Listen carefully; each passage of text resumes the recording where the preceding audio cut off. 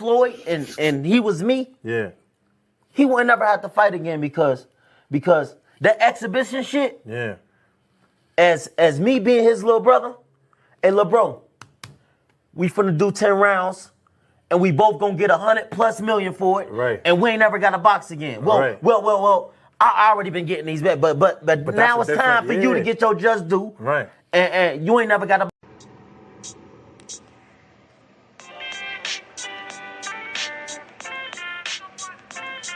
Yo, you know the deal. We back again. We never slacking. Word 'em up.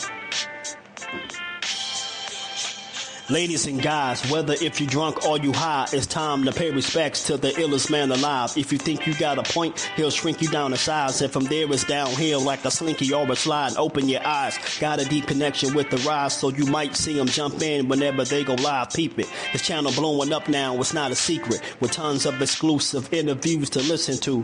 Them other channels I hate, but yo, they missing clues. They start narratives, sip the goose and twist the truth. It don't take a rocket scientist to get the proof. Just click the live at 4 p.m. Eastern time. But when you chime in, make sure you keep it kind. But if cowards want to debate, then it's feasting time. My man Just Do shine, busy all the time. Grind 24/7, 365. Videos he might have 365. My rhyme sick, they make you do a 365. You get a rich if you think you fit to survive. It's Just Do Boxing, time to click the live. Ain't no beginners, if you soft, you ain't down to ride. I crush you, respect too, it's Just Do. He got the illest boxing show on the internet. The boy been a threat and he ain't even had dinner yet. Word 'em up. Yeah. You know what time it is.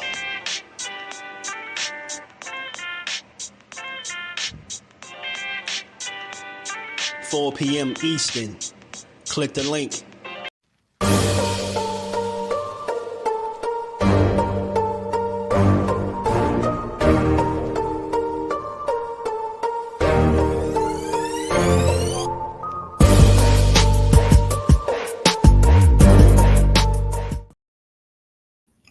What's good? What's good? Salute to the fam, man. We are back again to build on this good boxing on this good Monday, man. Y'all already know, if y'all catch this on the playback, make sure you smash the like button, sub to the channel, make sure you turn your notifications on so you can come rock out with the fam. How y'all feeling today, man? How's everybody feeling today? We got a lot to talk about in the sport of boxing, man. It's a lot that happened over this weekend, and it's always a good thing because, you know, that means we had some great fights, some good turnouts, and, you know, it got people talking. So I love it, man. I love it. I love it. This is why we love this sport. But we going to talk about it, man. And like I said, it is a lot to build on, y'all. It is a lot to build on, but we gonna get to it all one by one. We gonna get to it. Let me say what's up to the fam, man. What is going on? So, pardon me, y'all. Too many tabs open. All right, let me say what's up. Ace, my guy, what's good with the family?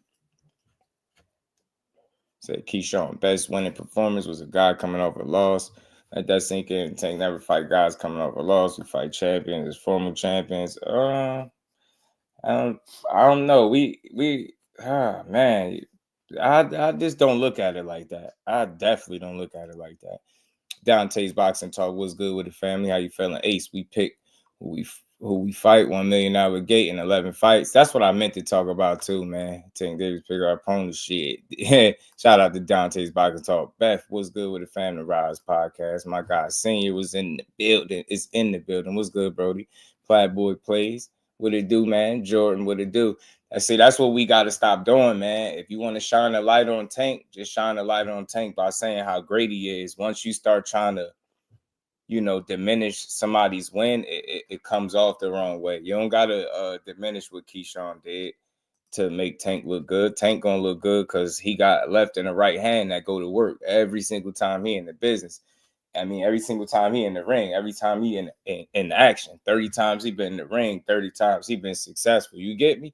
That's where I go with it. I don't try to like pick apart opponents, because if you really want to be real, and this is no one fight and no one fighter in particular. When I say this, boxing with 2-4, what it do? If you go to the average guy's first 11 to 12 fights, their resume won't even come close to Keyshawn Davis's. I ain't trying to be funny. That's with anybody. Most fighters, not everybody, but most. You know what I'm saying? He doing his thing right now, and there's really nothing now I can say bad about it. Ace, shout out to my guy. Ace is always down to he saying, who else did that to him? He's 6 pounds overweight. Yeah, we're going to talk about all that. Ant McQueen, my guy. Jordan Smith with the head. What's going on, man? Says, you got Lemos in the bottom right corner of the thumbnail. Oh, yeah. Shout out to my guy, man. Yeah. Facebook, yo, cuz, how you look? What's good with it? I don't know who you are because your name, they having an issue with Facebook. So if you coming in on the Facebook side, it don't show your name. It just say Facebook user. It's something they trying to fix. Terrell, what it do, my guy? How you feeling? Any Cruz tell him to do $1 million game? Yeah, we're going to talk about it. We're going to talk about it. Emmanuel Pettigrew, my guy. What's good with it, fam? Mike Mazak, my brother. How you feeling, Mike? Always good to see my brethren in the building. What's good with it? And Mike already getting it started early. Helping us get started on the channel goes early, man. With the 5-piece. Always showing love. Always supporting the grind. Shout out to my bro, Mike. And we ain't never got a box again. Well, right. well. I already been getting these back, but now it's time for you to get your just do. Shout out to my brethren, Mike, man. Much love, Brody. Caz Sports in the building. Kevin in the building. Was good with it, bro. How y'all feeling, man? So look, it's a lot to talk about. We had an amazing night of boxing, man. A great weekend in my opinion. Some tough fights. One of my guys ain't get the nod. I just want to say before we get into the meat and potatoes, shout out to Khil Co, man, the big stepper. He went out there, he put it on the line, man. He went up against Manuel Ggos, very experienced guy, 22-1. And man, it started off very good. It was a back and forth affair. Khil Co was getting his shots off, man. But Ggos, man, he was unfazed, unbothered, man. He kept pressing forward, applying pressure, going to the body. He slowed Khil Co down, man. I really think that body work did a number on him. Slowed him down, dropped him to the body. And, from that point on, it was just a tough night in the office. You know what I'm saying? He got upset, got TKO, dropped a few times, tough first loss of his career. Definitely tough loss, but it's part of the game. You know what I mean? He ain't make no excuses. I ain't got to make none for him either. You know what I mean? He just lost to the better man. He was landing some very good shots, man. I just think he needed to kind of box and find a way to keep the guy on the outside. You get what I'm saying? And Ggos was hell bent on closing that gap and bringing the fight right to Khil Co, and that's what he did. You know what I mean? Great win for him.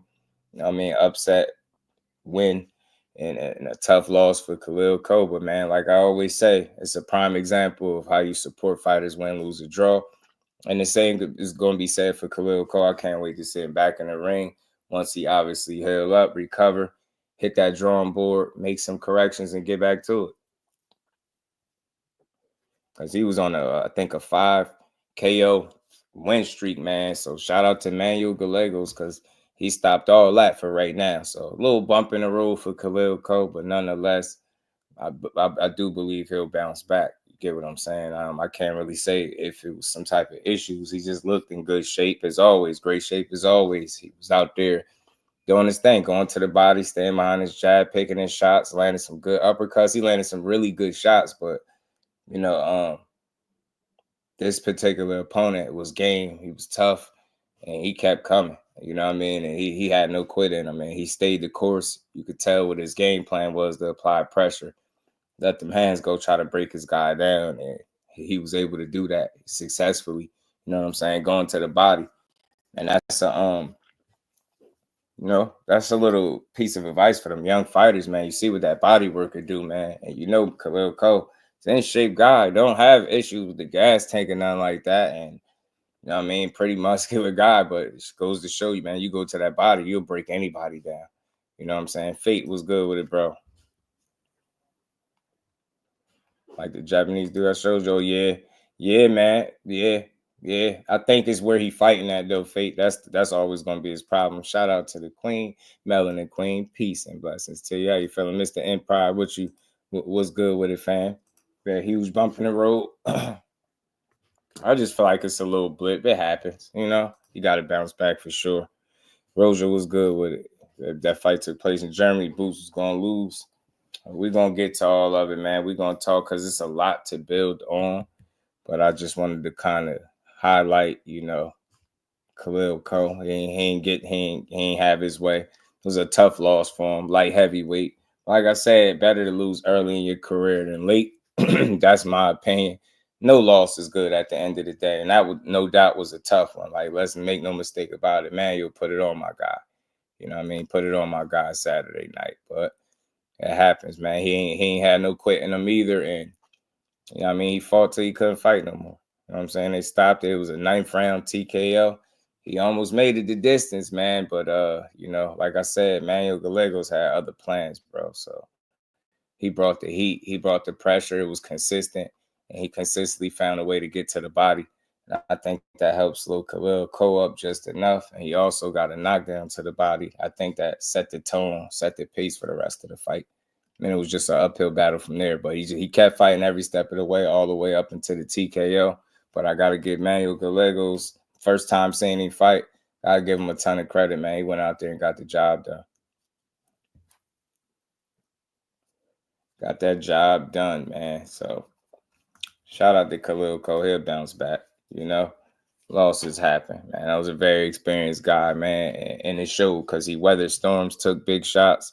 He handled them well, and he just kept delivering. So, that's what happens when you keep fighting. Shout out to Ish. He definitely went out there and got him another win, UD. Dennis Thompson, another Boots Ennis fighter. He went out there and got a TKO. You know what I'm saying? So Ammo Williams, shout out to Ammo. He fought Garrido, who was 11-1. He's 16-1 himself now. He went out there and did his thing, man. Ammo went out there and got him a knockout. I think it was a much needed win. Cornelius was good, family. I think it was a much needed win for Ammo for sure. It was good to see him get back in the winning column. And I think, like I said, for confidence, for his mental, I think he battles with mental health as well, man. He had to take time off because of that earlier in his career. So, you just never know how guys that deal with losses. And he took a tough loss to Hamza Shiraz. So that was a beat down, you know what I mean? Very similar to how Co got kind of, beat down because it went kind of deeper into the fight and he was getting smashed on. But nonetheless, he bounced back the right way with this fight, man. And he returned to form. And you just want to see him keep building. He needs some more work before he definitely going to compete or contend for a title. So nice win, though, nonetheless, for Ammo. Good to see him get that win back. With the two styles, yeah, their styles are different for sure. Jojo Diaz needs to retire. 1 out of 6 years, it's tough sledding for Jojo, man. Lost the purse bid and was originally going to Germany. Yeah, he made it work. Alonzo was good with it. He made it work. Roger, he did. He pulled some strings and made sure the fight happened in Philly. I mean, that was kudos to him for making that happen. But JoJo been battling with all types of stuff, and ever since he had that case come out about him and the underage female, it's just been downhill for him, respectfully. Like he ain't been no more good in boxing. You know what I'm saying? And it's just been tough sledding for him the entire way out. So it is what it is. But Ammo Williams got him a dub. Oh, Zaq Quinn Moses opened the card. Shout out to Jersey, another North prospect, man. Shakur, little younger cousin. Zaq Quinn Moses, only 19 years old, making his pro debut in a 4-rounder. He went the whole 4 rounds, but he boxed beautifully from beginning to end. picked his shots, controlled the pace. He pushed the fight. You know, he was defensively responsible, right?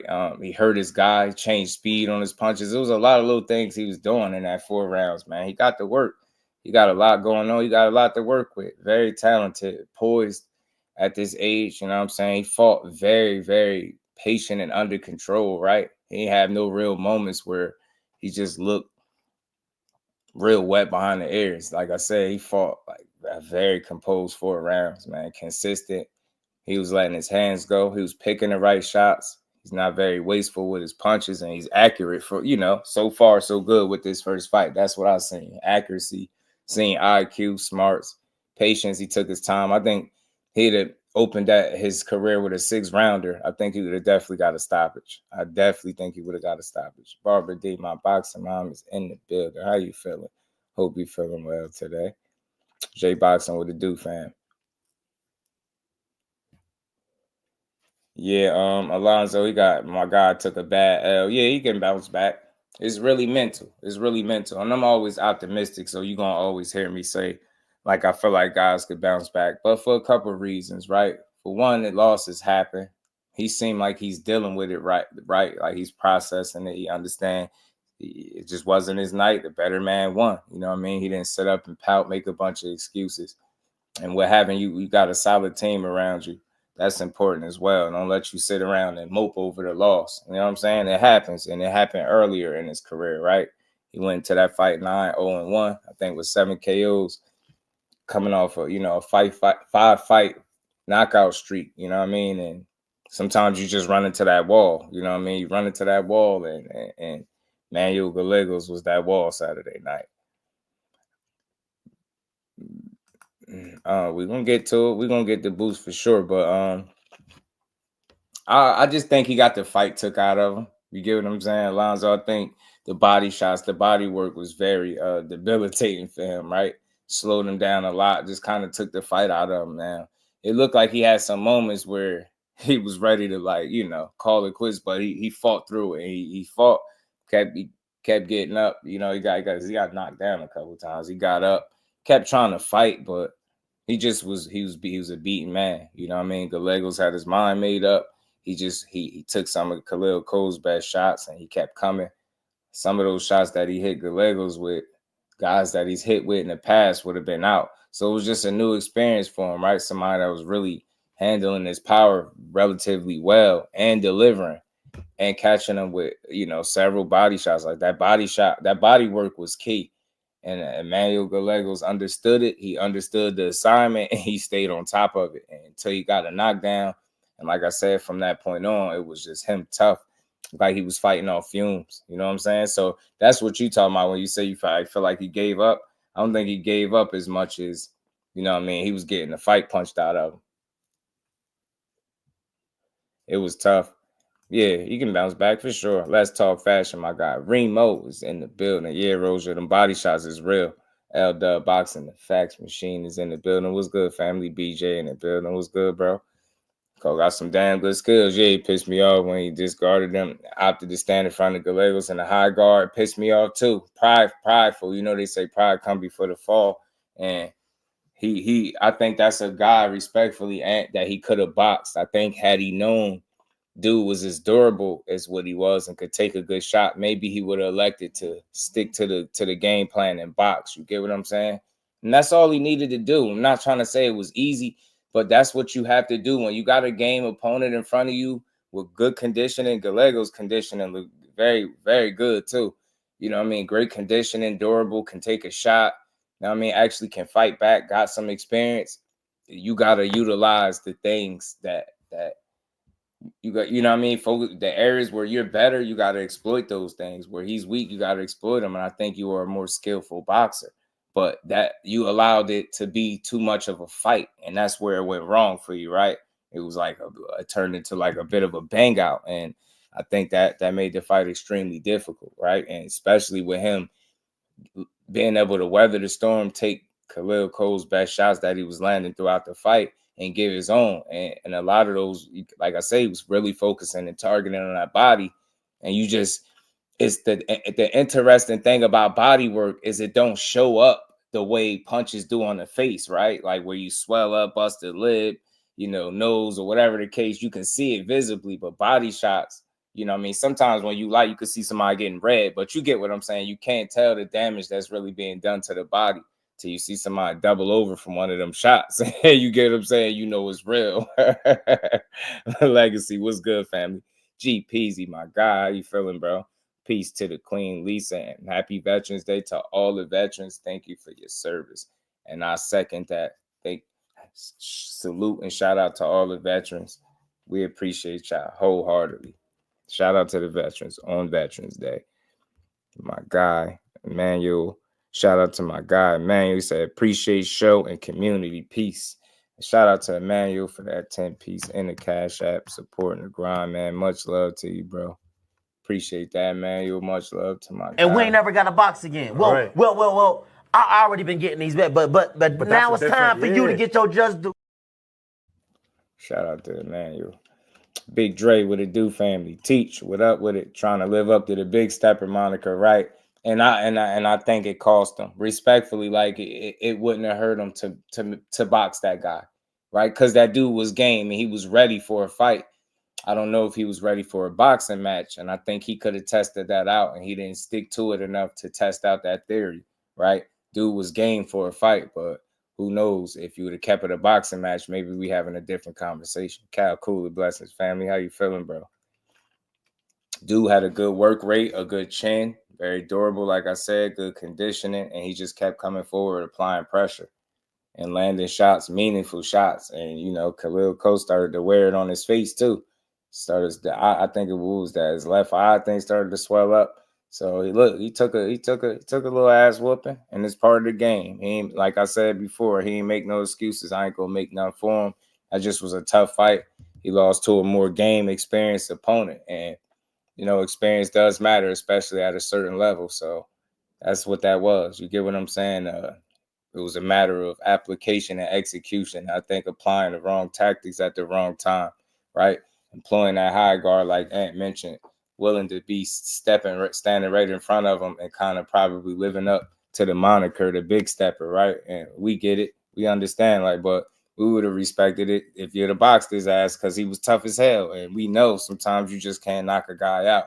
And he wasn't going for a knockout is what I'm saying. That's all I'm saying. He just wasn't going for a knockout. That guy came to fight. You get me? So it just was a tough one. There were dudes in the chat saying he was behind the string. Yeah, oh man, that was blowing me. That was killing me, Teach. I know he apologized to it. That's my guy. I didn't know what the hell was going on. This didn't probably seem like Boots still trying to force the knockout. We getting there. I got y'all. I promise y'all I do. I just wanted to make sure I highlighted the other fights on the card real quick before we get to the main one. You know what I mean? Jerry said, does it make sense for Keyshawn to face more tie? Do they try and get both title shots against each top-ranked champ, Baranchik or Lomachenko? You think the IBF will strip Loma? It's interesting. I'm interested to see what the IBF does to Loma. I did hear a rumor about him vacating the title. I don't know how valid that is. GQ was good with it, so we're going to find out.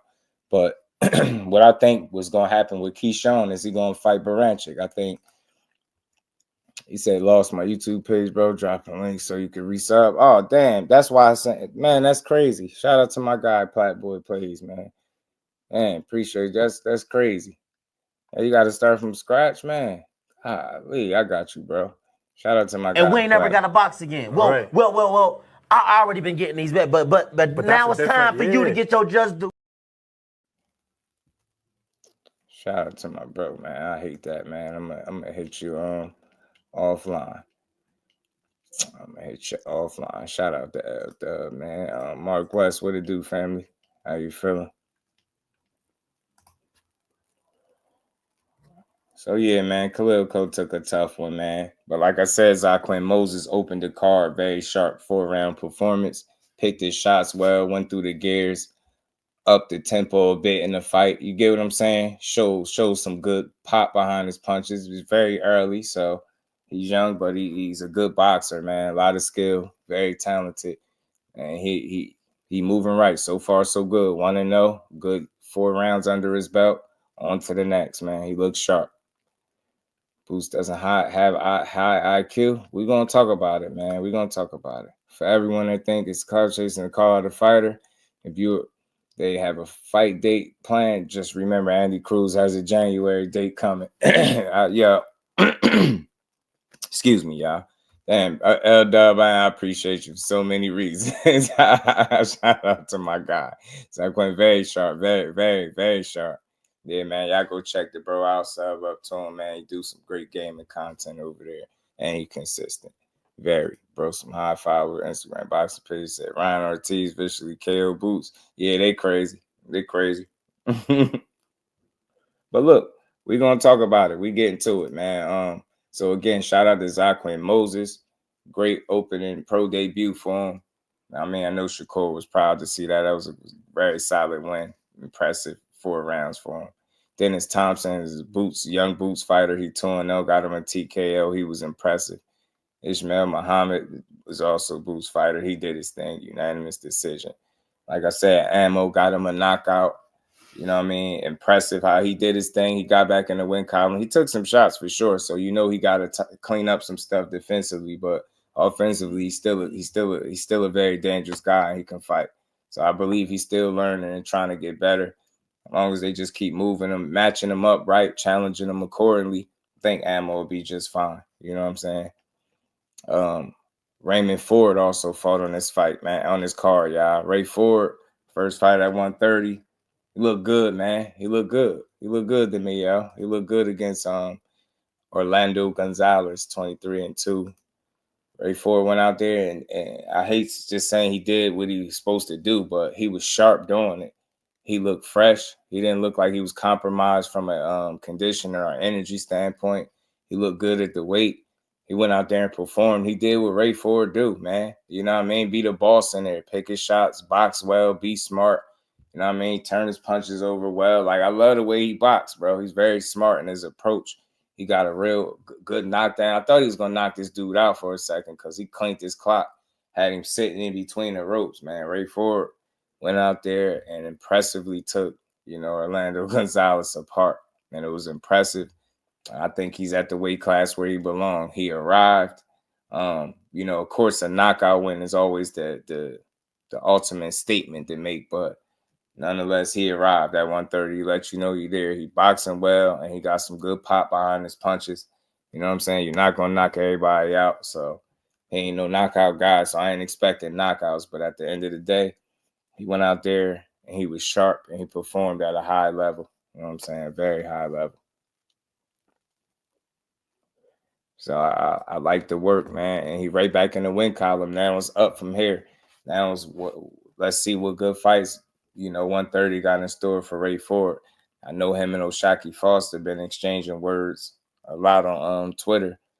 And, I know everything is not up to them, but I also heard, I hear him, though. I hear what Shaq saying. Shaq like, look, if I can't get something better, a champion or something, I'll see about you. So I ain't saying that fight is next, but I damn sure would like to fight title or not. Those are two guys I feel like as long as they at 130, people going to want to see that fight. It's a damn good fight for them. But, so far, so good for Ray Ford. He looked sharp at 130. You know what I'm saying? His energy looked there. You know what I mean? He had that spring about him. You know what I mean? His work rate was good. He looked, physically strong. He looked good to go. Looked good to go.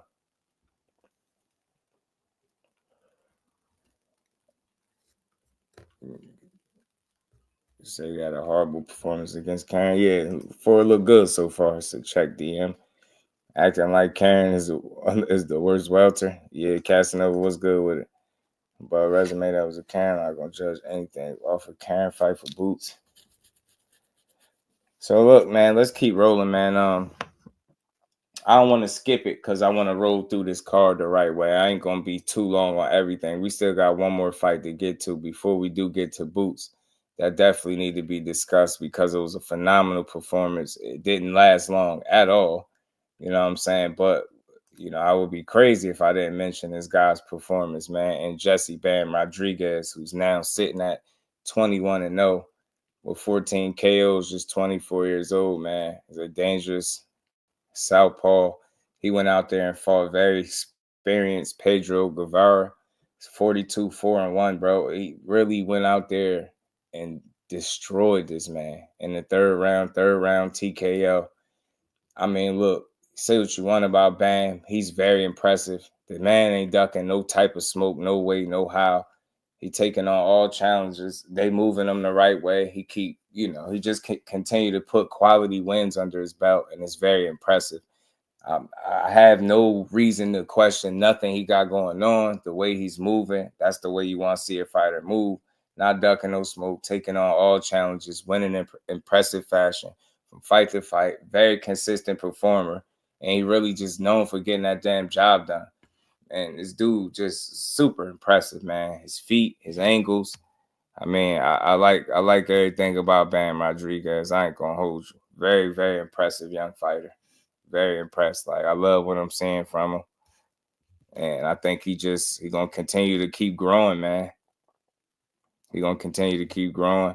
I'm hearing little talks about Chocolatito and all this and that. I don't know exactly who he's gonna fight next, but whoever you put him in there with, it's gonna be must-see TV. For a small guy fighting at 118 pounds, he's smoking shit. And everybody know it. He got the respect. He deserve it. And by far, Robert Garcia got him one, man. He got him a little gym, y'all. He got him a gym. He got him a gym in Bam Rodriguez for sure. Bam with another pound-for-pound performance. Absolutely. It's nothing bad you could say. He doing it the right way. He going out there winning in impressive fashion. Fighting the guys he's supposed to fight. Every win is just different. He continues to impress, man. I like everything that Bam got going on. One of the best fighters we got. His pound-for-pound status. I wouldn't be surprised if he starts entering people pound-for-pound lists or just that conversation in and of itself. He's very skillful, very talented, man. Very well-rounded. It's not much he can do. He got good power. He picked the right shots. You get what I'm saying? He's just a true professional, man. I like everything about him, not going to lie. He's one of my favorite small guys to watch. I've been watching him for some years, and he continued to just get better and better than me. You know what I mean? And sharper. Every performance is worth watching, and he really going out here and handling these dudes that got way more experience than him. He came into this fight with 20 fights. He fought a dude with close to 50 fights. You get what I'm saying? Went out here and beat this stew out this man. You get what I'm saying? He beat him like he stole something. Y'all know the expression. Beat him like he stole something. That's what Bam did, yo. He's just so impressive, man, and fun to watch. You know what I'm saying? Easy. The tricky. Whoa, he pinned him down and knocked him down. Smoking. Fight his way out of this trouble, but he got clipped with a beautiful right uppercut. That's a dangerous, beautiful shot by. And they've stopped it. Over, like, you see that? Look at that. Fight his way out of this trouble, but he got clipped with a beautiful right uppercut. That's a dangerous, beautiful. 118-pounder doing that. That's a 118-pounder doing that to a seasoned vet. I'm not trying to hear nothing. People say they real boxing fans. Well, you gotta love Bam Rodriguez. I ain't trying to hear nothing. Ain't nothing bad to say. Can't question his moves, his resume, none of that. 118 smoking shit. Impressive to fight the fight. He's standing on business, beating ass. He beating that. Ain't known to be a puncher, but somehow he keep creating these highlight reel type knockouts. He just beat the hell out of Juan Francisco Estrada. One of the best smaller guys of this era, for sure. Went there and took him apart. He making this shit look easy. And I ain't saying it is, but he making it look like that.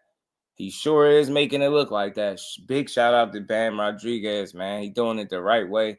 He beating a hell of a lot of ass, man. And it's fun watching it, bro. And I just can't wait to see who they match him up with next.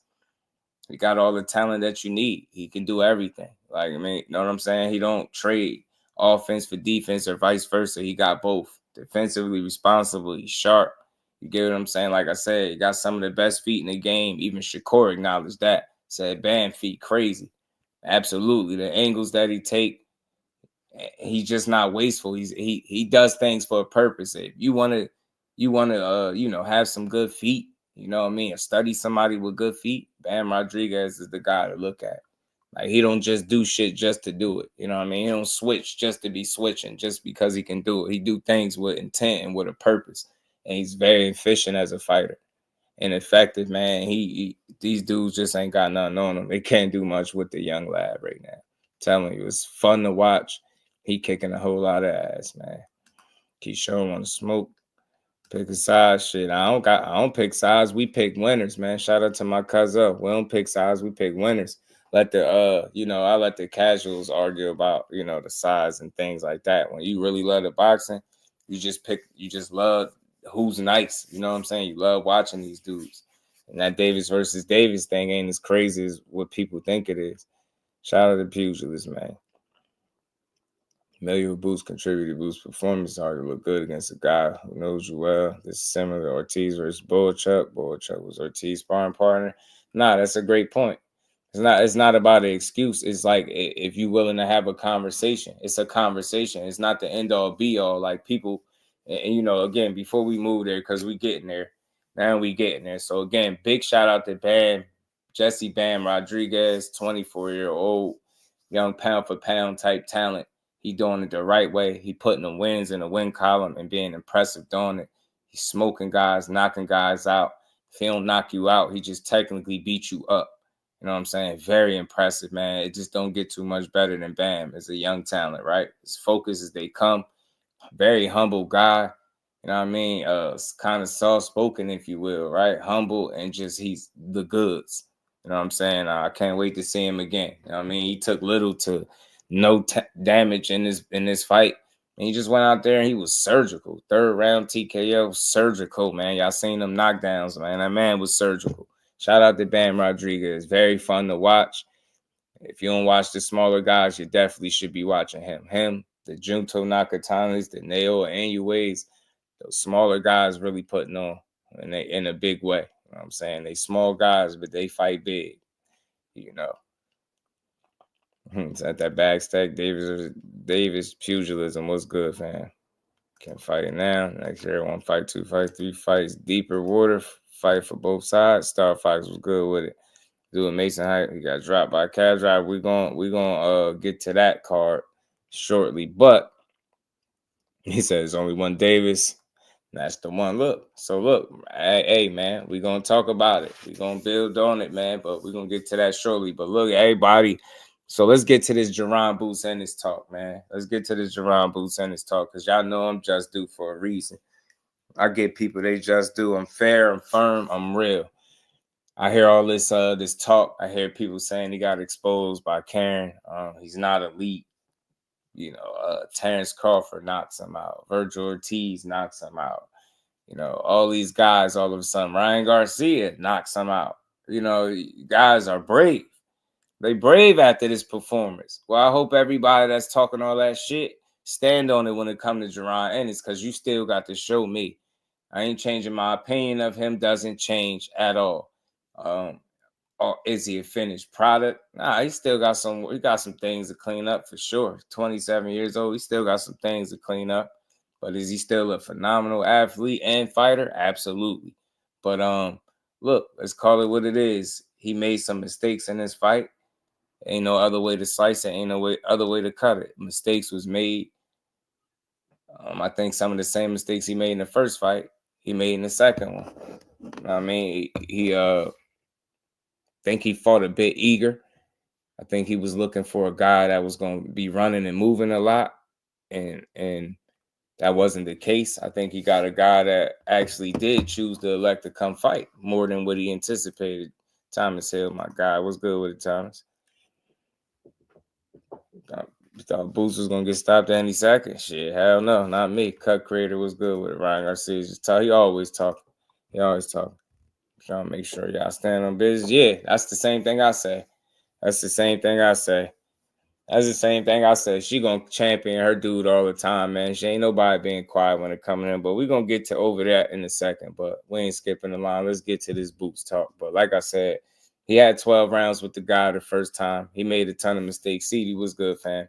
He made some mistakes the first time. He made them again this time. I think sometimes guys just have your number. And, you know, fortunately for him, Karen doesn't have his number to the point where he can actually go out there and beat him in 12 rounds. But I think he knows how to survive. You know what I mean? He was familiar with Boots. He was able to neutralize some of the things Boots did well. He stood in there and fought way more than what Boots, I think, anticipated. He was prepared for a guy to move a lot, and I don't think he got that. So instead of moving a lot, he was doing some holding. But like, man, my bro Ann McQueen was talking about behind the scenes, a lot of that holding and stuff. Yeah, way too much, Mr. Empire. But some of it, just to be fair, was on Boots because he was falling in and different things like that, right? Falling in, accepting a clinch, and not doing a very good job to fight out of it, right? Just kind of looking for the referee to separate you. And if you know that that's part of a guy's game and that's what he's doing, that was a tactic that he was employing to kind of survive and not get knocked out. He was supposed to adjust to that and find a way to neutralize it. And he said it. Supposed to take a step back, take that step back, rip some shots in there. You weren't supposed to keep looking for the ref to, you know, separate you. And he got under Boots' skin. He got him frustrated. I don't care what Boots said. He definitely was frustrated. You seen it. Like, and it's okay because you're human. And I was frustrated watching it, like all that tying up. But you being as athletic as you are and smart as you are, you wasn't utilizing it in that regard, right? You were supposed to anticipate these clinches and prepare for it accordingly, right? Do your best to avoid it. And like I said, fight out of them clinches, getting your hands loose, getting your arms loose, and fighting back and not necessarily looking for the ref to separate you. So you definitely got frustrated, you know, in some regards, right? Which led to you being a little bit impatient, right? Me and my bro Ant was watching it. You were squaring up at times. Your balance and foot position and foot placement was bad because you were eager to get to your guy. You were throwing punches from the wrong range. It's a lot of stuff, right? And I'm not going to say here like I'm no coach and no trainer, none of that, or even no boxer, none of that, none of the above. But I have an eye. I'm watching. I'm being honest. There were a ton of mistakes being made. You get what I'm saying? And I think your eagerness to want to knock this guy out, again, it wasn't as bad as the first fight. I don't think you were chasing the knockout as early as you started in the first fight, but I think it did, you know, some rounds where you were kind of chasing it, you know, and Karen was able to survive because of that. He was very patient. He was poised. He was surviving and weathering them storms. You get what I'm saying? Even had the wherewithal when you was beating him up to take a knee. And I'm going to play that little clip in a second, but that shit helped him survive. Like, you should have known what type of time he was on. Karen is a smart fighter. He understands things that these other fighters don't. He knew to take a knee. It was getting thick for him in there. Boots was putting it on him, landing some flush shots that hurt him. He said, "Hold, let me go ahead and take this knee real quick and regather myself. Let me regroup." And he said, Karen said, "Hold on, let's regroup." Karen said, "Hold on." Karen said, "Hold up, let's regroup real quick, Boots, let's regroup." Chukhadzhian is rocked right now. Oh, and a big clubbing left from Boots again, and he almost went down. Good shots to the body, not forgetting the body. Boots beating up Chukhadzhian right now. Takes the knee. Chukhadzhian is down. Man, Chukhadzhian was like, man, hold on, hold, Boots, hold. You know what I mean? But even through that, that one of the toughest moments in the fight was obviously that sequence where he was getting ripped with them clean shots. You seen the uppercut jack the head up. What did he do through all of that? What did he do? He said, "Hey, it's getting crazy. Let me go ahead and take this knee. Let me go ahead and sit my ass down real quick. Let me go ahead, take this knee and regroup." And I just think that speaks to the intelligence of Karen. You get what I'm saying? I think because of the way he fought the first time, people just disregarded him as some trash fighter. And, you know, I kind of missed some things in the first fight with him because of the way he fought. Still in all, you would be a fool to think Karen doesn't have good footwork. You would be a fool to say he's not experienced, because that he is. You get what I'm saying? You would be a fool to say he don't know how to box. And he did a very good job at surviving. Some guys know how to survive. Yeah, Boots could have did some things different, but we can't go back and redo them. So he made mistakes, and Karen capitalized. And he capitalized on some of the mistakes by landing shots of his own. He got several shots in there, clean shots. You know what I'm saying? And I think that's where the biggest criticism comes for Boots. And for me, I know his chin is good. He's shown us that, but I think it got to get to a point in his fights where he's not sacrificing defense to get his offense off just because he's athletic. And that's what I'm saying, right? And that's why I feel like as a fighter, you need to get tested accordingly, right? You need to get tested accordingly so you can continue to grow and get better, right? And I think you constantly fighting guys that are not testing you in the ways that you need to be tested.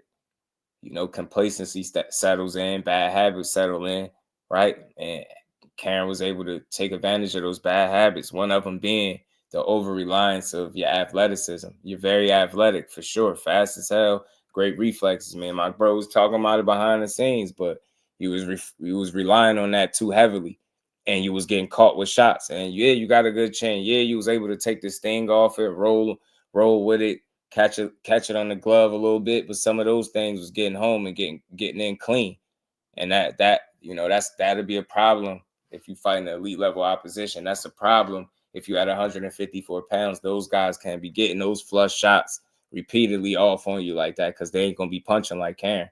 And they're going to be trying to knock your head off the same way you trying to knock theirs off. So, you know, I'm a real one. Defensively, yeah, some things he got to clean up for sure.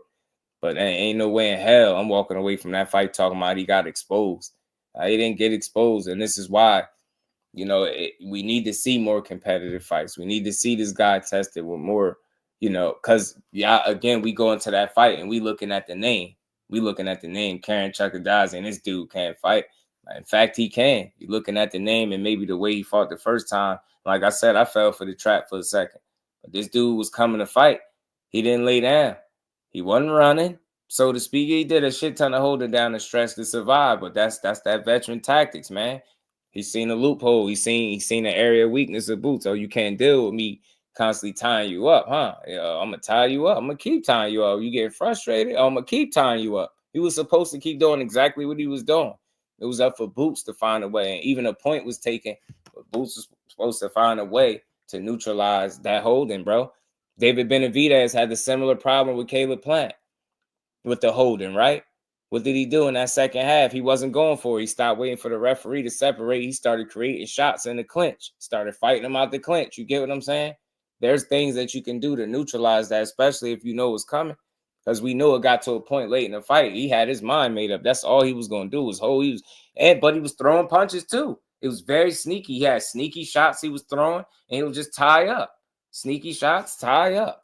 And Boots was getting frustrated. He got frustrated a little bit. You know what I'm saying? There's things he got to work on. But he was able to keep his head. He was able to navigate through the rounds and still box and win and beat this dude. You know what I'm saying? It's a learning experience. You're not going to knock everybody out. You're not. I don't get to say somebody's exposed in a win just because he ain't knock a guy out. What was exposed? You know what I mean? Listen more. Focus on the game plan. Stop over-relying on that freakish athleticism that you do have because you're not going to be that athletic forever. So don't wait till you no longer have it to make the adjustment. You do it now by simply not over-relying on athleticism and reflexes to get you through fights because you got a world of skill. You got all the talent and defense in the world. If you truly don't want to get hit, you don't have to. And I've seen it. We've seen that from Boots. So my thing is, you got to find a way also to not trade in, defense for offense to get his off. You know what I mean? Because I do understand if you're in the fire a bit more, you're going to get burned a little bit more. I get that. But you don't have to get burned to the degree he was getting burned on Fight Night. He was getting clipped with several shots that he wasn't supposed to be getting hit with. He knows better than that. So that's not me. I ain't taking nothing from him, but got to tighten up on that defensively, especially if you're talking about fighting the upper echelon, period. And whether that's 47 or 54, it doesn't even matter at this point. But that's something you definitely want to tighten up on. So, you know what I mean? I think he did show his inexperience to a degree. And when I say inexperience, like just because you got a ton of fights, don't mean you got all the experience. Experience comes with quality as well.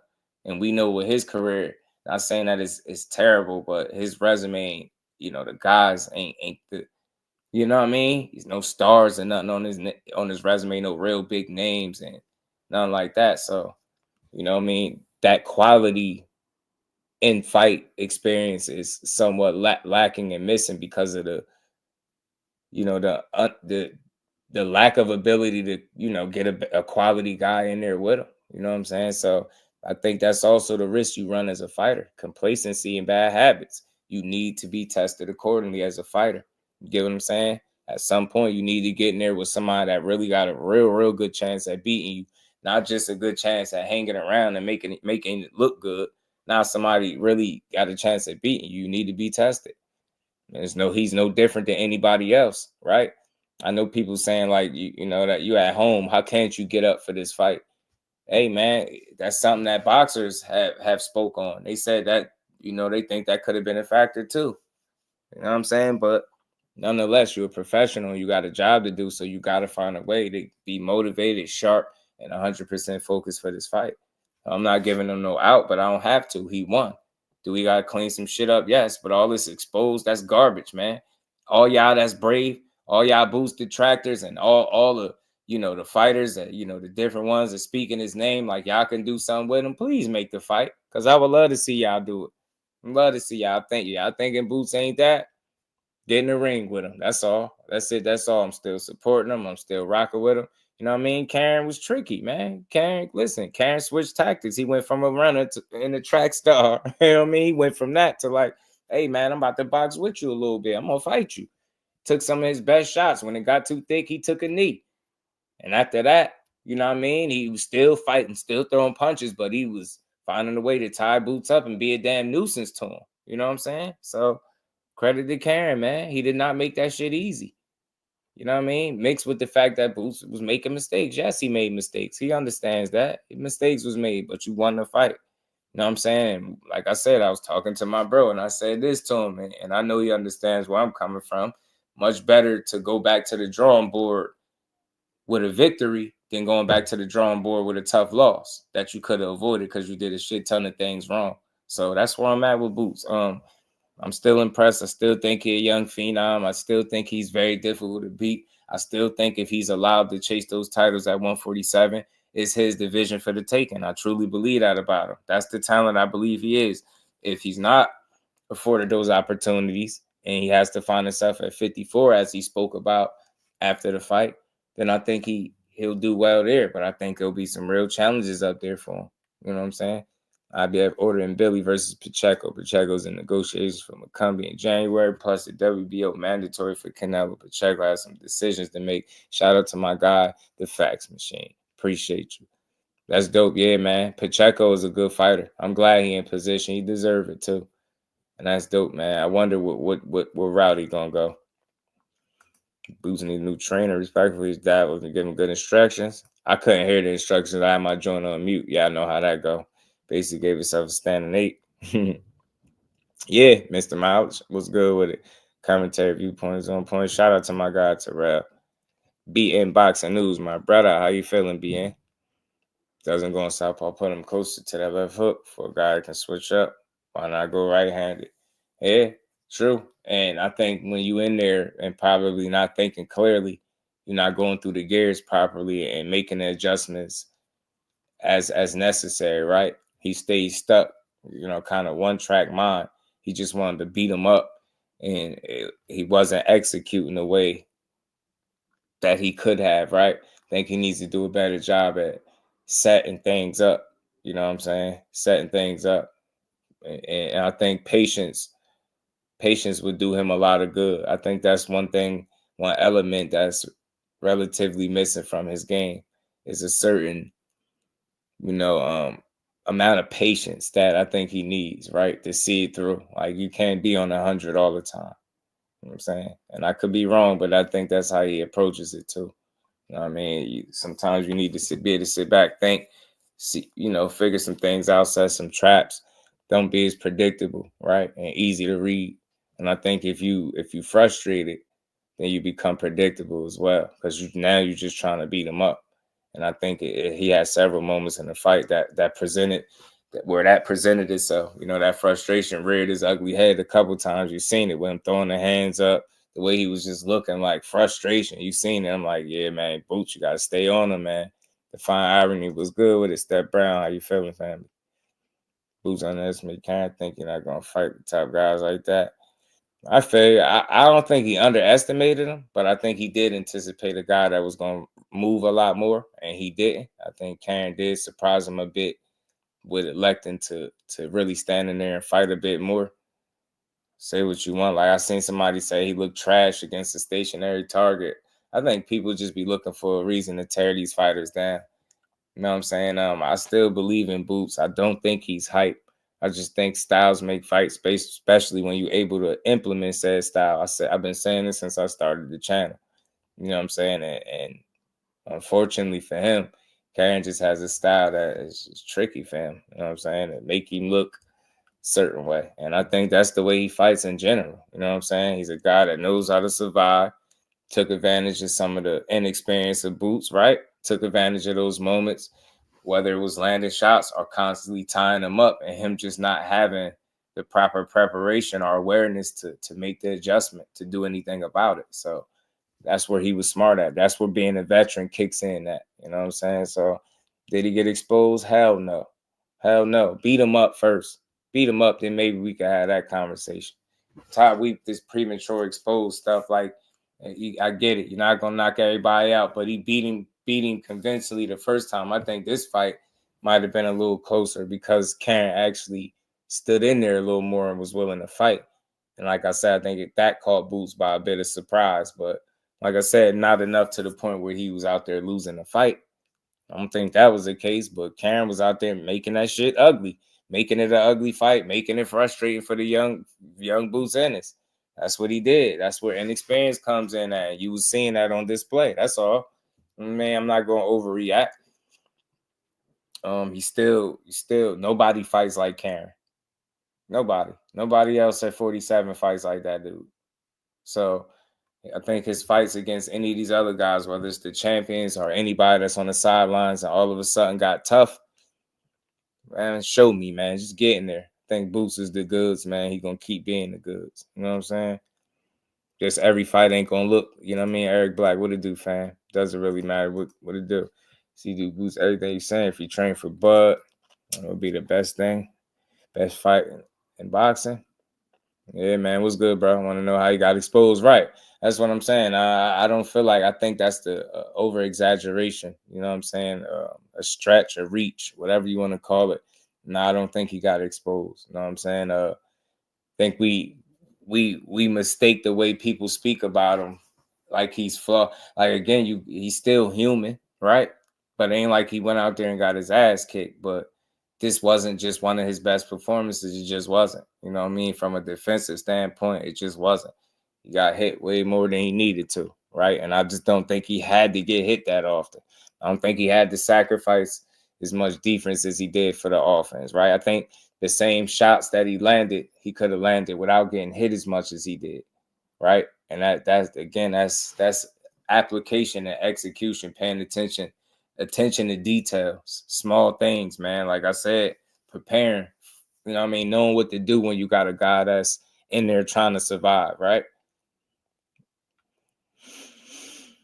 More to Zalia. We still got to see it, Creo the Traveler. What's good, family? How you feeling? It was more expected. The team knows that they needed this homework versus Karen survived the footwork alone on lower gear in first fight, similar to Ortiz versus TL. Yeah, man. R. Stokes, what it do, fam? Hendall, what's good with it, fam? All right, Norman versus Boots is a pick'em. Let's see it, bro. Let's see it. Boots a pound for pound fighter. Hey, I think he got pound for pound potential, right? Ace, I think he's pound for pound potential, but that key word, that's potential. Is he that now? Nah, I think respectfully, he still got to get, some other competition in there with him to solidify that being the case. But right now, it's potentially that's what he could be. You know what I mean? But for him to solidify, like I said, he need the right dance partners. You know what I'm saying? And I think it'll do him a world of good. You get what I'm saying? He's a guy, like I said, this fight proves what we already know, that he needs championship fights. Anything less than that is a waste of his time. See, so what it do? It's just it's unnecessary risk, because it's like now you're playing with your career. At this point, especially if it's at 147 pounds, if those fights do not move you forward, they do absolutely nothing for you, and you will just only be wasting your time to stick around. Get what I'm saying? Boots needs to stay composed. Steven was good with it, fam. Absolutely. Stay composed and under, you know what I mean? And he showed his frustration a little bit too much. I mean, hitting hold. Ref did. Now, he did take a point, right? And, right, the ref did allow, you know, some excessive holding. But like I said, you know, he needs to learn to make that adjustment on what to do if somebody is fighting that way. There's things you can do. And he said it, like taking that step back. Again, getting your hands free and not showing the frustration where he's just looking over to the ref like, yo, you see this? Like, he holding me. He going to keep doing it. Like, I get it. I understood the frustration, but you as the fighter, you got to be better at dealing with it. You know what I'm saying? With TC. Even that, bro, people turned that like it was something negative that he said to him. Said Boots get exposed, but every boxer is not perfect. Yeah, I don't get the exposure here, though. I don't get it. B Fighter was good with it. That left hook was landing. Yeah, that left hook was landing repeatedly. It did. He got a lot of left hooks in there, bro. He's just one of them fighters, I think. And again, I'm not making no excuses, but I think Karen just has a style that can make you not look good. Some people fight that way. That's real. Some people fight that way. Could he have done better? Yeah, but again, it's the second time around. Karen was familiar with him the same way he was familiar with Karen. And he actually switched tactics up. You know, Boots fought how he typically do.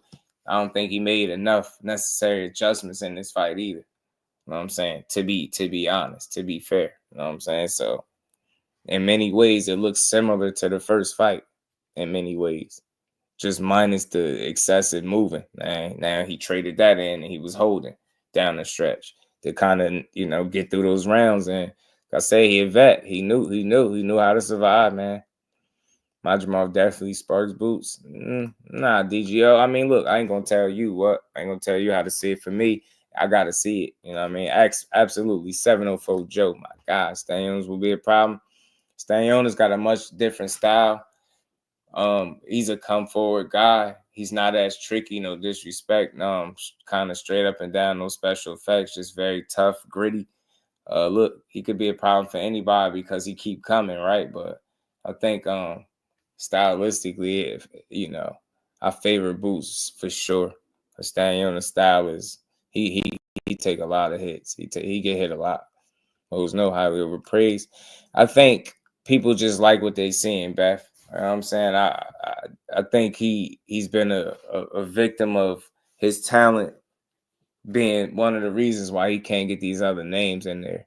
So when I think after you get to a point where you gotta up the ante completely, like in terms of competition, or the stakes gotta be higher. I'm not giving Boots an out, but I'm not knocking him either. These fights don't do shit for him, yo. Nothing, y'all. For real. And I ain't giving no excuse. He still won the fight. He don't need no excuses being made. He got to clean up defensively. I said all of those things, right? I don't want to beat the same drum over and over. Got to clean some things up defensively. Listen to his pops more. Execute better, right? Game plan better, right? For a guy like he switched it up on you. You didn't necessarily seem like you switched it up. He fought differently than he did the first fight. He made more of an adjustment from the first fight to the second fight than Boots, and that was an issue, right? We wanted to see some different wrinkles, maybe a different approach, maybe switch some things up, set some more traps, be a little more creative with your approach, because Karen is tricky. He deserved that, you know what I'm saying? That type of preparation. So maybe he missed some marks somewhere, you know? But he's young, man. It happens. Like, this is part of the learning curve. You find a way to win fights that don't look like your typical A-level performance. You still go out there and find a way to win. Yeah, it was an ugly performance. Don't get this misconstrued. It's only one Karen Chukhadzhian, if I'm not butchering his name, in the division. Nobody else fights like that. And he was tough. He was game. He was taking some punishment, man. Like, I just don't think everybody else gives him that same fight. And if they feel like they will, get in there and fight him. Hopefully, this whole fight could be a blessing in disguise. For one, he still won. He won the fight. And it's better to go back to the drawing board with a victory, with a win, than a loss. So maybe this made people breathe. Maybe now they feel like, hey, Boots ain't no boogeyman. We can get in there and fight him. All right, cool. Maybe this creates more fights at 47. Maybe he could put 54 on hold just a bit longer. Maybe this makes people brave. And if so, then I hope so. But man, that man ain't get exposed. No, he didn't. He just went out there and won a fight that wasn't one of his typical A-level beatdowns and knockouts. That's all, but he still went out there, controlled the pace of the fight for the most part, won the majority of the rounds, and he handled this guy, and he had him in survival mode for the last quarter or so of the fight. So Boots went out there, he did his thing. It wasn't like I said, wasn't the cleanest performance, but some fights gonna be like that. You know what I mean? Some fights gonna end up like that. Living on his performance, but trying to too hard to manufacture his highlight reels. Maybe he chased it a little bit on Mr. Empire. Lewis 4500. My God, what's good with it, bro? Like if you ever mentioned 154 Boots, you know, their camp talks like that. Saying he's doing two different things. I believe there are plenty of names he can build on down at 47. I mean, he could start with the champions, but I feel like at this point, Steph, it's championship or bust at 47. I think he's in that territory where you run the risk of just, if it's not a champion, being that you're one and you already fought every type of, you get what I'm saying? All those in-betweeners, if you get what I'm saying. Like, it's champions for him because obviously he need the challenge. It need to make sense, and he deserved the opportunity, right? Anything else is just don't move him, right? Like, respectfully, beating Karen the second time does nothing for him. Even if he would have knocked him out, it would have done nothing. You get what I'm trying to say? So I think for him, he in that danger territory, where that danger zone where you don't want to run the risk of just having too many meaningless fights, if that makes sense, right? Like, you done gave everything to 147. The least it can start doing is paying you back by getting meaningful fights. You get what I'm saying? And Karen was a mandatory. He had to get it out the way. But I think anything less than a meaningful fight is doing him a disservice. And he runs the risk of having, another less than stellar performance because you ain't getting up for it type deal. We don't want to get into that type of mentality where you just find yourself not getting up for fights. You know what I'm saying? So I feel like if it ain't champions at 47 for him, then he just got to go on ahead and get, you know what I'm saying? Go ahead and get that smoke at 54. Who did not gain new fans? Yeah, man. I mean, you know what? Who knows? Avanesian, I just think the hype around that first fight was different. And after all, he did break him down pretty good. But this second one, I can't honestly say it's moved him at all. And I mean, this one didn't move the needle, I don't think. Tay was good with it, bro. So I don't think so. You know what I'm saying? Maybe that first fight, like I said, it was a shit ton of fans, man. And you couldn't have said you would have known he was going to bring out over 14K. So I think he had to gain some fans just for that being the excitement around that first hometown. But this one, the second time around, I don't even know what they said the numbers was. I don't think it did bad, but like I said, I don't think this one moved the needle anywhere. I think it stayed right where it was at prior to this fight. I mean, every other champion in talks. Oh, that means, yeah, again, profit is the real time. Yeah, I agree too. Championship or bust, but again, there's plenty of food down there for him to hone his skills. Yeah, I guess my thing is I say, like, how much more do you want to just sacrifice at that weight class, right? If it's not championship fights. You know what I'm saying? I'm not against it. What you're saying, it makes sense to hone the skills, but I don't feel like they'll challenge him enough for him to get better, if that makes sense, Steph. That's the problem he running into now. You keep fighting these meaningless fights, right? They're not really serving no purpose, right? Maybe a title defense, but in terms of like, all right, now I got this title now, what I'm going to be able to do with it? I should be able to get these other champions instead of just having meaningless title defenses, right? It's cool to perform in front of your hometown, but it's even better to get a name in there, maybe bring your hometown another belt, another title. You get what I'm saying? So it's like you just got to find a way to make it more meaningful for him, and I think that'll eliminate any potential, not being up for a kind of mentality, right? You don't want that. No, you don't want that for him. You don't even want that to be a possibility. And what I'm saying is he's hungry for them titles.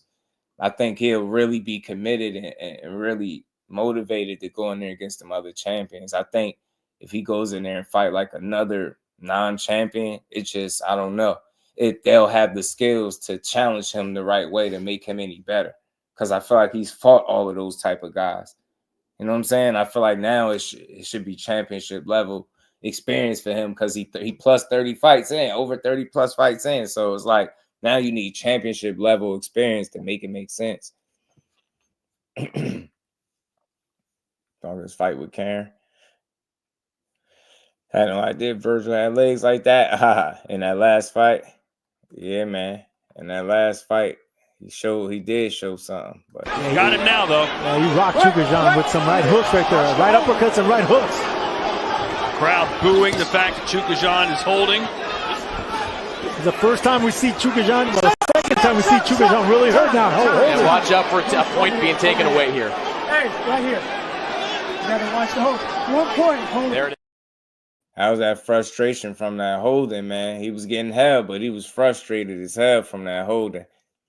You know what I'm saying? He was being a damn nuisance with the holding, bro. He just time up, frustrate and wait for the ref. And that's the thing. He was even willing to sacrifice a point with the holding just to get through them rounds. He made a small sacrifice. You get what I'm saying? And that's what it came down to. I think Boots maybe need to make certain sacrifices, man. Maybe he didn't make, you know what I'm saying? Slight adjustments. That's your first time seeing Raymond Ford? Damn, that's crazy. Yeah, Raymond Ford been around. You know what I mean? You know what I mean? He been nice. Shout out to Ray Ford. I was talking about this fight earlier. Cannot definitely struggling to win the title at 54. 54 is a proven ground. Kind of MMA-ish. You don't go clean nor undefeated. Yeah, but that's good for him because he need those type of tests, I think, to get better. I think that's what territory he in, right? I think he's fought enough of those just some regular matchups where, all right, now if you're going to fight, bro, it really needs to be somebody of substance. And then I think it, like I said, anything else, it just does him a disservice. Let's keep rolling, man. I got a couple more clips to play about this Boots fight. And now listen, a shout out to him, man. You know, Ryan Garcia got brave and Boots responded. So all he do is talk and tweet. You know what I'm saying? I'm here to make history, and I guarantee I'll put him out. Boots, I guarantee you I'll put him out. I about to say after I dropped him, I feel like he was holding ever since then. You know, that's on me though. I gotta take a half a step back and start ripping them shots and using more angles. Just listening a little more. You know, my dad was saying everything right. You know, and I just wasn't doing it. You know. Believe that you were thinking about going to 154. You weren't sure about the pop. Can you talk about that a little more? I about to say I felt good, but like I said, I'm getting older and I'm 27. I'll be 28 next year. So I don't know. We'll see. You know, we're gonna talk to the team and see what we're gonna do. I about to say I made weight easy. I was comfortable. You know, but we'll see.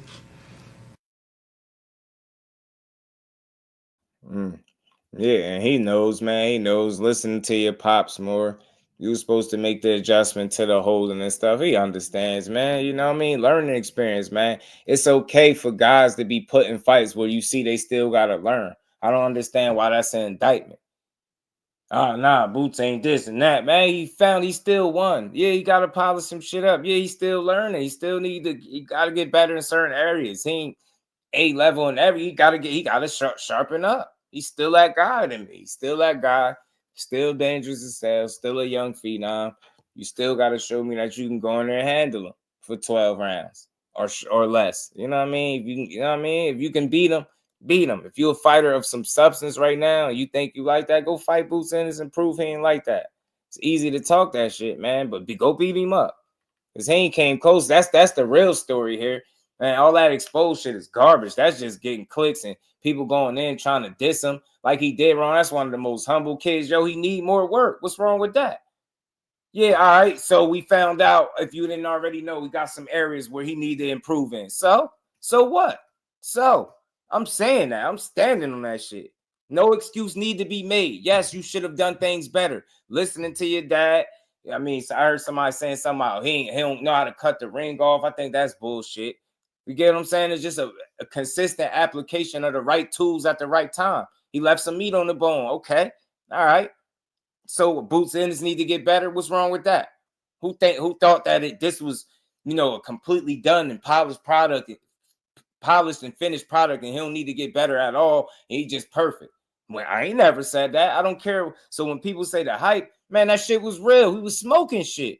Let's not act like people created the hype. The hype was based off the shit we seen him do to these people in the ring.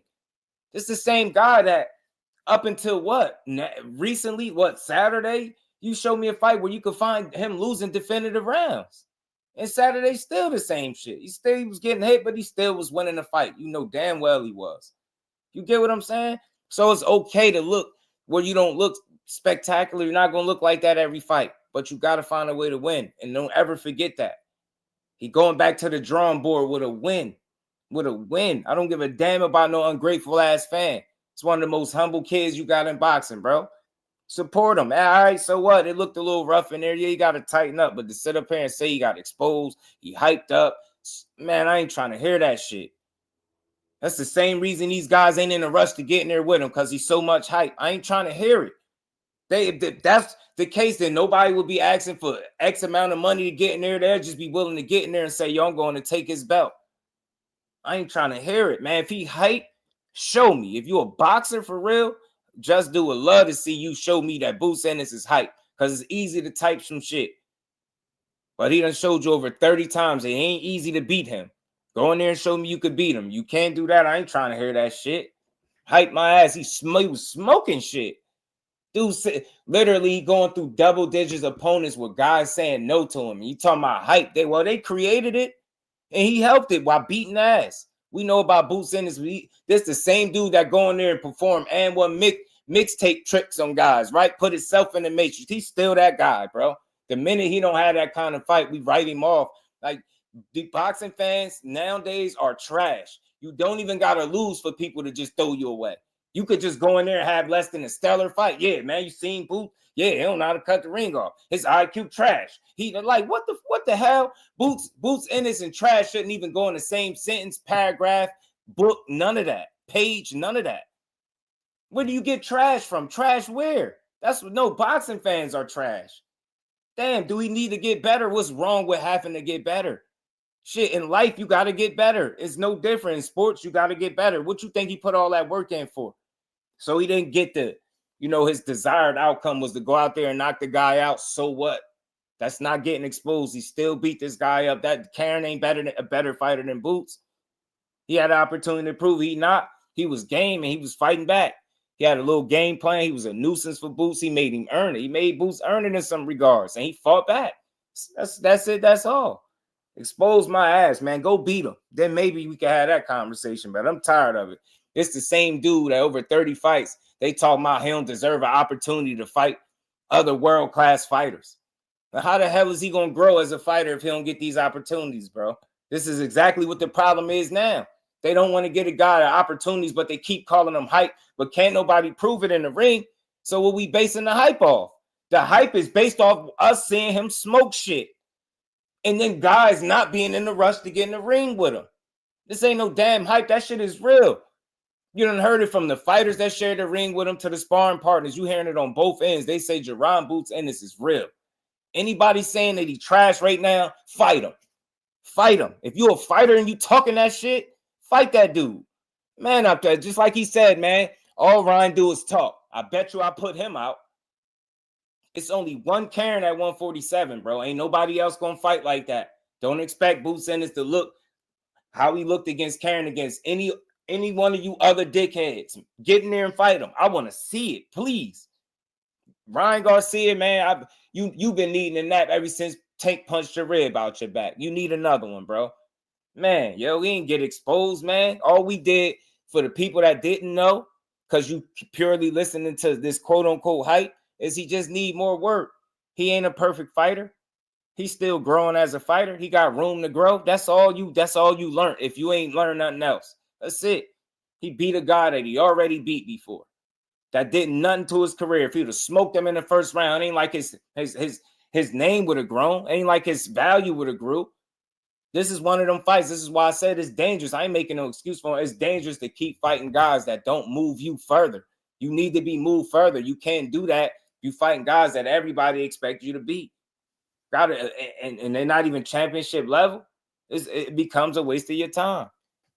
So I want to see Boots get his just due, and the only way he can do that if he get them champions. You can't get them. 54 is waiting on you, and I've been saying that for a while. Go ahead and get that smoke at 54, man. Banks, what's good with it, bro? How you feeling? We got to stop tearing the fighters down. He ain't no trash, you know what I'm saying? Right. You already know Adam McQueen, man. I'd be like, damn, these 2 fights, he trash now? Well, like, what the hell? You ain't got to lose no more in boxing. Jay Dixon, what's good, family?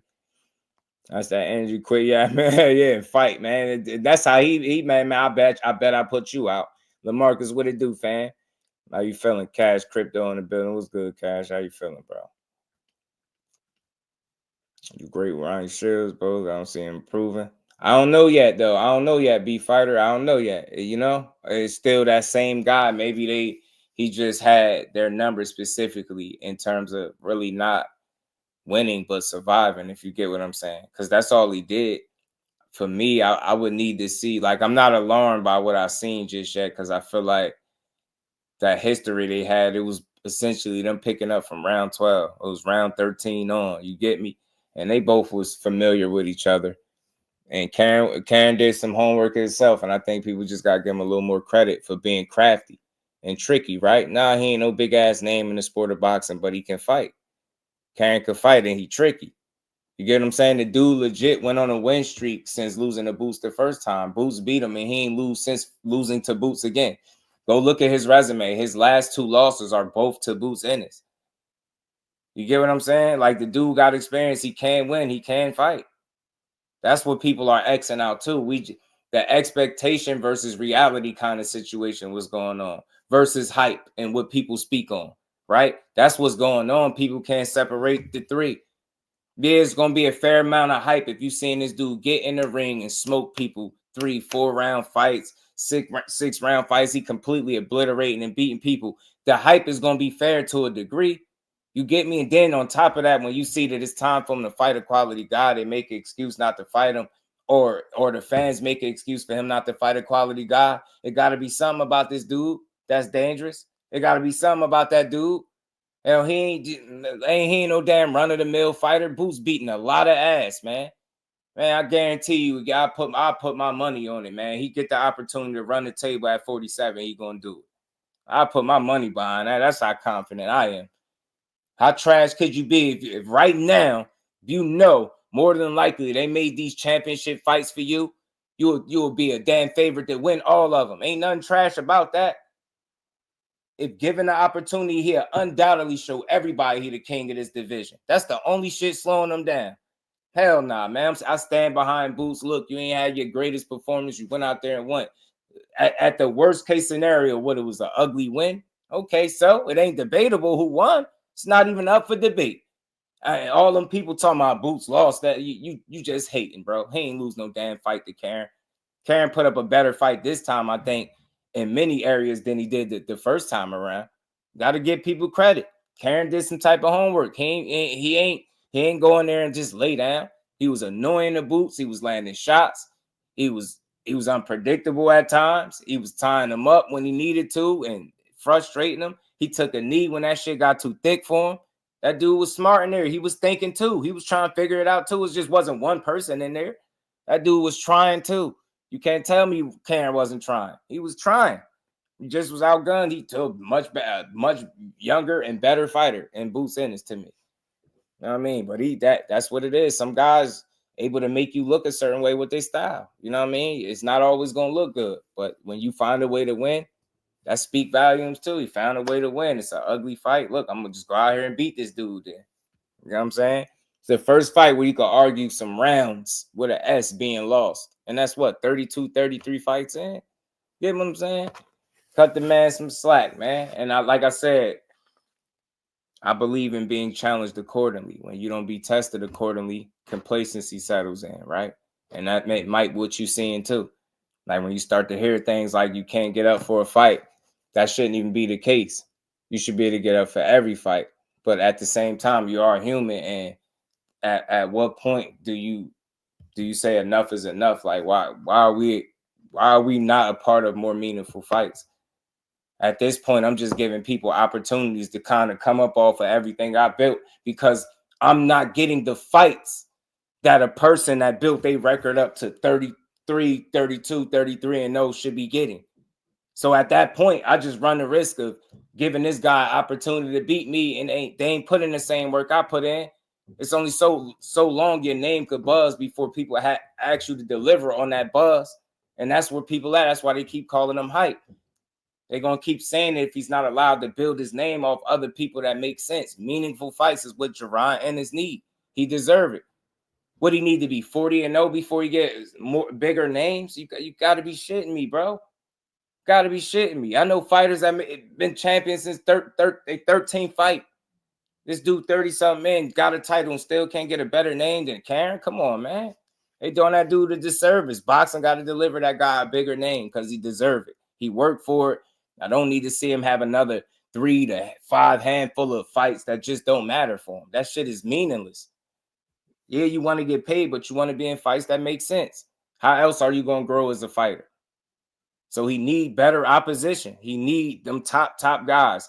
If they don't have the big names, then he still need the guys with the titles, because that's a big enough fight for anybody to get up for. You fighting for something. Ain't no more. I'm with Boots. Hey, look, man, I hope he stick to everything he said. Bro, if you don't get no other champion, man, go to 54 and say the hell with it. Just go to 54, bro. Go to 54 and say to kiss 47 goodbye, because it ain't got nothing else for you. If you can't get a more meaningful opportunity than what you've gotten thus far, the hell with it. You know, the hell with it, man. What's the fight, or who's the dance partner that makes Boots a star? Right now, I don't even know anybody, for real, you know, and anybody that got a big name. Got you. Belt. Got you. But there's no exact guy that you think about, because I don't want to ask you, hey, this guy, that guy. I know you get those questions a lot. So if you had to say, hey, this is the guy I think, you know, we would have a big fight, who would it be? Because it doesn't seem like the Crawford fight would happen. So what's that dance partner for you, Boots? Yeah, like I said, anybody with the belts, or I don't know, maybe somebody at 154, one of the big names at 54. Say less. One last question. There you go, man. That was with that Crawford message, man. Crawford, you know, basically said, Alan, what's good, my guy? How you feeling, Brody? Said, Rob, what it do, fam? Said basically stay focused, man. Stay focused on your craft and all that stuff, man. I don't think he was trying to diss him or nothing like that. So look, man, yeah, his you know, his defense needs some cleaning. It needs to be cleaned up. He got some things he got to tighten up for sure. His approach, I think for me, what I want to see with Boots, like, we know him as, you know, not being a guy that had fill out rounds and stuff like that. But what comes with that is a bit of impatience also. When you go like 0 to 100, we joke about it sometimes, say, he don't have fill out rounds. He just jump on your ass from the opening bell.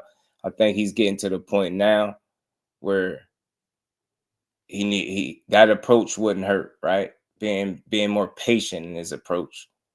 Not always reacting, but actually in there thinking and giving yourself a chance to see what's in front of you and make the right decisions, right? Start operating off your IQ rather than athleticism. And like I said, I'm not saying you don't use IQ and you don't have it and none of that. But, you know, a lot of what you do, I think, is centered around you being athletic. And if you apply, you know, the IQ with it, then I think you become a much more dangerous fighter. You know what I mean? It's not much you can't do in the ring, right? So just imagine you thinking clearly and putting those things together. It's a matter of execution and putting it together the right way. So you don't have these questions about yourself, right? You know, go back to like you know how to be dominant without taking punishment, but you got to find that balance, right? And never try to substitute one for the other. So just a matter of balancing and working and getting better at his approach to fights. And like I said, not just relying solely on athleticism to you know what I mean, to win fights for you. You get what I'm saying? It's all right to think stuff through. It's all right to be patient. It's all right to have a fill out round and figure some shit out. It's all right to set some traps, right? Be more creative with your setup in your offense and not just be a guy that's, you know, coming forward trying to destroy. You know what I'm saying? Be a little more tricky in your approach, right? Switch it up. Shout out to the queen, man. Put some color in the chat. Much love, much appreciation. Melanin, like, comment, and subscribe. Cash App, JUSDUEBOXING. Shout out to the queen. Much love. And we ain't never got a box again. Well, I already been getting these back, but now it's time for you to get your just due. Doesn't really matter. Other champs will not fighting for peanuts. Hearn's playing with him, and if that's the case, and nobody will budge, then you already know 154 is waiting on your arrival, Boots. Buck said Boots should move up and fight the winner out of Charlo and Ramos, winner of Zoo. I mean, they have to position himself for that for sure, but. Like I said, if he don't get championship fights, then I think 54 is the only logical move. I think anything else is just a waste of his time. I heard Boots say the best thing for him is to not put on the show. Yeah, I want to believe he gets hit because he wants to entertain. Yeah, I wonder if this performance truly makes people brave, Cal, like brave to the point where they really feel like they can beat him. They see something now. I hope so. I hope so. I like it. I like it too. I like it, man. And maybe that's why I say this could be a blessing in disguise for him. It could be, it could be. I'm busy, my guys. I believe Boots will do better at 54. At 47, he's draining himself. Say he still feel good, but then he said something about showing his true power at 54. So there is a possibility that he could be stronger up there. He said he's getting older. He'll be 28 soon next year. I mean, he's been there the entire time, and that's why I say he gave everything to 47, and the only thing you've got out of it is an IBF title without being able to get the rest of the champions there. You get what I'm saying? It seemed like a good enough sacrifice at the time, but now it's getting to the point where, like, you know what I'm saying? How long is too long, right? That's what I think it is. He fought Dude, so he figured he already knew what Dude was about. Yeah, he thought he was going to be moving a lot too, and I think that surprised him. Dude moved a lot less than he anticipated. Made the fight boring, played safe. I respect. Yeah, me too, Cash. Me too. That's why I say I ain't, I'm not killing him for it. Like, I'm not willing to say he got exposed. I think that's just people trying to be extra hard on him. I can't get up for a fight. That sounds a personal problem. I mean, look, it's reality. You hear it directly from fighters, so it's something that they say. I've heard it in sports for years. I've heard it in boxing for probably as long as I've been watching it. So it could be a personal problem, but it's real. After a while, you want what's due to you. All things, my God. You want to fight the guys that you're supposed to be fighting. Like, I ain't gonna lie to you. Rematching a guy that spent 12 rounds pretty much surviving. That you're not going to be exactly excited to fight that dude. And the only thing you're doing is giving him an opportunity. The best thing to come out of that, obviously, is you being able to win, stay active, and make some money, but it doesn't do nothing else for you. So, I mean, look, that's just something people saying, but I just think mistakes was made, right? Rather than him not being up for it. But reason why I even brought up that point, because you don't even want to hear that type of stuff. And I think that mindset is eliminated when you in there with meaningful fights. That's all. At what point do Boots get to compete in meaningful fights and not just another fight? Oh, he fighting? You know what I'm saying? Like, we need some dance partners now. Gustavo Lemos overhyped win. I don't think it's overhyped. I just think people want to tear it down instead of just giving it its credit. That's the problem with boxing. What's overhyped about it? Hard to get up for that fight. That's what was being said. Forever G's was good. But it's a reality. I mean, I can't give you the thought process behind it, but I hear that more so from the actual fighters that be in the business. They say that. They say it's hard to get up. I've heard it from Andre Ward. I heard it from Tim Brown. I heard it from a number of different fighters say it. So, but I get it. I get your point. You should be able to get up, you figure, for any fight because it's your career, right? It's your career on the line. I understand, but still in all, you still human. It's like, man, I'm not excited to fight a survivor, a guy that just came in here and survived for 12 rounds. You know what I'm saying? Especially when I was thinking title shots and unifications, but nonetheless, he still won. So you just got to get better. Yeah. For shit. Roy ain't have a style. I think Roy was Roy. Roy even said Boots remind him of himself. He said it. Not fired to like you did. Absolutely not. It'd just be different. It's something different. It's an actual threat level there too, though, LaMarcus. You get what I'm saying? So look, yeah, I want to acknowledge. I'm not saying per se he really wasn't up for the fight, but there's a much bigger difference than Ortiz and you know, Karen, respectfully. You know what I'm saying? It's a threat level there with Ortiz that doesn't exist with Karen, right? That's just what it is. You know what I'm saying? That's just what it is. That's just what it is. You know what I'm saying?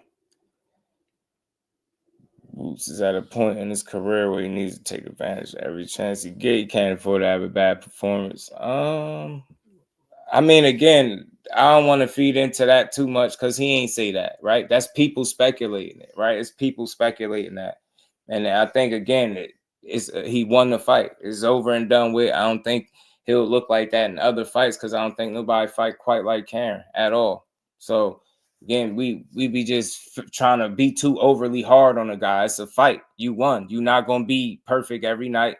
Every fight ain't going to look exactly the same. You just got to find a way to win when it ain't looking how it typically look, when it ain't going how it normally go. Yeah, you just can't knock everybody out. You know what I mean? Beat any top guy 147. I think he'll hang around and give guys interesting fights because of his style. NHA was good, fan. How you feeling, Boots with Carol Ortiz? What he did, Villa? I tell you what, that's what I think. I think you obviously can get up more for Virgil Ortiz than a Karen Chukhadzhian for the second time. Like I said, and Virgil Ortiz presents a certain level of threat that, if we're being honest, Karen doesn't present. So yeah, I would want to see how he would get up for a guy that actually, you know, really can come in there and knock his head off. You know what I mean? That element just that is not present with Karen.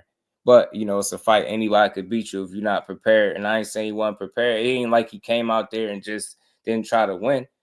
I think people, you know, I think they just overly critical. Just didn't have his best night against a guy with an ugly style. You know what I'm saying? With an ugly style. He just still found a way to win. It wasn't really a debatable win as to who won and none of that. So I'm not going to overreact. But, again, this is why you need to be tested. And it's important. After a while, you need real fights, real tests. I'm not saying that's not a real fight, but you need meaningful fights, fights that do something for you other than just keep you active and get you paid.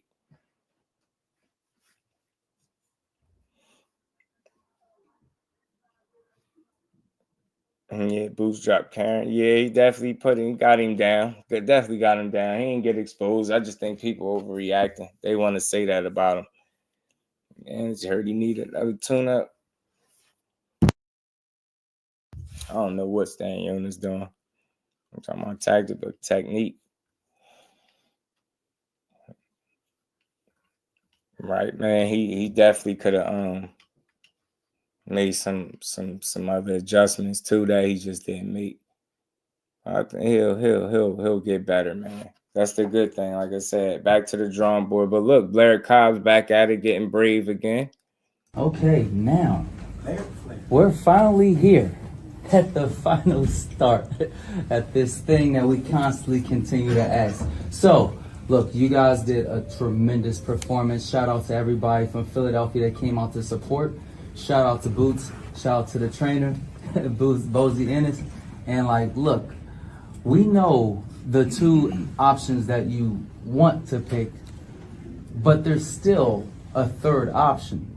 That third option is the most exciting man in boxing, Blair the Flair, fighting Jaron Boots Ennis in a major hit in Philadelphia, Pennsylvania.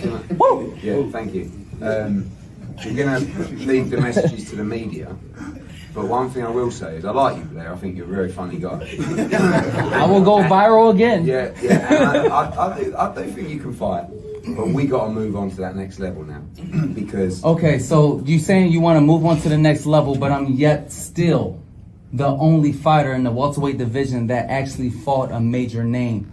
So why not make this fight happen? Because we want either a major name or... A major name is Blair the Flair. No, I'm afraid you're not. Let's see how. No, how do you say? You're definitely... When's the last time somebody knocked a tooth out from Broner? It doesn't matter. Adrian When's the last time he went viral on Instagram, on Facebook, on Twitter? When's the last time? When's the last time? Ashley's corner, what's good, Cuzzo? How you feeling? I'll watch it. But again, B-Dog was good what he said. Kind of stopped you there. Jay was good, fan. Gloves on, they punching. Yeah, anybody can drop the stop. Yes, fat. Yes, sir. So yeah, I don't feel like he got exposed. I feel like he fought a guy that he went 12 rounds with. You know what I mean? He made slightly more adjustments as far as the game plan, I think, than what Boots did. Boots did what he typically do. He was coming forward, trying to make the fight, control the pace of the fight. You know what I mean? Be busy, try to break his guy down. And Karen actually was coming to fight. He threw a lot of punches too. I think he might have threw more punches than Boots. So he just didn't move excessively the way he did in the first fight. Credit to him for switching it up. But overall, sometimes you're going to get an ugly win, and that's what it is. People don't ever forget that. You know what I mean? Every night not going to be your best night, and if you still could find a way to win without having your best night, then that's kudos to you. So, you know, Boots can go on and get better from this point, so I don't think we got to overreact.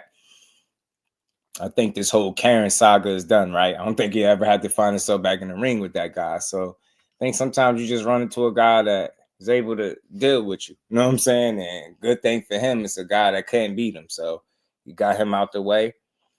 Maybe this performance is making people really get brave. Like I said, from Blair the Flair Cobb, not saying that he needs to fight him, but, you know, Ryan is brave. Maybe the other champions at 47 might have something to say. You know what I'm saying? Maybe they might actually want this fight.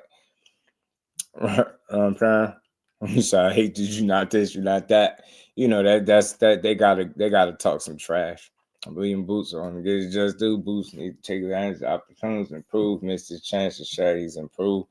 Yeah, but it's like he ain't really like if he knocks him out, what does it do differently for him? Get what I'm saying? What does it really do? It don't do nothing different. He smoked him in the first round, knocked him out in the 12th. They don't do nothing. He already fought him. It's not a new guy.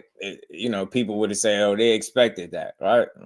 Even if he did it, you know, maybe people be impressed, but it just doesn't really do nothing. Right now, I just think he need meaningful fights. So again, 47 doesn't have big names, but they have a few meaningful fights, and those are the title shots. So if he can get them, then it makes sense to stick around. Don't. Yeah, he tough and he can fight. That's why I think people are not giving enough credit for Karen being able to fight. He ready for big fights at 47? Absolutely. He can fight. He can hang around. He can hang around, Cuzzo. He can hang around. And he was fighting back this trip. He was actually fighting. You know what I'm saying? Yeah, he got a style that can make you look bad. He really do. He got a style that can make you look bad or make you not look your best. You know what I mean? He's awkward, different guy. You know what I'm saying? Different. That's what it is. But I could see if he wasn't able to win or he was struggling, wasn't able to win. He just was taking more shots than he should have because I think he was trying to knock him out again. I really do. I don't think he was chasing it per se the way he was the first time, but I do think it was some moments of frustration and a bit of desperation in there where he really wanted to get to him and knock him out. And Ant was sending me some clips, like throwing punches from the wrong range, feet being squared up, dropping the hands, getting caught with shots. Like a lot of that stuff is you relying on your reflexes and athleticism to get you out of trouble rather than you utilizing the real skill set. It's the difference. The skill and athleticism is different. He be relying on sheer athleticism and reflexes to get him out of trouble at times, and he could pay for it. Karen caught him slipping a couple times, kind of sleep at the wheel, not with his hands dropped. You know what I mean? Good thing for him. Fortunately for Boots, Karen don't got a ton of power and is not no big puncher. But if that's at a higher level, whether that's 54 against a puncher there, then that's trouble. But I doubt if he approached the fight that way with somebody like that. So again, to put a lot of this stuff to bed, it just makes sense. And I think we all in agreement that he deserves meaningful fights. No matter who it is, it's not about the name. It's about the quality of the fight. Jaron Ennis needs quality opponents. I'm not saying Karen isn't quality, but he's been there, done that already. Now, from this point on, he needs other quality guys to elevate his name and help him grow as a fighter. You can't do that if you're fighting run-of-the-mill guys and guys that you 100% expected to beat for one reason or another, right? That's all that is. That's what we need. And again, if you don't have name recognition, but you got title shots, that's attached to some pretty good fighters. So you either go that route or you go up to 54. Now you can get quality fights up there for sure and work yourself to some names and get the titles that way. You know what I mean? The choice is his. It's just all what he's willing to sacrifice. How much more are you willing to sacrifice your body to 147? Or are you ready to just take your talents up elsewhere? You get me? So just got to see what Boots want to do. Shout out to NHA too, man. Much love, bro. Putting some color in the chat. He said, Bud has said in the past that he wants the best for Boots and supports his growth in the sport. His match after the fight proves he really meant it. Yeah, he did. And then they still try to make that a negative. Man, I think Bud was trying to, I don't know what that meant. It meant exactly what he said, bro. Like, why are people always reaching, looking to pull something negative? He said something positive and left it at that. Matter of fact, what's the fight, or who's the dance partner that makes Boots a star?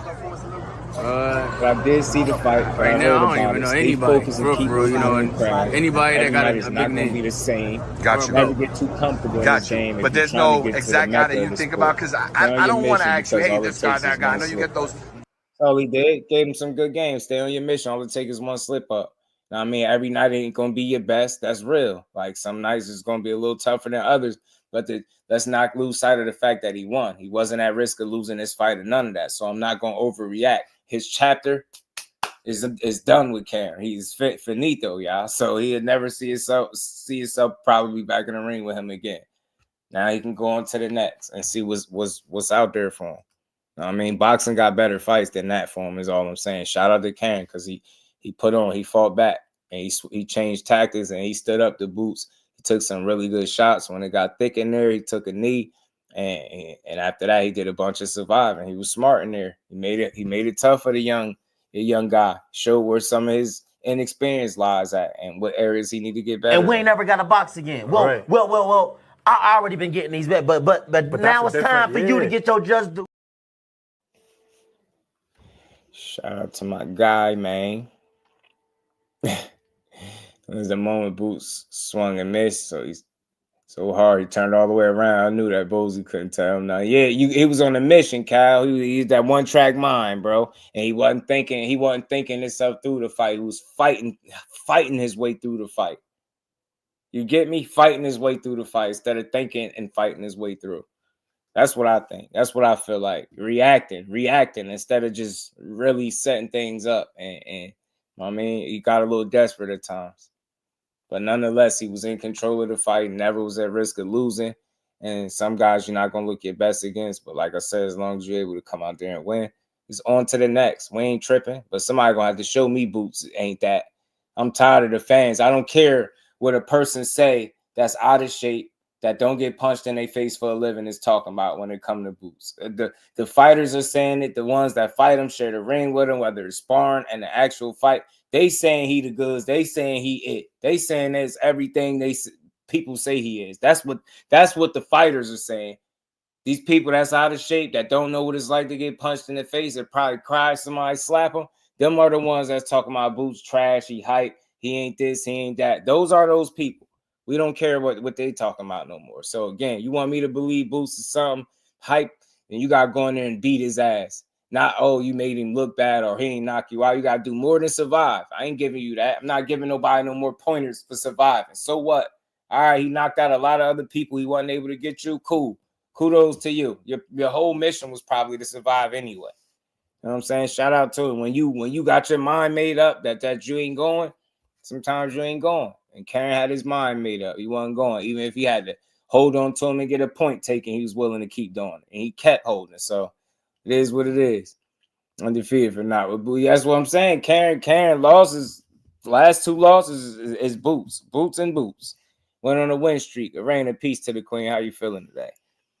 You talk shit about Tank when he pulled up. Oh shit. Y'all crazy. Shout out to my bro, Dean, by any means. What's good, Brody? How you feeling, family? What's good with it, man? Karen was tough. Yeah, Thrill, he was. He was game, bro. He came to fight. He came to fight. Why did Golden Boy give up on Blair? Price too high. I have no clue what was up with Blair. Maybe the loss. It's easier to give up on them when they lose. Easier to give up on him. He did show great. He was tough, bro. He was tough. And quality opponent. It's deeper than just fault. It's deeper than fault. I mean, at the end of the day, it's gonna fall on Eddie. But he gotta at least try. Maybe he got some unifications he can make because of this fight look the way it did. Maybe. But it's gonna fall on Eddie. But I think it's not quite just to say it's somebody's fault. Because again, we did see sent several offers out to get the Brian Norman fight, he wasn't able to secure it. So I think there is clearly some intent there, right? If offers are going back and forth, he just got to revisit that, and hopefully he can get him, one of them joints made, or if not more than one. So we're gonna see. Aaron was good with it. We shall see, man. But I'm rocking with Boots Ennis 1,000,000%. Like, he went out there and fought his fight, and he did what he could do, man. He got a little frustrated, lost his head, just not lost his head in the ring per se through action, but he showed his frustration, like his body language. You've seen it. Got a little frustrated, and I think in frustration, you're not thinking very clearly. So it was things that he could have did to avoid some of the issues that he ran into, like I think with the holding and stuff. But again, here, allowing that dude to just tie you up and make the fight aggravating instead of, like he said, take that step back, rip the body and things like that. That's what he was supposed to do, and he didn't do it. So, I mean, it's a learning lesson, man. At least he can take that with him, go back and just work, try to get better. That's all you can do, but I don't think you're going to have to deal with a guy with quite a weird style as Karen, right? So he'll be, let's see one of these unifications. And if not, like I said, 54, man. Shout out to Boots. Blair the Flair is a funny guy. I don't think he'll get that fight because I think it'll be going backwards. You know what I'm saying? So I don't see no need for that fight to be made at 47, respectfully. But we'll see, man. On to the next, man. He won.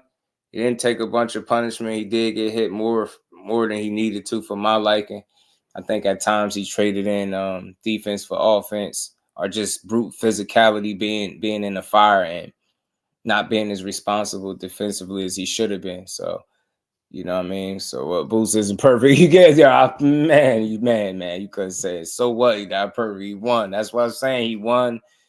I don't think it was a bad performance per se. It just wasn't what you're typically used to seeing. Surgical knockouts from Boots, right? Beating ass, right? One-way traffic.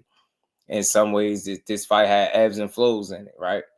Boots was giving up shots, right? Letting Karen get some shots off in there while he was trying to knock him out. But overall, he got the job done. And that's really, that's what mattered. And now you got to go on to the next one. You take that 12 rounds with you. Now you got 24 rounds with a boxer with a tricky style. You know what I mean? You learn from that and you get better from there. But we're going to see. But like I said, for all those that think Boots sweet, if you think Boots soft, and, Ryan Garcia had a lot to say. Let's play this little short video. He was running his yap as always. And that was the fighters all responding to the fight. A lot of them, Clarissa Shields, Tony Harrison, Sean Porter, you know what I mean, Terrence Crawford. There was a bunch of them having different things to say, but the only goofy that I was trying to be disrespectful was Ryan. So this is my little spiel before we move on to the top rank card, y'all. Before we move on to the top rank card, talk about this Keyshawn. I gotta this is goofball Ryan. This rep gives everyone warnings but me. Gave Bootsy like 3 warnings for hitting low. Never gave a point. Probably never took a point away. He won Karen a lot of times before taking a point away for holding. And took a point from me right away. Crazy. Because he bet on Haney. This is him talking trash. Boots will get knocked out by me. The ref still sucks. Eddie got to stop calling these fighters legends. Premature. Boots going to always be a better fighter than you because he more committed. He more dedicated to his craft. You might be more popular, more known. You might sell more tickets and all that stuff, right? Those things might be true. At the end of the day, you will never be the quality of fighter that Jaron Ennis is because you don't apply yourself. So it's easy to take those little shots and try to insult the man. But at the end of the day, like Boots said, man, I bet I put you out. You know what I'm saying? I bet he knock your ass out. So if you think you'll knock Boots out, get in there with him. Look, Ryan Garcia's left hook is real. His speed is real. His power is real. His talent is real, whether people want to believe it or not. But I refuse to believe. Like, I think with guys like the Jarons, the Tanks, and, you know, that, well, Shakur's in the other world, you know, I think they got something different, man. And I think that's that discipline and dedication and understanding of boxing to another level, where I think Ryan not being as committed as what he should be, it will never allow him to get to that level. So I think although he's very talented, raw talent, physical, athletic guy, all that stuff, he's always going to be limited because he's shortchanging himself by not putting the work in. It's not staying committed, not being as hungry, disciplined, treating his body right, all that stuff, right? Staying in fight shape. It's just a ton of boxes he don't check. And he almost live his life like a, you know, like, I don't know, like just a popular ass boxer, you know what I mean? But he actually can fight, but he'll never reach the full potential to a degree, in my opinion, because he don't care enough. So that's my thoughts, you know what I'm saying? And like Boo said, if he fought him, he'll put his ass out. You get me? He'll put him out. I about to say, after I dropped him, I feel like. See, man. Shout out to Boots, though, man. You don't got to be apologetic for the fight. The fight was what it was. Just get better in the meantime, man. Next time around, we'll make the necessary adjustments. And, you know, like I said, it's better to go to the drawing board after you won. That's all that matters. At the end of the day, I almost really think we forgot he took a knee against 5'5" Tank. Yeah, Boots are really destroying. Ryan just talking, like I said, he know how to attach his name to things that are buzzing right now. Everybody knows Boots fought in his hometown. So it's like a clown. He's going to take shots and make it seem like Boots ain't something because he didn't get a knockout. I mean, I guess we could question you the time that you lost. You know what I mean? I guess we could question you when you got punched by Luke Campbell and, you know, all the guys that you fought with. None of them is even remotely close to Jaron Ennis level. So I don't know, man. The dude always going to be able to make money. That's just the bit nature of the boxing business, man. But at the end of the day, if you want to fight Boots, I'll watch it. I'll even pay for it because I don't see no scenario where you beat him. You'll have to land that lucky left hook. And I ain't saying your left hook is lucky, but you'll have to be lucky that night. I don't think you'll beat Boots. I don't think you're creative, smart enough, disciplined, dedicated enough. And I feel like too much I have to go right for you to win. Yeah, I do think you can land a punch, but I don't think you'll just knock him out because you land the left hook. Do I think you can hurt him if you land your left hook? For sure. But overall, I just see him as a more disciplined, committed fighter. You talk a good one. I think that'll be the first time you've been in front of somebody that's as athletic as that. It's punching like that in both hands with that kind of size, right? With it. You know what I mean? Tank was a special breed. You try to fight him, I think, you know, Boots would match you everywhere physically. I don't think you'll have those type of advantages. I think he'll beat you up. I think he'll stop you too. There's no doubt in my mind. Could you make the fight entertaining and competitive? Yeah, because unlike a lot of people, I see that Ryan is talented. I know he can fight. I get it. I know that his speed is real. I know he got real power, right? I know his left hook is legit. I know he got a right hand as well. But again, it's from a mental aspect is where he falls short. Discipline, dedication, focus, commitment. Those things come to mind. And you're not, in my opinion, going to be the guy like Boots Ennis because he's going to do the homework. He's going to, you know, think he'll be on point. You know what I mean? Fighting a guy like you, I don't see it working to you, you know, I don't see you beating him, but anything can happen. Can you compete? Yeah, but would I pick him to beat Boots? For me, no, absolutely not. Absolutely not. Yeah. So he get the credit. Will he fight him? Maybe. You know what I'm saying? Because he did show an ability to get in there.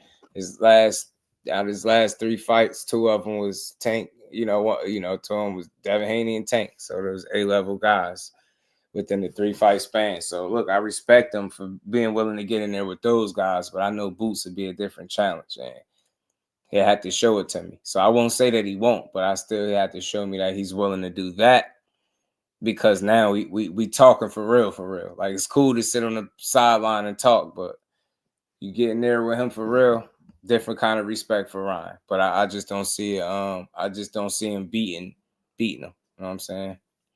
I don't see him beating him at all. You know what I'm saying? That's just me. Well, let's keep rolling. We ain't done yet. Y'all make sure y'all punch the like button out. Keep rocking. We gonna keep building, man. We ain't done. We got to get on over to this Top Rank card. Top Rank put on the card Friday, and this was Friday. So we did Saturday's card, y'all. And got to do this Friday card because it's got lots of people talking. But I like it, man. I like the fact that people are talking boxing is winning. Because people are talking, they're enjoying fights. People talking crap. You know, it's a lot of different takeaways from this weekend, and we gonna get to it. So we know as Friday was the homecoming for Keyshawn Davis, the businessman. You know what I mean? He had his two brothers on the car with him. Sister sung the national anthem. DB3 was all up and through there, man. It was their show. You know what I'm saying? The sisters went out there and sung the national anthem. You know, the baby brother went out there, made his pro debut, Keyshawn Davis. Got a unanimous decision, won every round impressively. You know what I mean? I heard somebody, you know, disrespect his brothers. I don't know. I think people are terrible analysts and even worse boxing fans. But if you telling me Keyshawn Davis looked bad in his pro debut, I would ask you, what the hell was you watching? He was sharp, patient. He took his time. He picked his shots well. Like I say, he went through the gears. Every fight doesn't have to be a knockout. I understand this whole, I don't know, this era right here where everything has to be a knockout, or somehow you didn't look good or you didn't do what you're supposed to do. I think that's foolish, man. He had a 4-round fight and he won every single round impressively. Stayed behind the jab. The man can box. He stayed long. He knows how to, you know, utilize his physical gifts, the height and the reach. But he also likes to fight. So it's a blend. It's a good blend of both. Shout out to my guy, Dante. I think he was mentioning it to me. The man did a pull counter. He like 6'4". He's 6'4", doing pull counters in the ring in his pro debut. And Keyshawn did one in the fight too and dropped Lemos' ass. People don't be really watching the fights, man. They be skimming through it.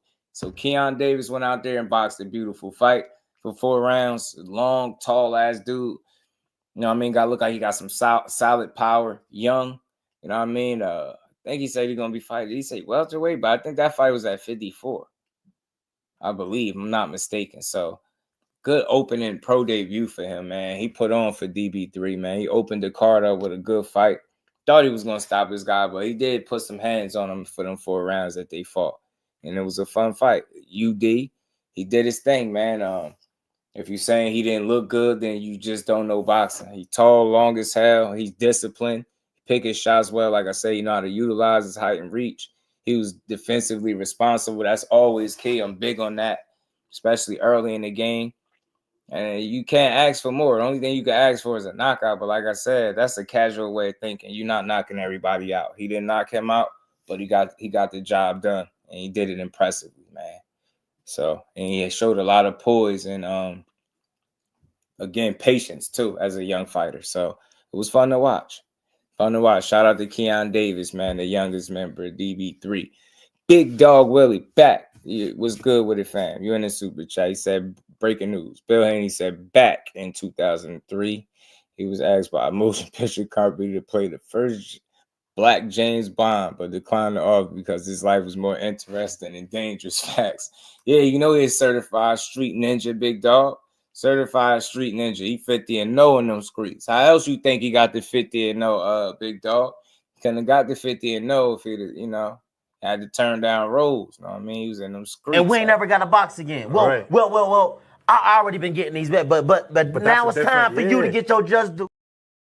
Keyshawn too tall days. Yeah, he tall as hell, ain't he? Irvin Mack, my guy, what it do? Keyshawn, yeah, Keyshawn's phenomenal. They got that's boxing staff, boxing, Bo Mack and them. Yeah, they got a great team, man. Great team. Keep saying that out his mouth. Nah, hell no. No, he don't. No, he don't. Andy Cruz. Y'all keep talking about, we're going to get to that. We're going to get to that. But we're going to keep going. Nah, listen, Keyshawn, Tank Davis got the crown. They're gonna call his name. It's like if Tank Davis is your favorite fighter, you should understand that by now. The fact that people are offended by it is don't even make sense no more. You know what I'm saying? Because look, you know how I see, you know why I don't get offended for him. For one, is boxing. Boxers gonna call each other out, but he got to stand on that when and if it presents itself. And I'm going to always remember, yeah, he was calling them out. I'm going to remember the midget comments and all of that, the light skin. I'm going to remember it. And I love Keyshawn, but I'm going to remember that. So I'm going to see if you keep that energy when it's time to fight and when that opportunity does present itself. But all he's doing as a young fighter is letting you know that he know who the top guy is. And you will be a fool to ignore who the top guy is and not call him. He everybody's biggest fight. So as long as that's the case, and you look at the fact that he's not going to fight Shakur for reasons that he mentioned a number of times, then you got to go for the biggest guy. Are you going to get that fight right now? No, but he's ambitious, and that ain't going to stop him from speaking on it, right? He at least showing you that he's a real fighter. I mean, he had an opportunity to pick soft or lighter touch for a homecoming. He chose the tougher fight. You get what I'm saying? One that wasn't necessarily the focus or the plans, right? So he's showing you that if he has an opportunity to take a tougher challenge, he'll do it. So again, speaking on Tank, that's credit to Tank. That just speaks to the star power of Tank. Everybody's gonna speak his name. You got people at heavier weight class speaking his name, multiple weight classes up. So a young guy that's ambitious talking out is boxing. It's all good. People getting offended is laughable. He's a fighter. To be realistic, if he fights Baranchik next and beat him, now he has something that's worth fighting for. You see how crazy that fight actually is for people to bring it up. So is it happening now? No. But I'm past all the clout chasing stuff. They're boxers. They're supposed to talk shit. They all do it. Just stand on business when it's time. That's my thing, you know. And keep it boxing. As long as he keep it boxing, he's strictly talking about what he'll do inside a boxing ring. I have no problem with it. Because I know it's easy to say that you'll fight him, but, you know, it's different when you got to do it. I'm not saying he ain't willing, but talking is one thing. You actually got to beat that man. And he's 30-0 with 28 slap. You know what I'm saying? So pick your poison with him. That's barking up the right tree. So, but it's entertaining for me because it gives me something to talk about. But I do look at both Davises as real.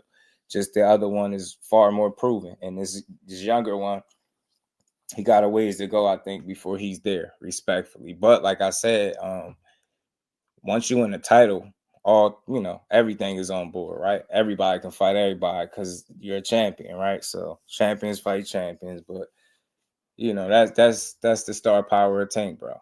You know what I mean? You the man, they're gonna speak on you. You know what I mean? So Keyshawn versus Peter. I ain't mad at no good fights, man, but I hope he say yeah, this Shakur fight. I'm tired of that, even hearing that it could be a fight and it's not. So they should just go ahead and fight. Shout out to D1. Tank family to understand that you're gonna keep calling his name heavy. Heavy is the head. Yup, facts. I wear the crown. You know, and that's all it is. And for me, I'm being as a real boxing fan, I'm big on them keeping it boxing because, you know, a lot of times fighters go left. Long as there's none of that, I'm cool. If you competitive and you talking about, look, man, I'll fight this dude and cool, but I don't want to hear nothing else. None of the weird stuff, you know. I everyone undisputed ever. I hope he does. Me too. I want to see it all. I want to see all these dudes fight. But let's keep going through this card before I get to Keyshawn, man. So look, Keyshawn Davis went out there and he did his thing.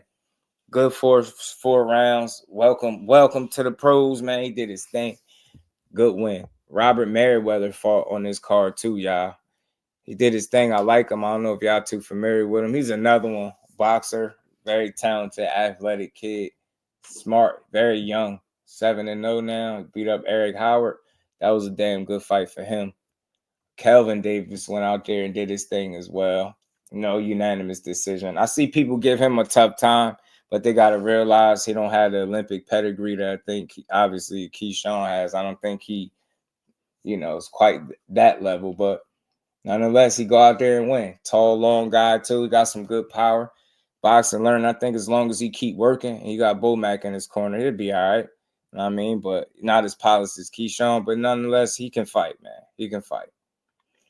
And you know, one of the big talking points of this card was Abdullah Mason. We're gonna get to him too, man. Well, no problem when Rose calls his name. I want to hear shit. Yeah. Nah, I mean it's okay. Like, cause again, you the man. So they're gonna call you. Like I said, when you got guys 2 weight classes up, calling them, talking about them, like Conor Ben just got his name clear. He said 3 fighters he wants: Tank, Haney, and Boots. See what I'm saying? So it's like they're gonna say your name. You know what I mean, if they not, then maybe something is wrong. People gonna want the bag, but the things people choose to say, it doesn't make sense. Is why people talk about them. Yeah, I feel you. Don't hate the player, hate the game. Let's see these guys cap and clout chase. I just want to see everyone fight. Yeah, I think it's deeper than clout chasing. People act like the mere mention of a fighter's name does something for the next guy. It don't. In actuality, it makes it look bad if you constantly speaking a fighter name and you don't want nothing to do with them. But I just think this is entertaining. This is a matter of time for them to start talking this. It's a competitive sport, man. Like I said, as long as it's within the realm of boxing, I'm cool. And more importantly, I'm cool with it when you standing on it, you know? Esports podcast, be Andy Cruz, then Varanches could be a big fight. Tank early 2026 was something to fight for. If who be Andy Cruz got 4 fights, yo. Respectfully, he a 30-year-old prospect. He about to be 30 and he a prospect with 4 fights. Keyshawn fighting him would be going backwards. I know people keep speaking on that, but the reality is, just look at Eddie Hearn. Do Eddie Hearn make you think he want to make Keyshawn versus Andy Cruz right now? And he already, if y'all was listening to one of his interviews, he talked about already asking about that fight, and they said that ain't happening right now. Then people just said he capping. So he got 4 fights. Keyshawn pretty much in the contender space. His next fight should be Varanches. I believe this win made him the mandatory to Varanches title. So if he beat him, I mean, there's no need. Andy Cruz really got to do something other than riding some 4 amateur wins. I know it's 4 wins and they counted, but that shit is as an amateur, and it's sad as a professional. His biggest accomplishment is beating somebody in the amateurs, bro. He's beat somebody in the amateurs. You know what I'm saying? And Matt Keyshawn Davis wanting to throw his hat in the tank. Yeah, that's all that is. It's money. It's an opportunity, but it ain't just money. I do believe Keyshawn a real fighter, but it's early for that fight. Me as a fight fan, it's early for that. But again, winning the title, it changes all that. So if you think you're ready, you get a title, then go for it. But I'm telling you, man, are you barking up the right tree? You're gonna get right what you're looking for. That's not no run-of-the-mill dude. Let some hating ass fans convince you that he's not something that he been showing that he is, and you'll mess around and find out. So I like it. Stressed Out Boxing. What's good, my guy? How you feeling, man? What's good with it? Keyshawn worked with the best southpaw in the game. Buzz Shakur, Iron Striper, Iron. Absolutely. Andy Cruz, as a January fight day coming, and he cloud chasing Keyshawn. Right, right. Yeah, I forgot about that, right? You did say that. You did say that earlier. So, right. Is he cloud chasing? Oh, man, he keep talking about fight Andy Cruz. Andy Cruz, a prospect, man. At least he worked himself in the contender space. It don't even make sense. Only thing you can get out of that is bragging rights. For real. Bragging rights. And how much, for real, because he ain't did nothing just yet. It's early. So, I know them wins make people feel like they want to see it in the pros, but I think for it to really happen, he got to get more wins under his belt, more experience. I don't see him as beating Keyshawn right now. I don't see it. But we're going to keep rolling, bro. Shout out to my guy, L-Dub. But, yeah, so all y'all that say, for the people that's saying Keyshawn is clout chasing Tank, just know he's closer to that fight than Andy Cruz is to any of them. You know what I'm saying? I know that might sound crazy, but, again, if he going to be in line for Varanches, I don't see Varanches beating him. Anything could happen, but I think he'll beat him. Should bring Andy to Norfolk. Scott. Everybody clout chasing, right? That's what I said. Let him fight. He's going to get the WBO belt in his next fight. That's what they saying. That's what it looked like, D1. So let him fight. So I guess in the process, you're gonna speak on the guy that's there, the money guy. You like it's normal. It's boxing. People should be used to it. You know what I mean? You should be used to people saying what they'll do to Tank. How many times we heard that, and how many times we seen it happen? I ain't saying it can't happen, but you get me? Like, I be wondering why people be tripping off it. Like, this is what everybody say till it's time to fight. And I ain't saying they don't fight, but That shit ain't as easy as it sounds. Easier to say than do. You know what I'm saying? So I'm not saying nobody want to fight him. I'm not saying nobody can beat him and won't beat him. But I'm used to what I'll do to Tank. I'm used to somebody saying how it will look if they fought him and what they'll do. And I'm also used to seeing what it look like once that said person get in there. So I ain't tripping. It's entertainment. It's fun. I'm going to keep saying this because sometimes boxers go off the deep end and they start talking like they street guys. I don't want to hear that energy. I want to hear it like when it comes to competitive boxing. You are one of the top guys in the sport. Yes, I will fight you. I will fight you. Yeah, I want to fight you.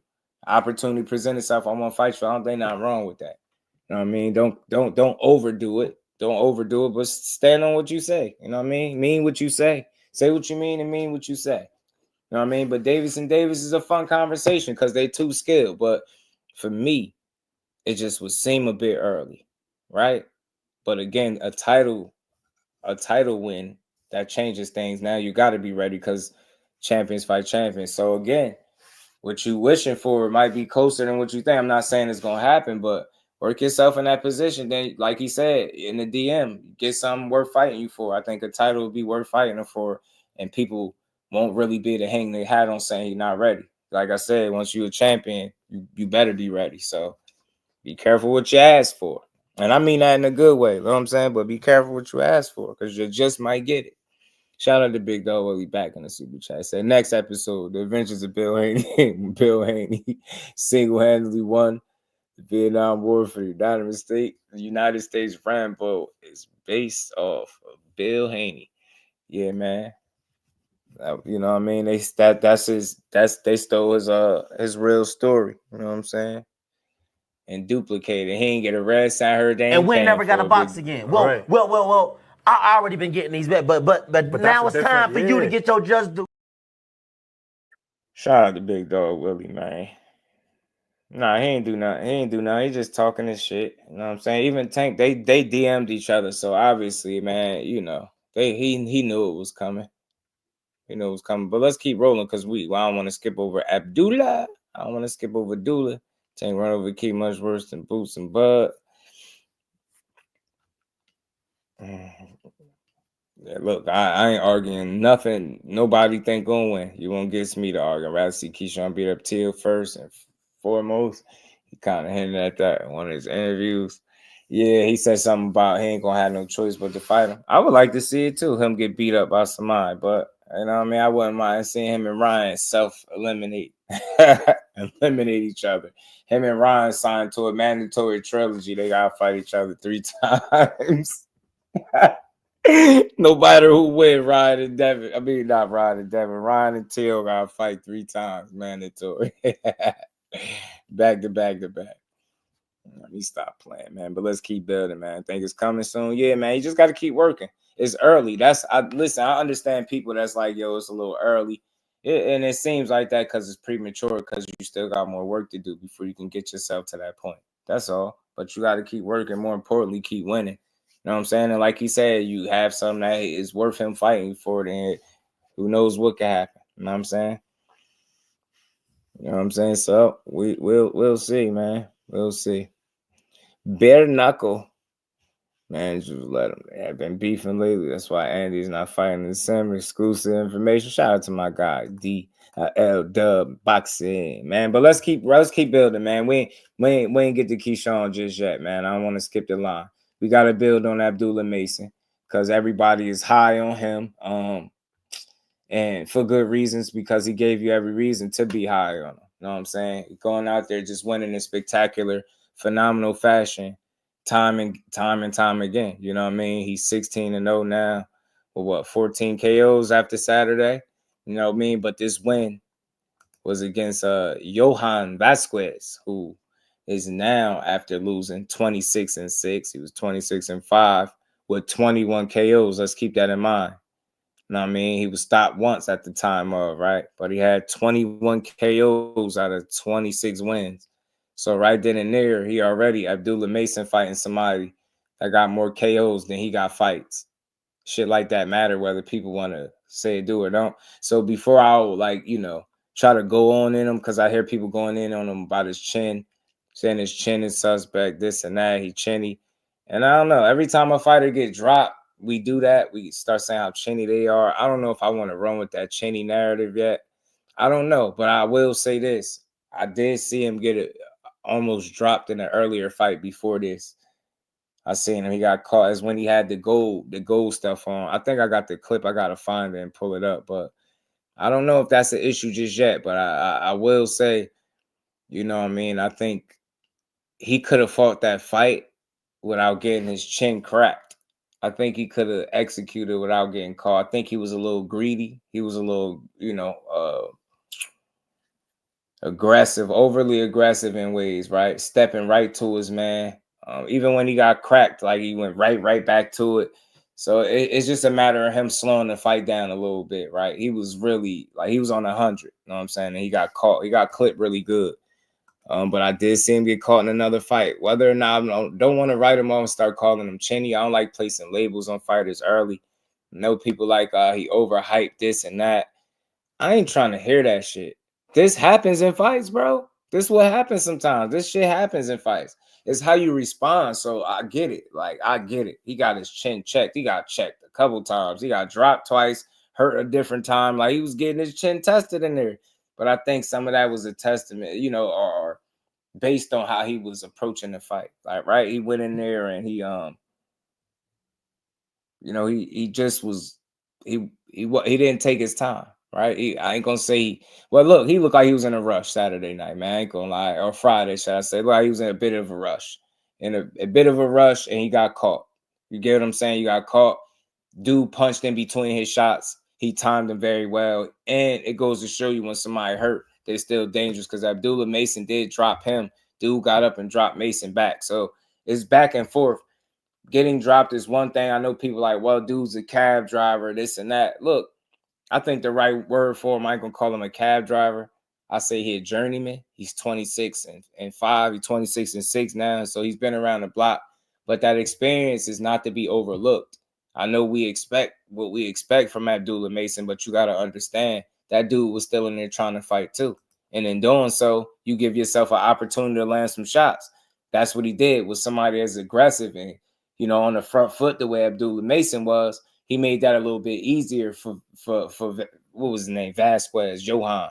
He made that a little bit easier for him by coming to him, especially while he was hurt. They say a hurt fighter is a dangerous fighter. So he learned that as well. You know what I'm saying? Chinny has everything to do with recovery. I didn't see him have that problem. Right, GP. I ain't see it either. I don't think he chinny. I don't want to say chinny. I just think when you aggressive like that, you're susceptible to getting caught. And you can be timed, and that's what you're seeing. I'm gonna play the little clip. Yeah, dude had 21 KOs out of 26 wins. So you can get caught. You can get your chin cracked and checked. You know what I'm saying? So let me see. I think I got a clip in here of the work of the fight.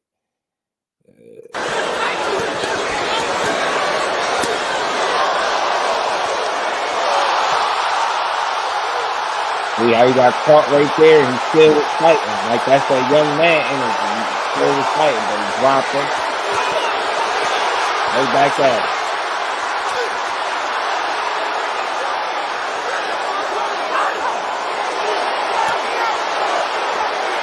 He's dangerous. Look, right here. Boom. Caught him right in between his shots.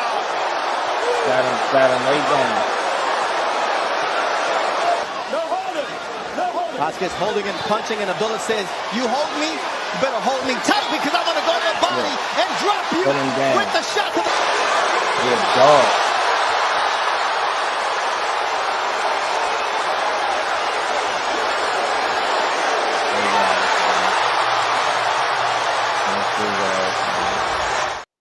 Hammered him, man. Dula was putting hands on him, but he got dropped twice, man. He got dropped twice in that fight. And, he had some scary moments. But like I said, when you're aggressive like that, when you're in the fire, you get burnt. And he wasn't hesitant at all. He was in there. He was in there to fight. Look, you always want to tighten up defensively. But I don't think that was an issue so much with defense. I think it was just timing.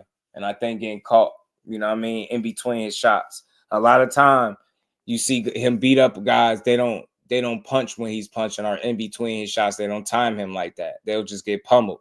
That guy had the wherewithal while he was hurt to punch in between his shots. And you see what it paid dividends. He dropped him twice, hurt him a different time too, stumbled him.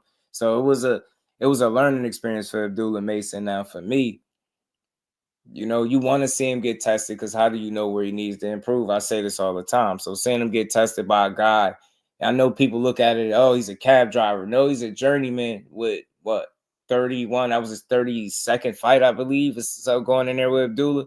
To Abdullah's what, 16th? That shit matter. He had double the fights he had. That shit matter. So, and he had more knockouts than Abdullah Mason had fights. So when you look at that, you understand that you got a guy in there that got some experience, that been around the block. He obviously got some type of punching power. In 26 wins, 21 of them is knockouts. So, you know what I mean? And he learned, right? You being overly aggressive, and that's why he got caught.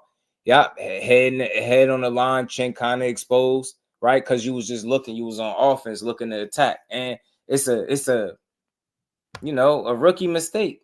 He's still young. He in the prospect stage. Better to making mistakes now than later. You want this shit to happen to him. It's not an indictment that he got dropped, Joe. It's only an indictment if this shit start happening from fight to fight. Then it start to be an issue. But with a guy that has more knockouts than you had fights, I'm not going to overreact, especially given your aggressive nature. You were overly aggressive and you paid for it. He caught you coming in. You dropped him and was going for the kill, and he caught you. He caught you and sat you down. You recovered very well both times. You recovered very well both times. So you showed me something. Your recovery, you in shape. I question how long you're going to be hovering around 135, because I don't think that fight was contracted at 135 pounds. I think he was over that weight limit anyway. So I question how long will he hang around at that weight limit. I don't know, but he damn sure got tested. I'm not going to knock him because I'm consistent. There's no reason to. You get tested like that in a fight, I want to see how you respond. So he could have got dropped. He could have unraveled. Nah, he got dropped. He got right back to it. Then he got dropped again. And I seen a bit more patience the second time around he got dropped. He had a bit more patience with his approach. He still was aggressive, but it was slightly bit more calculated and slightly more cautious than what he was doing in the beginning prior to getting dropped. So he showed you the ability to kind of think, to battle through adversity. He battled through it twice. Like I said, I've seen less, and I've seen guys unravel. He didn't do it. He showed you that he was still focused on the job at hand. He went right out there and got his man up out of there. He got him up out of there and early. So it's impressive, man. Impressive from Abdullah Mason. Did he get exposed? No, I'm not about to go there with it. He won. He got tested. That's what happened. He got tested. He got caught in between his shots with his chin up, or his chin exposed. I don't want to say like he had it on the platter, but his chin was exposed in that exchange. He was trying to get his offense off, and he paid for it. You know what I'm saying? That shit can happen. It can happen to anybody, but what's more important is how you respond. And he got checked twice and then got hurt, like I said, in between that. Flyer Frequency, what's good, family? A1 Hoop Zone, my God, what's good, bro? How you feeling? So he could have unraveled. He didn't. He stayed the course. He got the job done. Now, I could go a whole nother way with this, because I hear people like, well, no, he was phenomenal. The performance, and blah, blah, blah. So y'all telling me just because a guy knocked somebody out, getting dropped twice just because he knocked them out. Yeah, I seen some people downplaying it. I just know the double standard, man. But it's good to see people play their hands, reveal themselves when fights like this happen. And you hear people try to be so understanding of getting dropped twice by a guy that shouldn't be dropping you. But we ain't going to go there. People was out here talking about he'd beat X, Y, and Z. He going to be current champions right now. This is why you allow fighters to build. This is why you don't skip steps. You get what I'm saying? And credit to Abdullah Mason. He fought like a dog, got right back up. He got dropped. His little young ass got dropped again. And he said, I'm still going to get this dude out of here.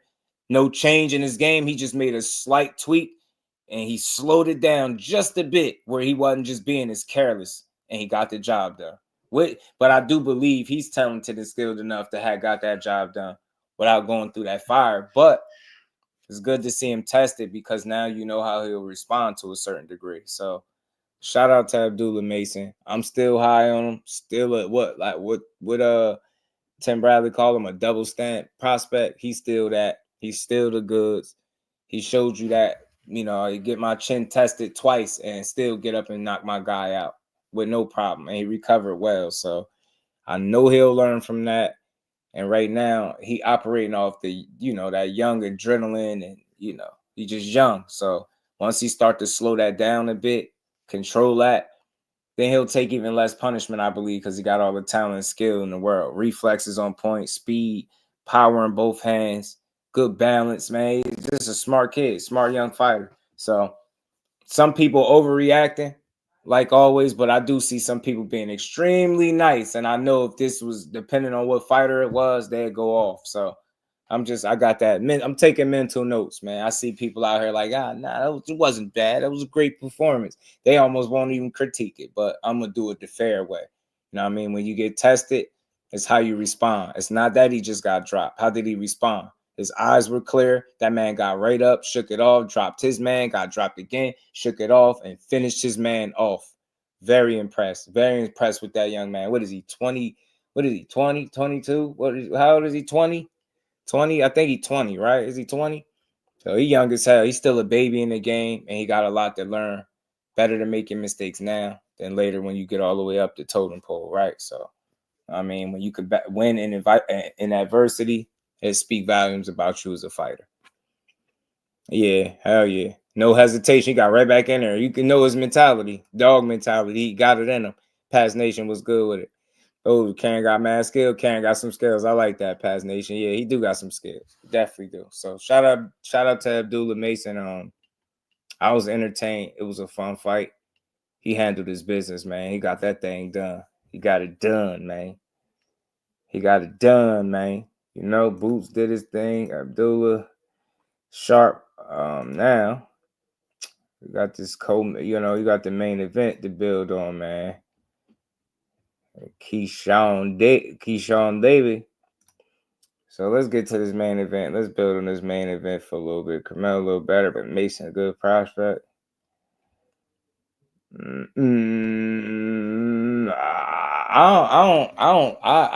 think he's more skillful than Carmel. I think he's more skillful. I think Carmel's more busy, but he got the same thing that happened to Abdullah Mason. It gonna happen to him, I believe. Like, or could happen to him. And the only reason I'm saying that because he fighting off that young boy aggression and energy too, where he be leaving himself exposed and open.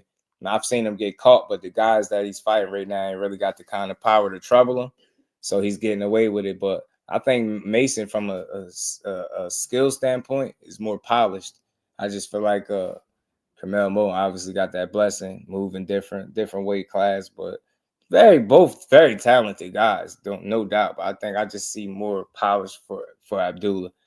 You know what I mean? But he paid for being overly aggressive Friday. Because I'm in PR right now with Wilfredo Gomez and Will Chayat. People passing like it's nothing. Yeah. Facts. Prayers to Wilfredo Gomez. I know exactly what you're talking about too, bro. I just had watched some a while back on him too. Shout out to Big Dog Willie, my guy, man, back in the super chat, putting Mo Color, man. Much love holding me down in the chat. He said the Abdullah Mason D-Riders are making some tough excuses for him getting dropped. Still saying he beat every other champion. Let the boy develop. Yeah. You know what? Big Dog.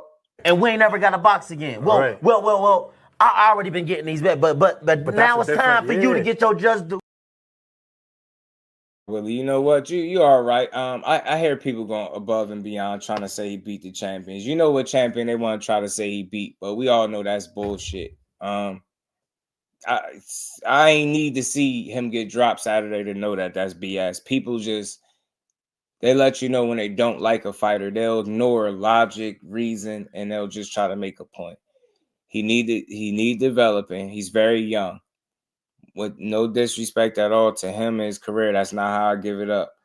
They're moving him a certain way. They're keeping him busy. They're putting him in the ring with people, and they're testing him, right? The right way. They're building him. He didn't have the kind of amateur pedigree that some of these other guys have.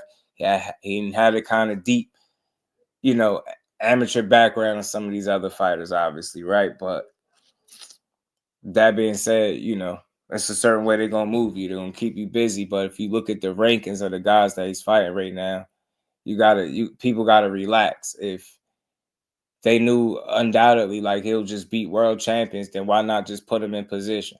Like, you know what I'm saying? Why not fast track him? So I think people got to pump the brakes. Saturday is an example of why you need to continue to build and develop. That, like I said, I'm not going to make a big deal out of it. He responded to that moment well, but that's against that level of opposition. That's somebody with 5 losses and been knocked out already. You know what I'm saying? And that's no slight to him because he got a ton of experience, more than Abdullah Mason going into that fight. But if that's a elite level guy, like the level that people are saying he can beat these guys already with no problem, he'll just knock these guys out. You see what I'm saying? If that's elite level guy getting that type of stuff off, then you having a much different issue. So I think people being prisoners of the moment, I think they kind of showing you who they like and don't versus who they don't like.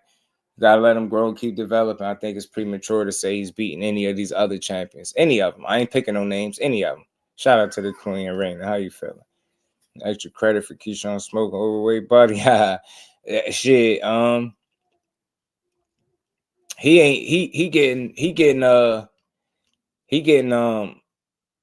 what's the name? He getting less credit, to be honest with you. So let's talk about this Keyshawn Davis, the businessman, doing his thing. Look, call it what it is, man.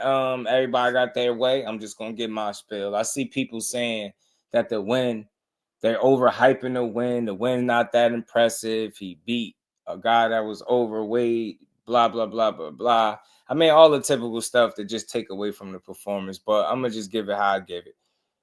We seen a guy be overweight 3 pounds in Ryan Garcia, and we seen the fan base, we seen the fighters, we seen the representation of the fighter.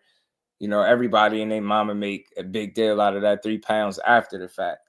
But here we go with this guy was 6.4, I think, pounds over, closer to 7 pounds, right? Over. And, you know, just like a real fighter, Keyshawn still wanted to fight him. Now, he had a certain amount of weight he had to cut down and lose and all that stuff. So I get it. I said it all along. I thought he was shooting himself in the foot, trying to go that route with pissing off over the weight and just trying to come in big. I thought that was going to backfire the whole time. But that doesn't mean that I'm going to take credit from the win, because I know people, you know, Tito Mercado guy missed weight by like, I think, was it 4 pounds?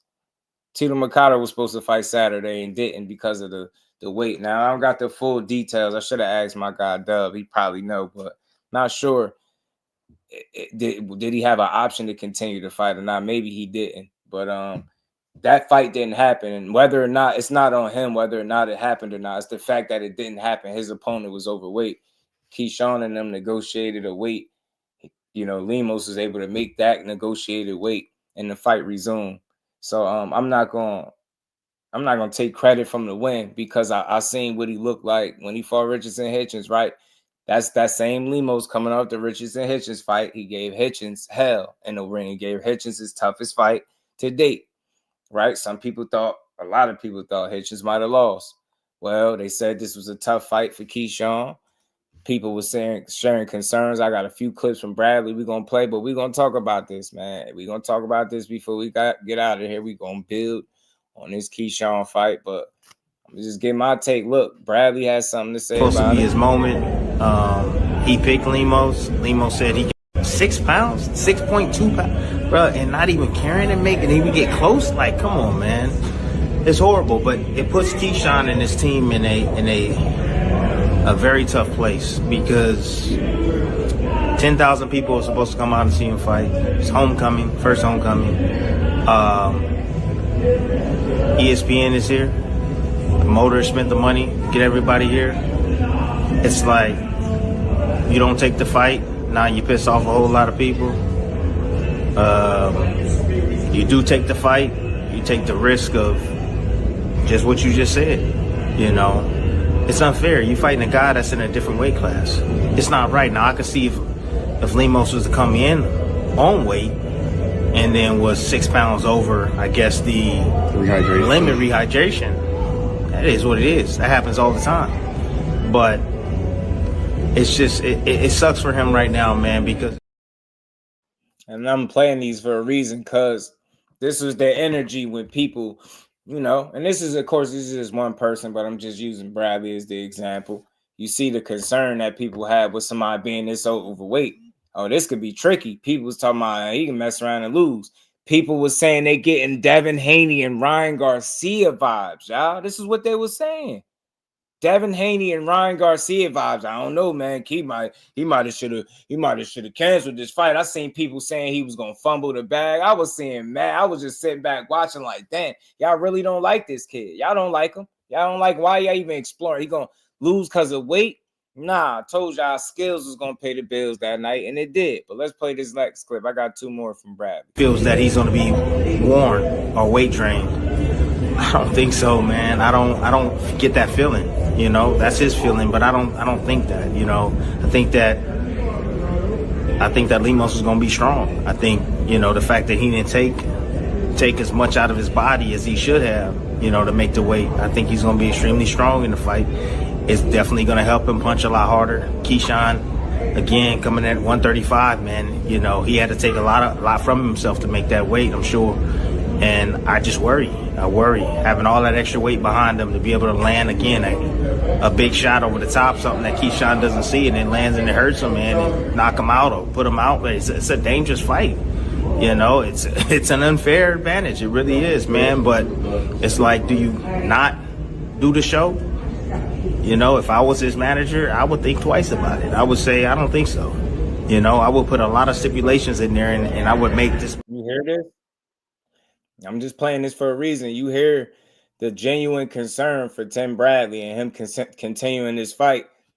And I play this because a lot of times we give our opinions. I just play it from somebody that been in the sport of boxing and was known for fighting people and not ducking no smoke. You know what I mean? Despite what people think about him, he's still no more boxing than me. I'll say that. So I think what he's saying is legit. And the concerns for some people was legit, but this was the feeling going into the fight. Like, man, they might need some stipulations and all this and that. Keyshawn was like, man, let's fight. There's more money for me. And I heard he made an extra 6 figures. But the difference is he was prepared. He wasn't just blinded by money. He wanted to fight. He trained. He prepared. He got Bomac with him. It's a homecoming. He chose this fight. The hell, Lemos knew damn well that he wasn't going to call this fight off because it was too much riding behind this fight, like Tim Bradley was alluding to. Way too much riding on this fight for him to pull out. So you cheated the system.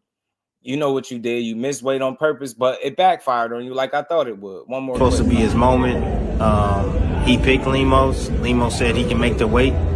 Lemos ain't made that weight, and I guess that's 2 years. He ain't made 135 pounds. He's been fighting at 140, but still, that's no excuse. He signed on the dotted line, man. So you're supposed to make that weight. I don't know, man. I don't know how they're going to handle it, to be honest with you. I think there's, you know, they already got the 10-pound limit after the weigh-in from the commission. That's in effect. The fact that he came in overweight, I mean, dude, this is so much bullshit right now, bro. Like, and it's important for Keyshawn's team to get this right. They got to get this right, man. It's a dangerous fight. I can see if he was fighting like a feather-fisted fighter, man. He's fighting a puncher, man. And it was crazy because I was speaking to him in the fighter meeting, and his outlook is that. Yeah, so his outlook as he want to fight. He don't care. So, look, that's somebody that was tough. You can say what you want about him. That dude wasn't a duck. He'll get in there and fight. You might not like him, but he going to get in there and scrap. Timothy Bradley Woods, you know it. So I played that for a reason, but that's just him giving his genuine concern about this weight. And he like, look, he ain't fighting no feather-fisted guy. Like, you know, Keyshawn's thought process, like, yo, you just going to be overweight. It's going to hurt you in the long run. And, you know, he was like, man, I don't know how he going to handle it. You know, I don't know how he going to handle it. Well, I know how he going to handle it.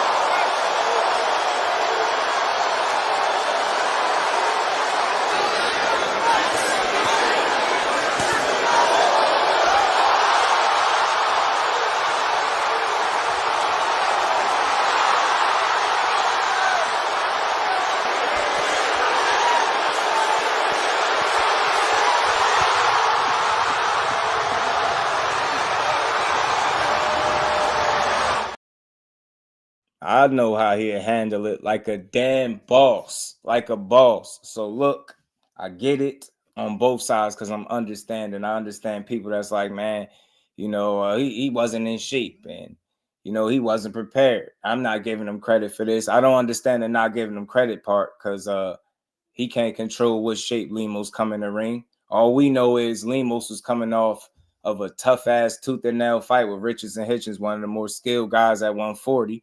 You gave him all he could handle. The consensus was he was going to come in here and give Keyshawn all he could handle. When people heard about how he pissed off the weight, I seen mad different comments. I know some people by name. I was like, wow, I was seeing a lot of different stuff. None of that shit came to fruition. That man got in there. He was fully prepared, and he beat the absolute hell out of Lemos. He didn't allow that 6 pounds to be no factor whatsoever because skills paid the bills that night. Simple and plain. Friday night, skills paid the bills. He came in there. He pissed off the weight purposely, I think. I think it was premeditated. I think his thought was, I'll come in here a little heavy. I'll rehydrate heavy, and I'll be strong, and he won't be able to deal with me. And that shit couldn't be further from the truth. He got up in there overweight. You wanted to be 6+ pounds over, and you paid for it. Not only did you pay for it financially, but you paid for it by getting your ass kicked and embarrassed in front of everybody. DB3 was in the building heavy. Like I said, why get his kid a ton of respect? Because he could have took a lighter touch for his homecoming fight. We all know that. He elected a tougher out. I don't see how people go from looking at this dude is supposed to be tough to now that he got beat up. He's nobody. You're not giving him credit for the win. Oh, he was overweight. He need to leave Tank name out his mouth. He's gonna call Tank name because Tank the top dog. I'm keep saying that. People should be used to it. You better stand on business when you get that fight. If you get that fight, stand on business. Do I think he gonna get it before Shakur? No, I don't think so. But I could be wrong because I don't got no control over this shit. But I feel like if you're a top guy and you know your biggest fight is Tank Davis, you're gonna mention him. Why wouldn't you, right? But you better keep winning in the process because as soon as you lose, people gonna see you was talking all that shit and you lost. So you can forget about Tank. So you put pressure on yourself to an extent when you start calling out that guy because that's essentially, like I said, people's biggest fight. So that's the guy they're gonna target. But you better be ready and anything can happen. And like Terrence Crawford said, all it takes is one slip up and you can forget about it. But in the meantime, he gonna speak on his name. Like I said, just keep it boxing. And I'm cool with it. You know what I mean? But most importantly, just keep standing on business like you've been doing.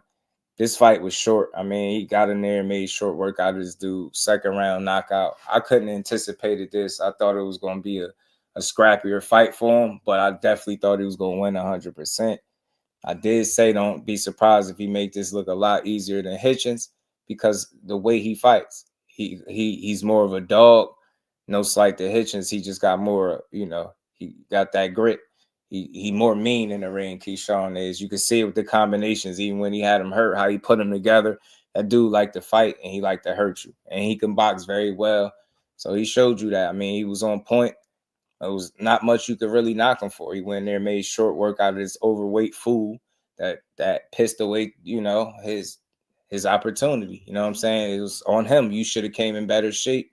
And the fact that you didn't, hey, it might have been the reason you got your ass beat too, you know, but I still got to give him credit because this was looked at as a tough fight on paper. This was a guy with a lot of, you know, good punching power in both hands, right? What is he, a 31 fight veteran going in there against a guy with 11 fights? So he looked phenomenal, man. This is how you're supposed to. You make a statement in your hometown, still on business. It looked good. You performed at a high level. Everybody was watching it, and like I said, it just couldn't have been a better performance for you. Your brothers both got wins, unanimous decision victories. Abdullah Mason, outside of you, he got the only other knockout, I believe. So, but you put on for your brothers, man, and your family. You went out there and got that knockout over Lemos. Like I said, it was impressive to me. Shout out to my baby girl putting some color in the chat. Hey, baby boy, peace to the chat. You know, it's Michelangelo, fantastic for looking joke off the screen. Keyshawn, hashtag DB3. And we ain't never got a box again. Well, right. well. I already been getting these back, but now it's time for you to get your just due. To my baby girl, KO, what's good, KO? How you feeling, bro? Keyshawn deserved credit on a great performance. Just quit the clout chasing. He let Lemos gas him or something. That's bad for his health. Shit, let him gas him then. I want to see it. I mean, if he could get the fight, get the fight. You know, I just don't think he PVO was good with it, fam. Lemos has 70 juice. Should he still fight? I mean, at that point, I don't think none of that stuff would have mattered because he didn't get a chance to do nothing. He just got beat up pretty fast immediately. Keyshawn shot everybody on the card out except my boy Abdullah. Did he? I don't think that was intentional. Shout out to Keyshawn, man. That's my guy. I like him, but look, I'm like this, man. I think they're gonna always be Tank because it's as heavy as the head to wear the crown kind of deal. As long as you stand on business, man, you know, call who you want to call, but just back it up. You know, back it up. I'm not surprised by it. I think it's boxing, and people know full well who their biggest fight is, and they ain't gonna be shy about mentioning it. But shit, Tank could be bad for a lot of people, hell, but you still, I think it, you know, in time, I think it's early now, but I think in time, you never know what kind of fight it can make. But right now, I just don't see it happening, but I ain't surprised that he spoke on it. You know what I'm saying? I'm used to it. Like, I almost expect him to mention him. You know what I mean? But in the meantime, in between time, keep winning, man. That was an impressive win. Lemos, you beat his ass. I mean, look, they were saying how tough it was going to be. People was concerned. People thought he was going to fumble. People thought, you know, this was Devin Haney, Ryan Garcia 2.0 with the missing of the weight. They thought he was going to mess around and get himself cooked. I thought he did phenomenal, and 2 rounds, he just made quick work of this dude. So I get the Tank stuff, man. That should have just come with the territory by now, but you just got to make sure that you really backing all that up, right? And continue to step on everybody that you fight. That was a damn good performance, man. I think the next logical step, obviously, though, is Baranchik. You know what I mean? Because after that, you win the title, now you can really call for champions. I think right now, people going to look at it as premature, and you really shouldn't be doing it. For me, I could care less. It's just boxing. As long as he keep it boxing, I'm cool. You know what I'm saying? But he gotta, you know, he's definitely got to win the title for that to be a real scenario, at least, because, you know, once you're a titleist, everything is a go. Shout out to my baby girl. Can you drop the link? Because Knockout need to come up here and give me my just due for telling him that Keyshawn was the goods. And we ain't never got a box again. Well, I already been getting these back, but now it's time for you to get your just due. Shout out to my baby girl. She loving it. You know she loving it. She done lost her voice in here screaming, bro. She lost her damn voice, woke the baby up. She did all types of stuff. Andy Cruz call chasing is crazy. Hopefully he faces a better opponent in January. Facts. I'm gonna say it. I've been rocking with Keyshawn since his pro debut. I think more people starting to see it now. In due time, they'll continue to see it. Like I said, man, you know, for me, I'm big on boxers keeping it boxing. As long as you talking about going and fighting Tank in the actual boxing ring and nothing else weird, I'm cool because I know what comes with that. I know that's going to be a tough challenge. So you got to know what you're asking for. You know what I'm saying? But I get it. You know, you just got to be ready for it, though. I tell you that. Shout out to my guy, G Peasy, in the Cash App. Said, play that again for you, Queen. I appreciate you. Shout out to my bro, G Peasy, man. And we ain't never got a box again. Well, I already been getting these back, but now it's time for you to get your just due. Yeah, but like I said, I definitely gotta give him much credit, much respect, man. This is how you win. This is how you perform. You've seen people have upsets in their homecoming shit. Montana Love got a homecoming. That went terribly wrong for him. I'm not saying they're the same fighter, but I'm just giving you a situation of how it could have went wrong. He was fully prepared for that moment. He was prepared for that extra weight. That man was ready to fight. Give him a lot of credit. Lemos, that's on him that you blew the weight. And you felt like what would have been an advantage for you turned out to possibly be a disadvantage. But, hey, man, people thought you was going to be able to take a better shot, punch a little harder, whatever the case. None of that came to fruition because Keyshawn, like I said, him and Bomac had something ready for your ass. You know, Lemos deserved to lose with that horrible haircut. That horrible haircut and blowing the weight. He deserved that. And we ain't never got a box again. Well, I already been getting these back, but now it's time for you to get your just due. He deserved that arse whooping. Shout out to my guy. The Tank said Keyshawn is better than Shakur. He should fight Keyshawn in DC sometime next year. Yeah, he did. Yeah, he did. And I hear people saying that they feel like they want to see that fight more now because of whatever reason. You know what I mean? They like Shakur let him steal his fight. You know, I was like, damn, that's funny. Oh man, Keyshawn kicking ass right now. But that's all he's supposed to be doing. Keep winning, bro. Eyes is on you right now. I think it's the opportunity to lock in the most because I think you brought a lot of eyes to your situation and what you got going on, and you want to keep it like that. So how do you keep it like that? Just keep winning, being impressive. You know what I'm saying? You and Bomac, I think, got something good going on over there, and I like it. I like to see them putting them fights together, man. I like how it's turning out for Keyshawn. You just got to stay focused, locked in. I mean, Lemos deserved it. Yeah, terrible haircut, having ass dude, man. I'm trying to tell you. One of the worst haircuts in boxing. Y'all bet against Bomac one time, right? Fender Bender was good with it. Nah, man. I know y'all be joking, but who y'all think how y'all think she know about Keyshawn? I know it might say that might be cool, but how you think she know about Keyshawn? I've been literally watching that dude since the Olympics, I believe. Yeah. And I remember one of the funny jokes when he was giving his speech and Andy was dancing behind him and all that stuff like that. And then Kevin Hart and Snoop reacted to it. So I've been watching him for the longest, and I've been particularly vouching for him probably since like 3-0, 4-0.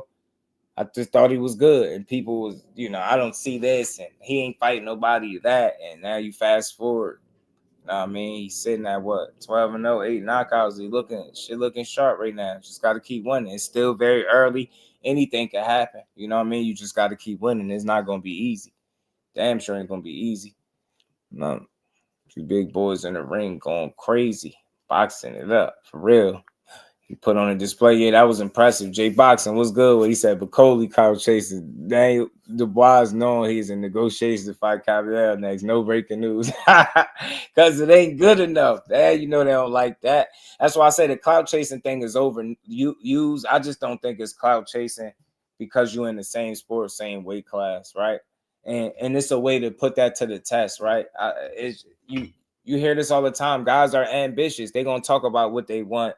They're going to talk about their big fights. And you know what I'm saying? It's just boxing. But you just got to keep proving that shit, though. That's all. And as long as Keyshawn keep winning, I don't have a problem with him talking about who he's going to want to fight. But don't overdo it. But I don't think he do. And I think people be missing it. I've seen in the past, like with this recent Tank stuff, I'm hearing these people ask him about him. It ain't like he just decided, like he did it on his own in the ring, like knock with the little knock stuff. But that's regular.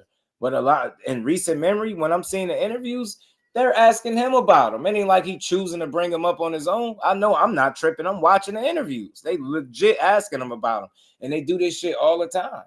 Because I think they feel like it gets them the clicks or whatever. Like, I'm not trying to be funny. Tank news is great news for some people, especially bigger channels. You get Tank in the title, then, oh, yeah, he said, what about Tank? Now, you get me? People know full well what they be doing. They know what they be doing. That's why they always asking somebody about Tank. But at the same time, at least it's somebody that's in the same weight class. I don't want to hear about the rest of these dudes because they're not even in the weight class. Conor Ben is where he at, just getting clear. He talking about Tank, Haney, and Boots.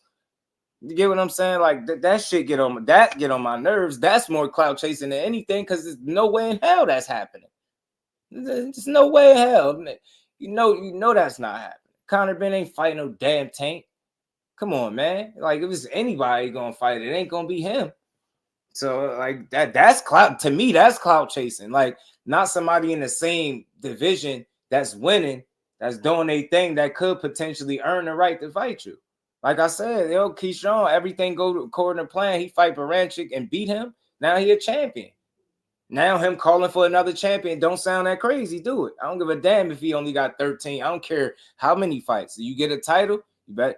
Hey, I expect you to stand on everything you said. And it seemed like he on the cusp of that. I don't see no Baranchik beating him if they make that fight next.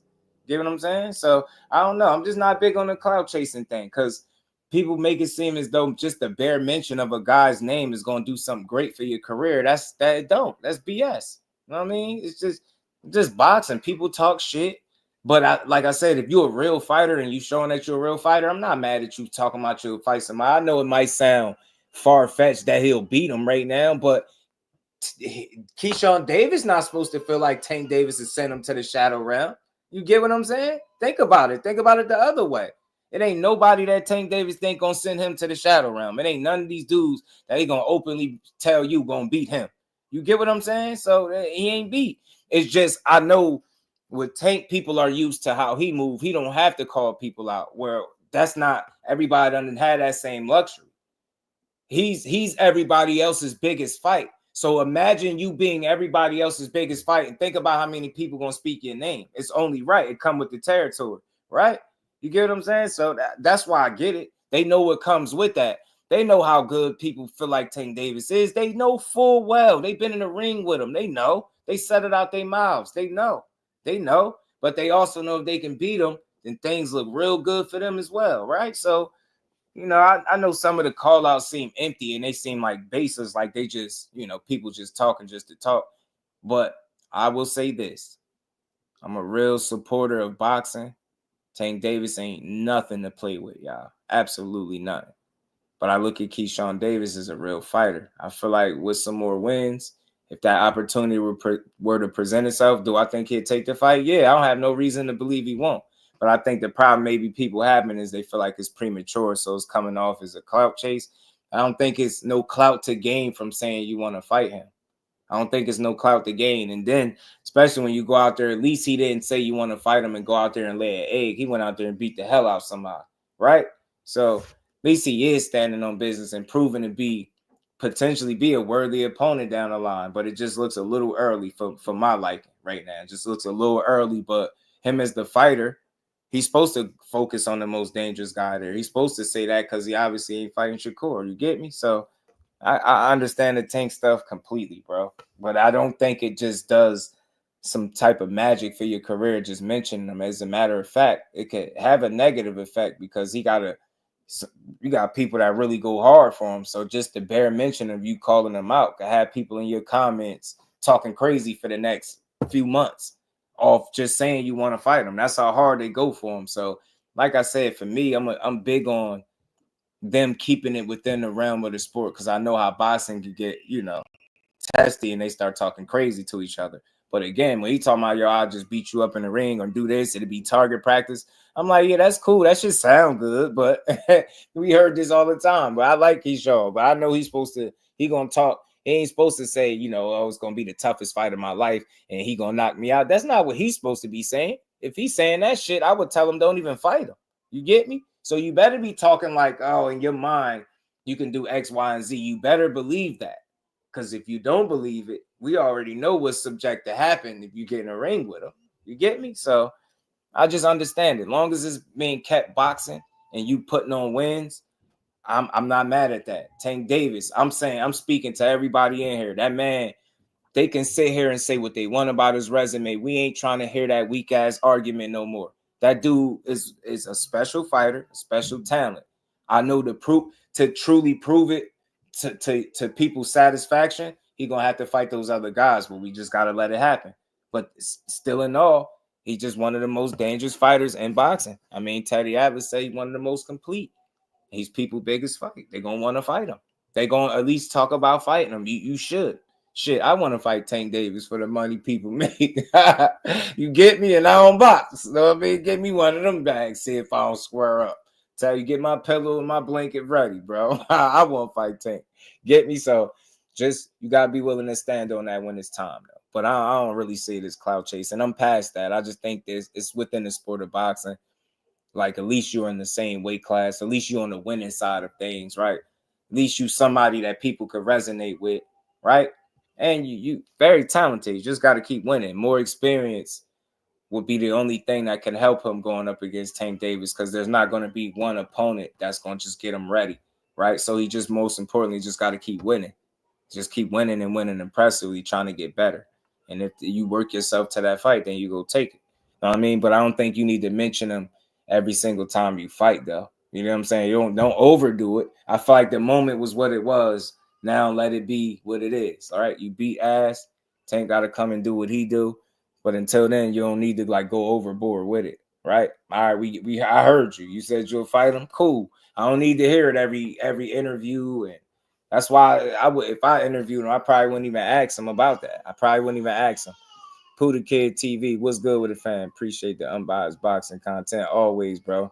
Only way we know, however. Shout out to you, man. Appreciate and we ain't never got to box again. Well, right. well. I already been getting these bets, but now it's time for you to get your just do. Baby Dude, shout out to Pooh the Kid, man. Appreciate you. Baby Dude is a brat too. I hear him in the back. She's loving the possibility of Keyshawn fight, just like how they raved about BTS. Langer promoted the Canelo. Man, shout out to my guy. He be on it, man. Big Dog Willie, man. Back in that super chat. Appreciate all the support, homie. He said what pisses me off the most about the Lemos is that he walked into the ring overweight and thinking he had a fresh hairdo. Like had a 1984 Hitman Hearns J. Curl. Nah, that was nasty work. Keyshawn pieced him up because of it. I told y'all about my hair superstition, man. When people got bad hair, they get beat up. And we ain't never got to box again. Well, right. well. I already been getting these bets, but now it's time for you to get your just do. Out to my guy, man. Big Dog Willie, man. I'm telling you, I got a hair superstition, bro. Whenever I see boxers do something unnecessary to their hair, they always end up getting beat up or a bad loss, and their hair be all over the ring, like getting punched. Remember who just got their bun punched out their head? I forgot what fight that was, bro. Yeah, I think respectfully, bro. I think Shakur and Keyshawn have that Olympic pedigree that make them a little bit different than most fighters. They've been able to cultivate what they learned in that amateur point system as Olympians. They both silver medalists, but they're transitioned very well as professionals. So I think they're winning fighters. I think they're both good. They just got to keep winning and both stay focused. Tank, people gonna keep missing how good he is because of who's not on his resume. And I say resume, I say it all the time and keep saying it till people get it. Resumes don't win fights. The reason that he wins, or whether he gets in here with any of these guys, the reason that he win or lose, it won't be because of who's on that resume. You better believe that. It's gonna be because he lose to a better man. It ain't gonna have shit to do with the resume. I wish people stop putting so much stock into that shit. It's funny how people say how bad his resume is, but you can't tell me one fighter that will be his contemporary, one opponent and one potential opponent of his that fought somebody as good as him. I don't want to hear well, this not. Has any of them guys fought Tank Davis?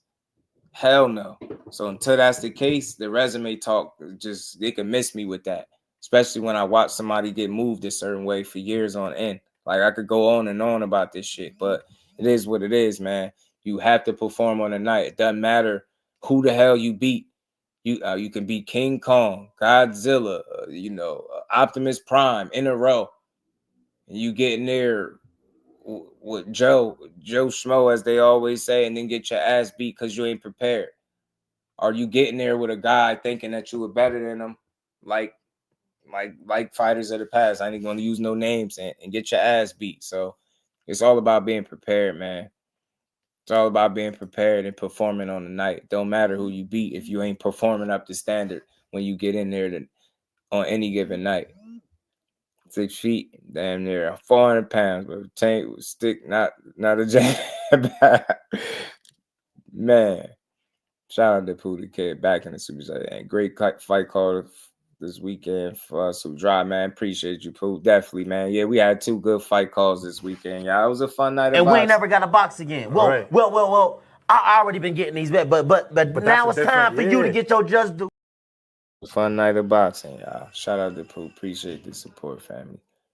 And black sequin shorts for me nearly every time a fighter wears those shorts, man. I'm telling you, bro, dudes, them hair superstitions and bad fits in the ring, bro.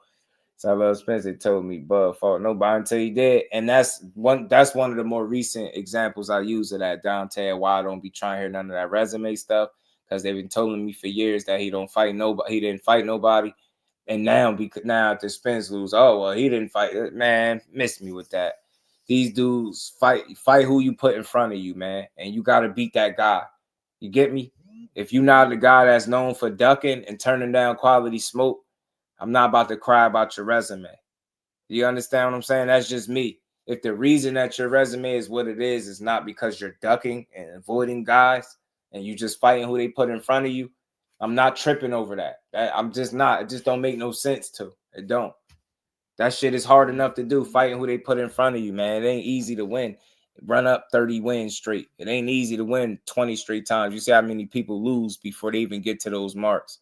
So, I don't know, man. He only been pro barely 4 years. Yeah, I don't know. I don't know how they don't like him. I don't know how you don't like him. You should be loving the way he fight. So I ain't figure out who the best is. Facts, you got it. You get what I'm saying, Jay? You could have beat a ton of people in your career. You don't fight on that night. You don't perform up to your liking, up to your standard, or you have a bad night in the office, you can lose. And then you think it matters. You think the people you beat gonna be in the ring with you that night fighting? Like, that's not how it go. You beat the guys, and now because they on your resume, you take them into the ring, but you still you versus that guy. On any given night, you have to perform, bro. Don't give a damn who you beat. You have to perform. Felix Diaz, he was a gold medalist. Yep, Dan Bull was nobody. Poster was nobody. You get me? This shit is mind-blowing. That tells me they didn't really watch Crawford. I'm trying to tell you, a lot of people started watching. They ain't gonna tell you, but they started watching Terrence Crawford when he got to welterweight. Not us junkies, not us box diehards, but it's a lot of people that started watching him when he got to 47, because then him being there, he's a threat to their favorite fighter, whoever they might have been at the time. I'm telling you, Terrence Crawford got there. Now they start paying attention to him. They don't remember Bud when he had the hair before this point, not the hair that he got now. I'm talking about he had twists and dreads before. They don't remember that Bud Crawford, man. They don't. I'm fully convinced. When you tell me he's fought nobody in 41 fights, I know you didn't watch him. 100% I know. Then they be like, well, who did he fight? Well, name him. Like you about to lecture me. I watched the fights, bro. Not about to go down memory lane, man. I know who he fought. You just got to go do the homework, and you won't say that. He's fought people, man. I just don't. I feel like resumes is just, that shit is subjective, man. Opportunities come different for certain guys. Like I said, for example, it's a certain fighter. It's a certain couple fighters that get a lot of credit because they fought Lomachenko. But I know a certain pair of fighters that haven't gotten the opportunity to fight him yet. And they probably never will now. You get what I'm saying? They had the opportunity was there, but the guy didn't fight him. So listen to me again. There are a pair of fighters that both fought Lomachenko, and they both get a ton of credit for fighting him, rightfully so.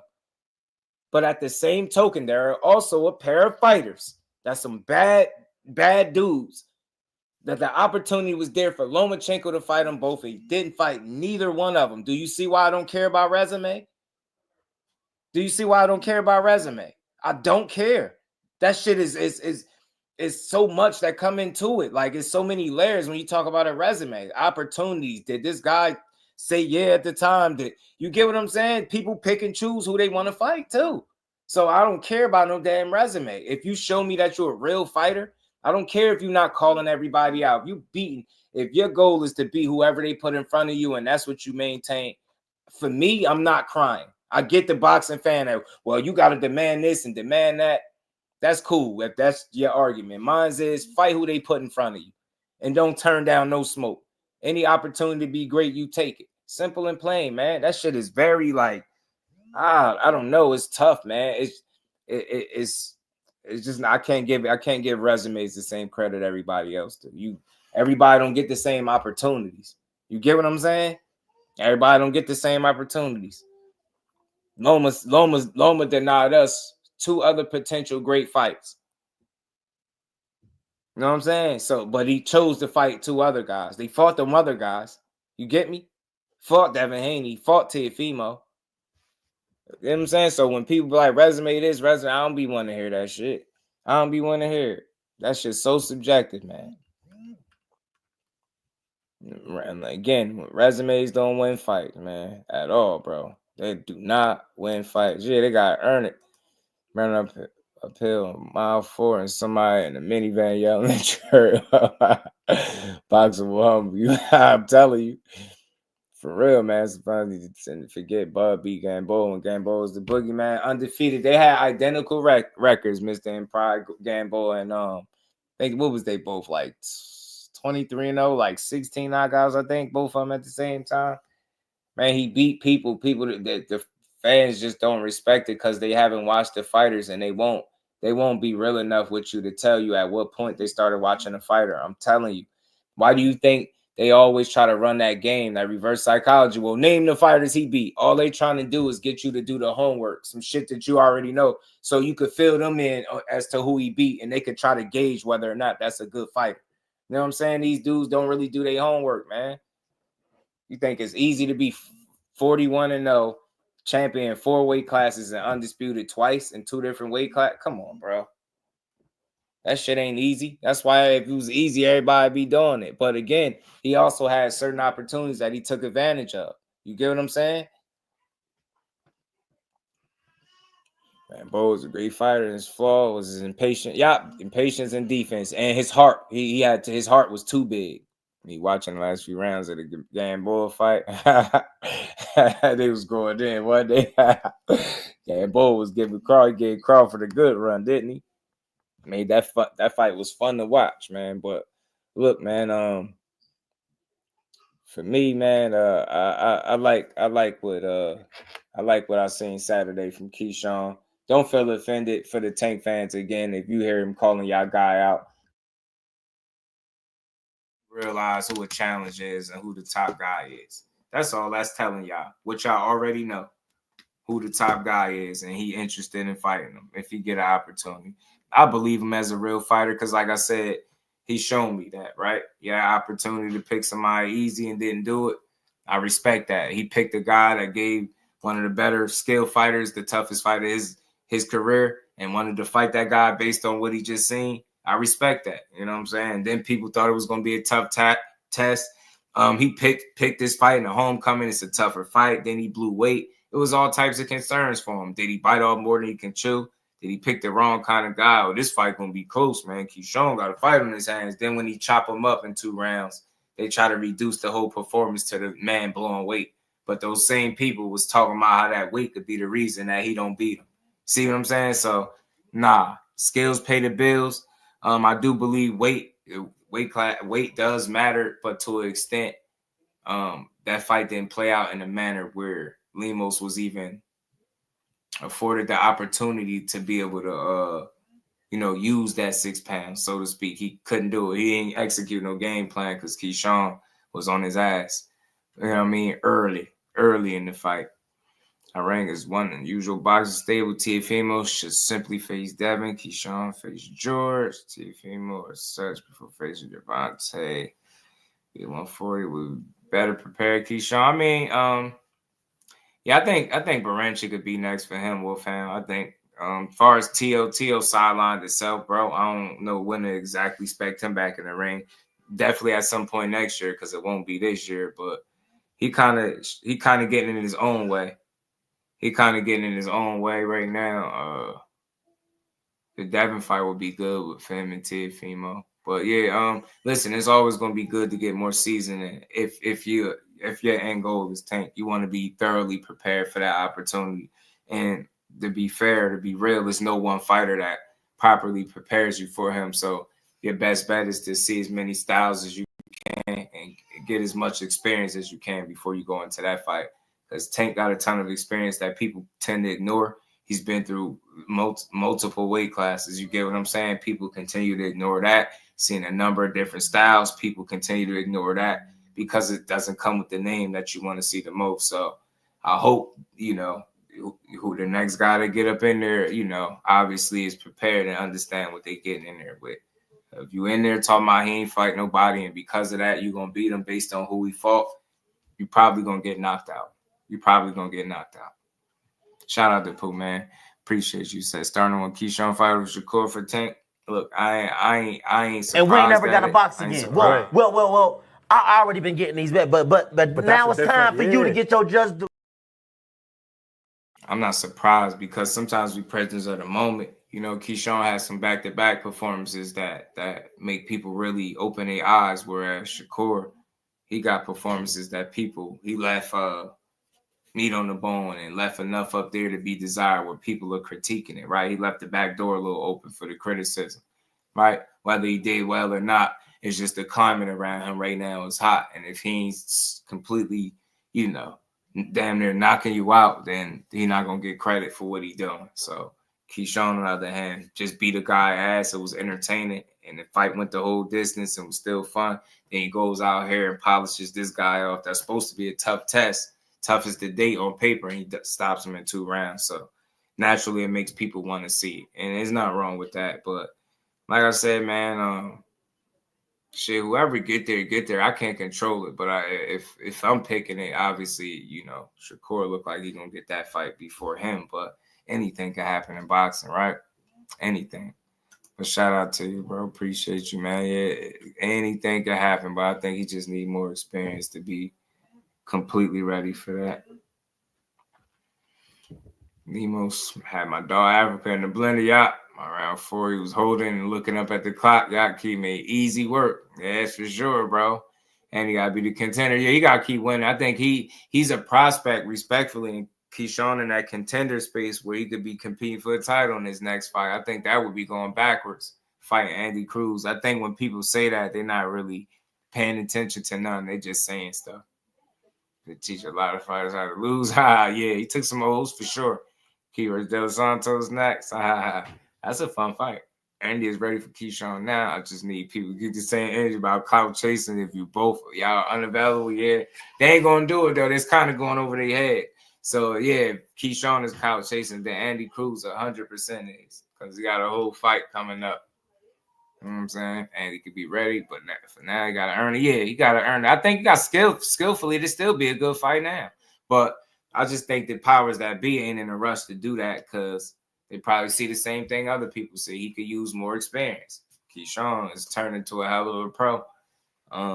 This ain't the amateur game no more. I don't see him beating him like he did in the amateurs. That's just me. But, I seen how he looked against Antonio Moran. He did what he did, but he did get hurt in that fight.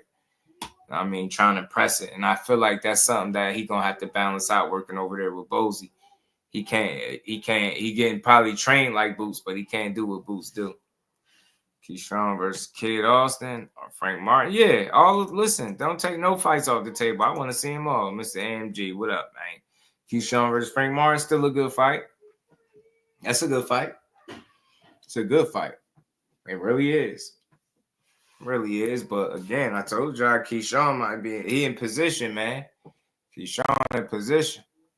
So I think the only thing he need to do is sit back and let that title shot happen at this point. You get me? Let that title shot come to him.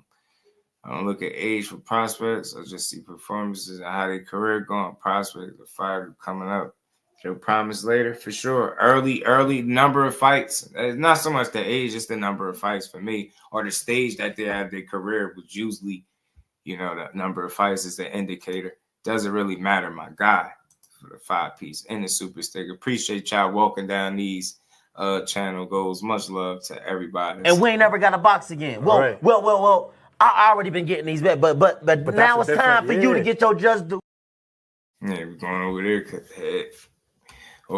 because Andy don't have any value without Keyshawn. Yeah, plus they can't see Andy fight listed on Box Right, but I got you. That's my guy. That's my guy right there. That's my guy, man.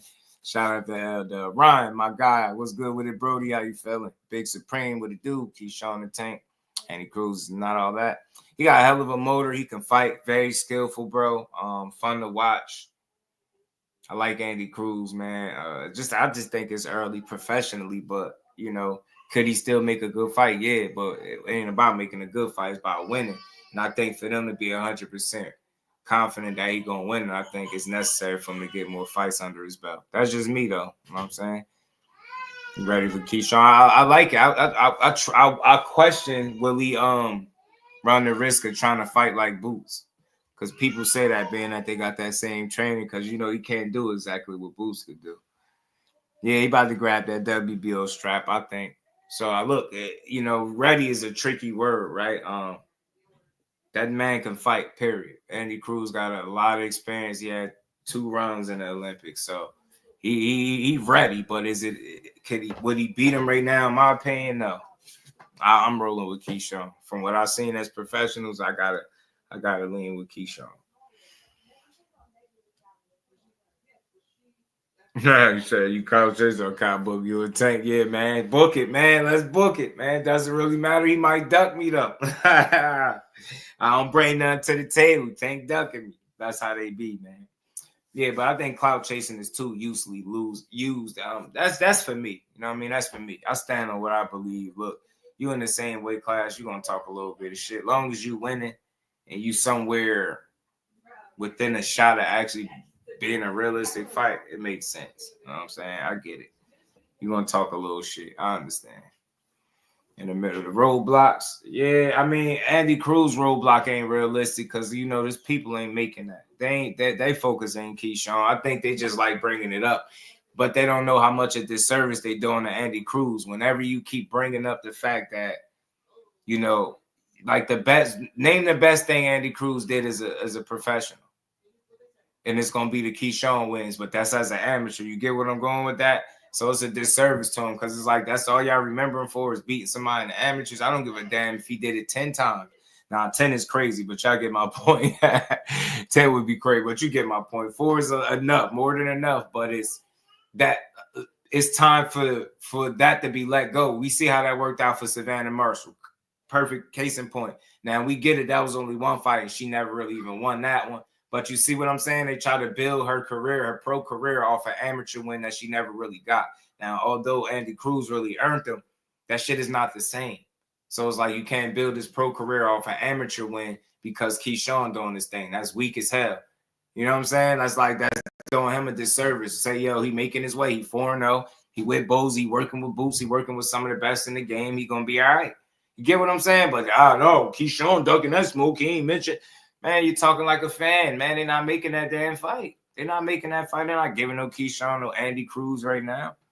And it'd be a waste of time right now for Keyshawn. That'd be backwards when you got a potential Baranchik fight right there. You know, like Keyshawn Rich said, WL fighting Tank. That could be an issue. I ain't gonna lie, that could be an issue, but I don't know. You never know though. Never know. I could say I don't know, but I wouldn't be surprised if that was a potential issue. You get what I'm saying, bro? I wouldn't be surprised. Facts, Mr. Empire, he ain't did much. And they ain't going to let him do nothing because they're going to keep talking about, remember you beat Keyshawn? That dude going to be 31 at 7-0. They're going to be like, remember you beat Keyshawn in the amateurs? Like, bro, what? Boy, that man about to win the title.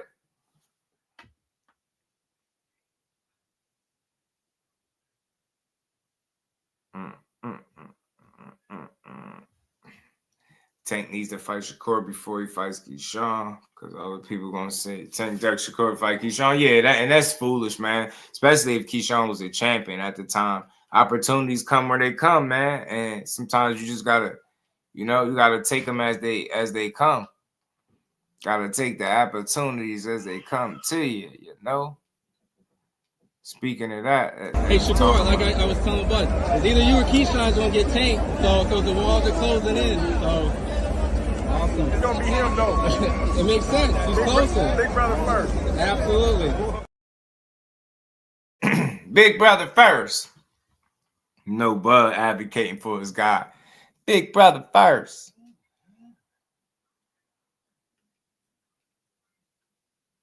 And like the big brother first. Gonna get the big brother. They're gonna get the big brother first. I need y'all to know something, man. Like the night, like y'all don't know like what I've been through this whole week to get that performance. Like y'all need to know what I've been through this whole week. So we're gonna end it with this, man. We're gonna play some of this. Keyshawn wanted to let y'all know some of the stuff he been through, But we're going to end it with this because he put on a hell of a performance. Look, shout out to Tank. My message to him is they always going to speak your name because you solidified your spot to the point where everybody know you the guy. Beating you it's a life-changing opportunity. If you could fully understand what kind of opportunity you are for people, especially if they could actually get in there and beat you, not just compete, but actually win, then he'll fully understand why people call his name. I think unless they make this stuff personal and they go left and disrespectful, make it outside of boxing, then I could understand him spazzing out and snapping on people for it. Ernest, what's good, family? How you feeling? Anything is a marketing employee, facts. And it could backfire because all it takes is the wrong kind of performance or loss, and that they ain't going to even be able to sell that angle no more. So, like I said, I wanted to, man, shout out to Tank, man. Keep doing your thing. They're going to keep knocking you, but understand you people's biggest fight. And as long as fighters from smaller than you to fighters that's 2 weight classes above you and more keep calling you out, shows what kind of drawing power you have. So that's why you're going to keep being people's biggest fight. They're going to keep calling you out. You're going to keep winning. They're going to keep calling you out. But I feel like as long as you keep winning, they're going to keep calling you out. So just keep winning, keep doing you. And you know what I mean? Hey, it is what it is, boxing. You know what I'm saying? Just keep it boxing and I'm cool with it. You know what I mean? But that dude, like I said, he's proven it time and time before what kind of fighter he is. So I think that's another reason why people call him out. They know what comes with that. You beat a guy like that, your life can change, your money could change, your situation in boxing changes. You don't necessarily become Tank Davis and nothing like that. Don't get me wrong. You don't become him, but you would get a lot of recognition. You do get legacy. You do get money. That's rare, right? You get 2 in 1 shot. He got a belt. You can get that too. So I think that's what it is. It's the opportunity that exists with fighting him is why people focus on fighting. You know what I'm saying? That's all. You know what I mean? It's actually a compliment to him. You know what I mean? When you going all, imagine you minding your business, doing your thing, but you always being asked about in different people interviews, right? That's what comes with wearing the crown. When you wear the crown, that's what comes with it. That's all. Shout out to my baby girl. She said, Keyshawn, 20 more Keyshawn's and Keyshawn more. Shout out to my baby girl trying to help me hit the goals, man. Appreciate it. And we ain't never got to box again. Well, I already been getting these bets, but now it's time for you to get your just due. My guy. He said, conclusion, Boots got the win and will improve. Keyshawn, great performance, and his brother's coming. Moses, bright future. Khalil, you owe me money. Man, Khalil, bounce back. Big dog, bounce back, man. He gonna get it back. He gonna get it back. Shout out to my baby girl, man. And we ain't never got to box again. Well, I already been getting these bets, but now it's time for you to get your just due. Then make boxing great again, right? I got that on the t-shirt. I'm gonna play some of this stuff from Keyshawn because she love her to get a performance, man. Y'all give me to about 420. Y'all give me the 420. I'm gonna start telling y'all gotta give me the 420, man. What happened this week? We have 417. Give me the 420. Why they gotta get what you the 420? What happened this week? Y'all really need to know. We have 420. Y'all know y'all got my word. So look, right. Shout out to my baby girl. She said Keyshawn 30 more times, man. She love her some Keyshawn, y'all, if y'all didn't know. Love that fool more than she love me. Nah, that's how she was on Boys in the Hood. That's how he was. I think he love that fool more than she love me. And we ain't never got to box again. Well, I already been getting these bets, but now it's time for you to get your just due.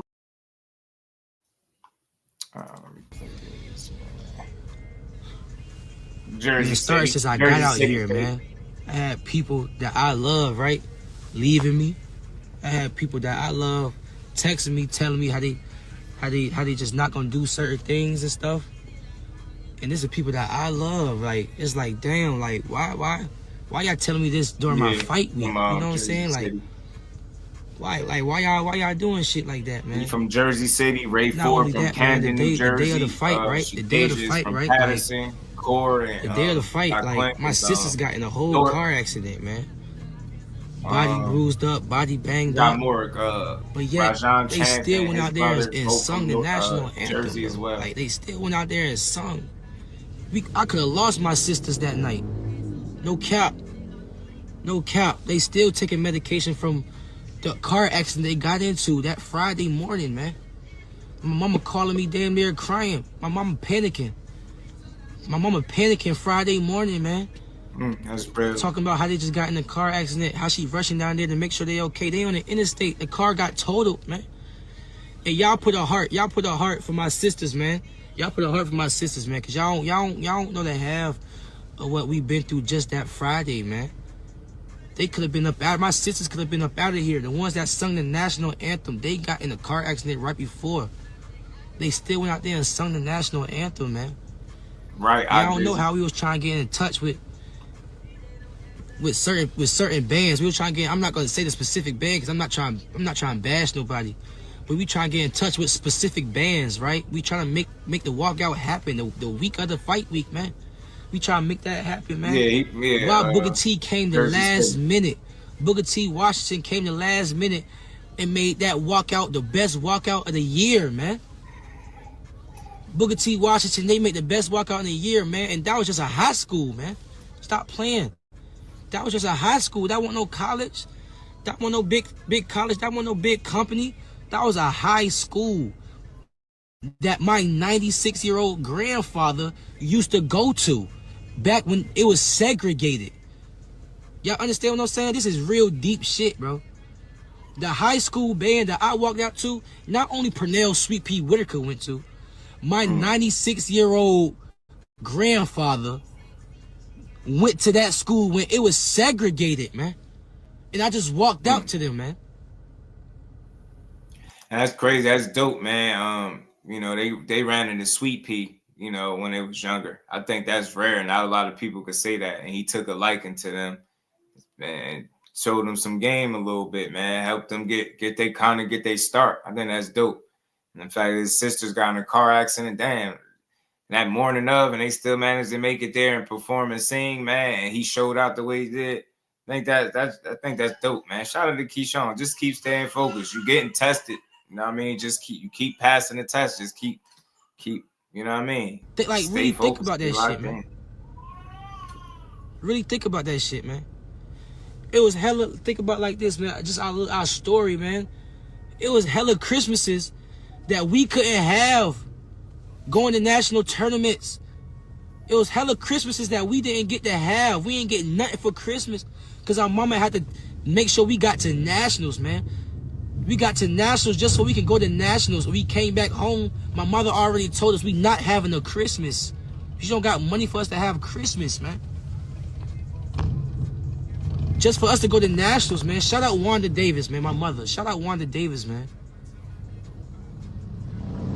Come on, man. Lights and water off.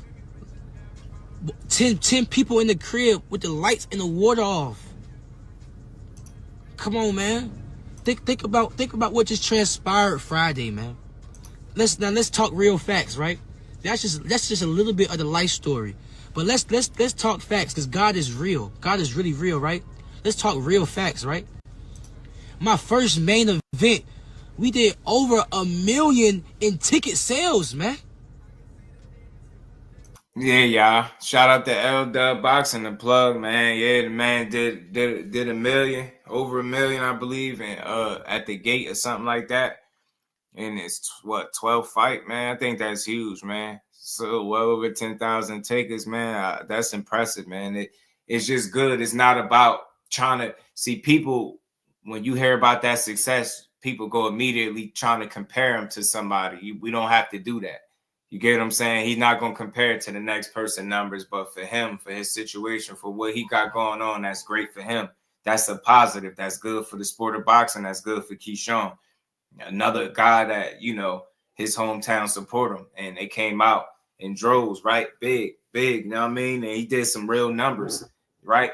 And they'll tell you quick that the fighters that fight on free TV don't generate no money. Well, for him to generate over $1 million gate is impressive in his 12th fight. I don't give a damn what nobody say. I don't see how you can't look at it and be like, man, that's dope. That's successful for him.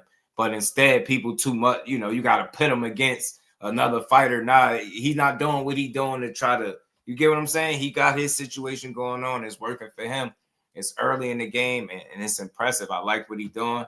I like how he's carrying it, man. And I like the success he having. And he's entertaining to watch. So, all things real, he doing it the right way. Yeah, he gonna talk some shit. Everybody at the gate, we did over 1 million, man. Business. The business. My first main event. I'm 11-0. Appreciate you. Nobody done that in the history of boxing. Period, bro. At 11-0, bro, against an opponent that nobody knew about. People came and seen the businessman in DB3 and the businessman, man. DB3 is business. We DB3, man. You see this hat? Talk your shit. He did $1 million on the gate, man. Yeah, he did. Yeah, he did. Our first main event, man. A ticket. Bet you they won't do no videos about that.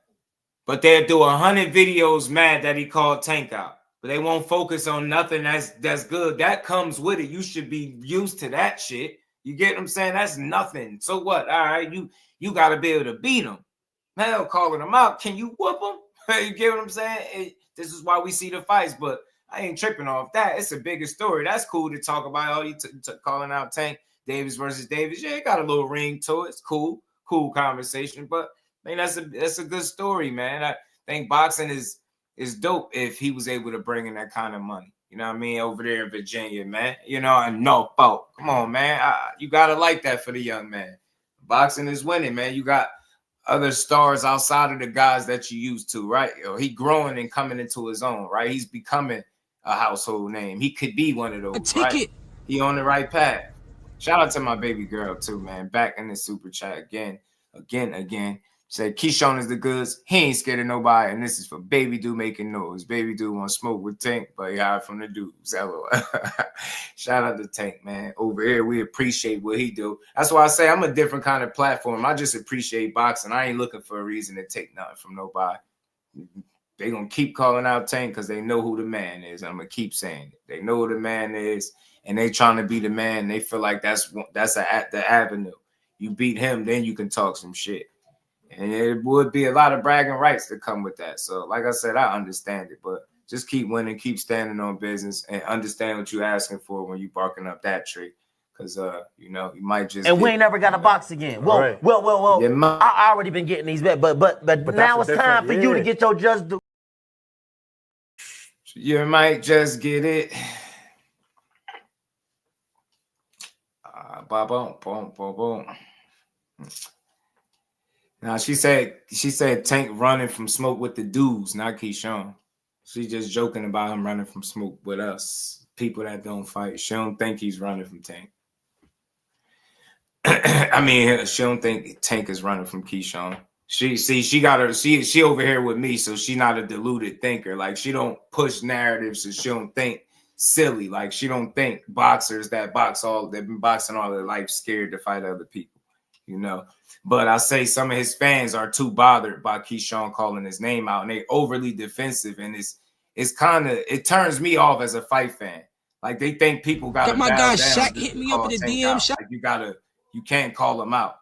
My thing is, yeah, you can call him out, but you got to be able to beat him. And I ain't saying nobody can or can't, but calling him out is that's easy. Like I can do that. I can sit right here on this channel and call him out, but you got to really be able to whoop that man. Shout out Shaq. Shout out Shaquille O'Neal, man. Hit me up in the DMs, man. Shout out Odell Beckham, man, for hitting me up, knowing we locked in. Shout out Ezekiel Elliott, man.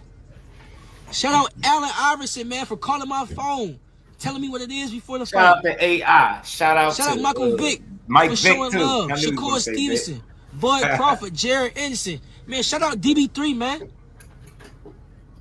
For my first main event, bro, that was crazy, bro. Oh, that's what Khil was talking about when he was doing all the shout outs. I think he shouted out who called him. I think that's what he was saying. Who called him? That's what he was saying. I think that's what he was saying. Who called him? 68 people in attendance, man. That's what Khil was saying. These are all facts I'm giving y'all. I'm not just. This is a different type Keyshawn. I'm not yelling. I'm not doing too much. I'm just speaking facts. I like it because I think he only talking about the people that reached out. That's how he set the table. That's what it sounded like. That's what he was saying. Shout out to everybody that called me and reached out. I don't think it was nothing intentional with Abdullah Mason. And I think I don't know what kind of relationship they got, but you gotta like Mason though, because he just the goods. God put us out the mud, man. God put us out the mud, man. We came from a city that it was no boxing out here. Norfolk, Virginia, we didn't have no boxing out here. It was no such thing as boxing out here. We was one of the only boxing gyms that was boxing out here. We didn't have no resources out here, man. Yeah, you gotta call him. We had no resources, man. Can't ignore him. Me and my little brother, we had to take it to DC. We had to take it to Alexandria, man. But that's what I thought he was saying. Like he said, shout out to the made something out of nothing, man. congratulating him or something like that. Because of God, Jesus Christ himself, man. Everything I'm speaking is facts, bro. I told y'all all week, don't miss it, because it's going to be a movie. Did I lie to y'all? Put a star, bro, because I'm speaking nothing but facts. I need to see straight stars, man. I ain't saying no more time see straight stars, man. I got way more to tell y'all. Tell him, kid. I agree. Yeah, it's all good. It's just good. It's just, but I use this stuff to be entertaining to me too. Like I don't see it as nothing else. You know what I mean? Them dudes don't be having no real issues with each other. They just be talking that shit, you know, talk a little bit of trash here and there. It's fun. It's healthy, man. It's healthy. You know? But just keep it boxing. That's all I say. Keep it, as long as it stay boxing, I can support it. When it go left, I'm speaking real facts, man. Shout out to Keyshawn though, man. Coming from the heart, bro. Good win. Shout out to my guy Philly, man. He said clout chasing key. I think he got clout though. I don't think he really need clout though. You know what I'm saying? Real talk, man. This is you gotta think everybody get called. This is really like a Michael Jordan story, bro. Tank though. They call everybody clout chasing. This is really like this is we see in the same weight class. Bro, they really thought and I kept telling y'all, Lemos never fought nobody like me. I kept telling y'all that, but y'all keep thinking that I just be talking. Y'all think that I just be trying to look so tough. Y'all think that I don't know what the fuck I'm talking about. Tell him, kid. Nah. I sat there and told y'all Lemos never fought nobody like me, man. I said Lemos gotta watch out for what I got. I said Lemos never been in an atmosphere like this before. Tell him again. Did I show that? Put a star, man. Put a star, man. Put stars, man. Now when it come to fighting this person, when it come to fighting that person, the only person that I'm calling out that I want to fight is Javante, man. Other than that, don't ask me to fight nobody, bro. I keep proving y'all wrong and wrong and wrong. And before I prove it to y'all, I say it first. Because I know what I'm about to do and what I'm about to become. Since the beginning, since I turned pro, I was talking junk to the undisputed champions of the world. I was saying things that actually transpired into the truth, bro. I'm the truth, bro. And y'all, it's so hard for y'all to realize that. It's because I'm so great that y'all not gonna love it until it's gone. But I'm trying to tell y'all, love me while I'm here. You said, how come the junior lightweight champions get to jump the line? Shakur, Navarrete, Roach. Who you talking about get to jump the line? Jump what line? You talking about Roach fighting Tank? Keeps fighting for the WBO belt. It was still one of Keyshawn Tank name. Clout chasing at his finest. I just don't. I don't know. I don't think he need clout. I don't think he need to mention Tank name for clout. It's like this, bro. It's simple. What it seems like to me is people have a hard time believing that he actually wants to fight him. I don't know why that's so hard to believe. These dudes box. I don't look at boxing that way. He don't need no clout. He just went and had the performance of his career. He don't really need. That's something he want, but he got to stand on it. So what I'm saying is, I know he can't make that decision by himself. So I get it when you like, well, he's about to fight for the W. I get that, but he telling you what he want. That's all. What's wrong with him telling you what he want? He does what he's saying. He said he want. Again, you got to stand on this shit. Saying it is one thing, but you got to do it. But he ain't in a position. He can't make that fight himself. You get what I'm saying? He would be smart to get more experience. He would be smart to want to fight Baranchi. He'd be smart to want to get a belt. You get me? But I think it's deeper than clout chasing, bro. I look at it for what it is. This is how I look at this shit. It's boxing. They're in the same weight class. There's nothing wrong with him saying what he want.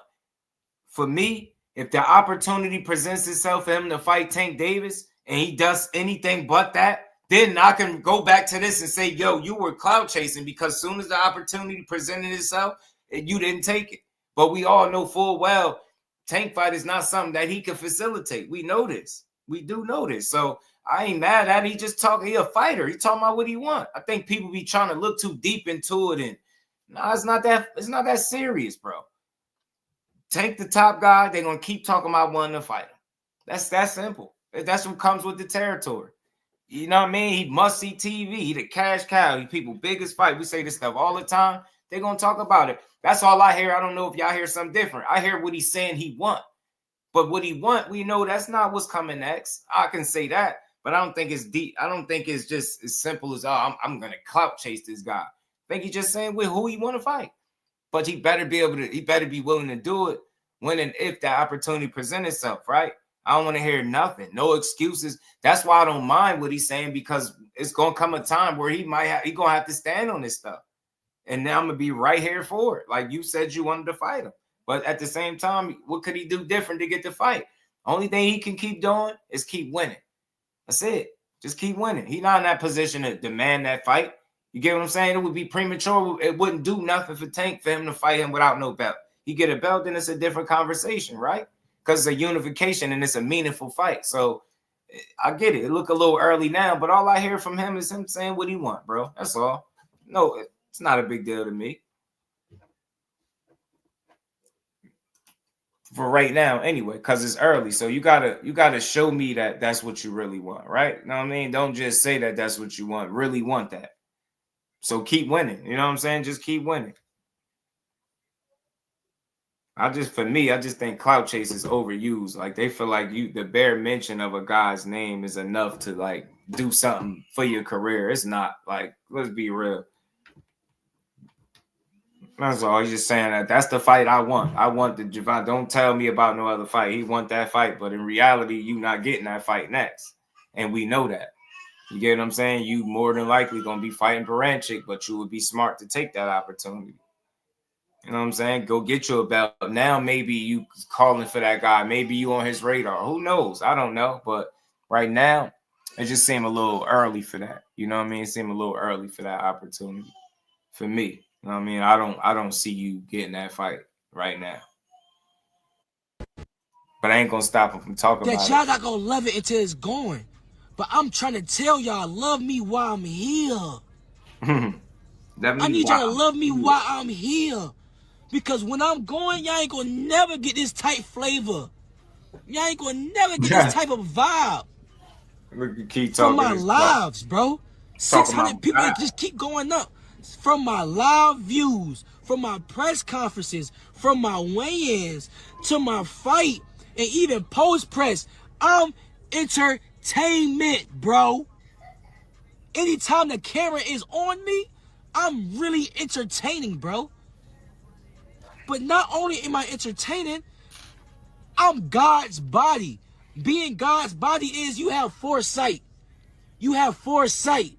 Look up what foresight is. You have foresight, meaning before something happens, you can see it. All right, T.O. Davis. I'm telling you, I'm about to be a superstar next year. Just playing. Just playing. I kept telling y'all this week was going to be a movie, bro. This week was a movie, bro.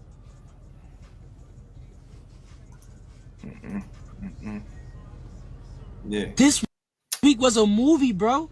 No, I just wanted y'all to hear some of that because that was the take, I guess, that got everybody, you know, with the Tank stuff. But like I said, that shit just come with the territory, bro. Top guy, simple math.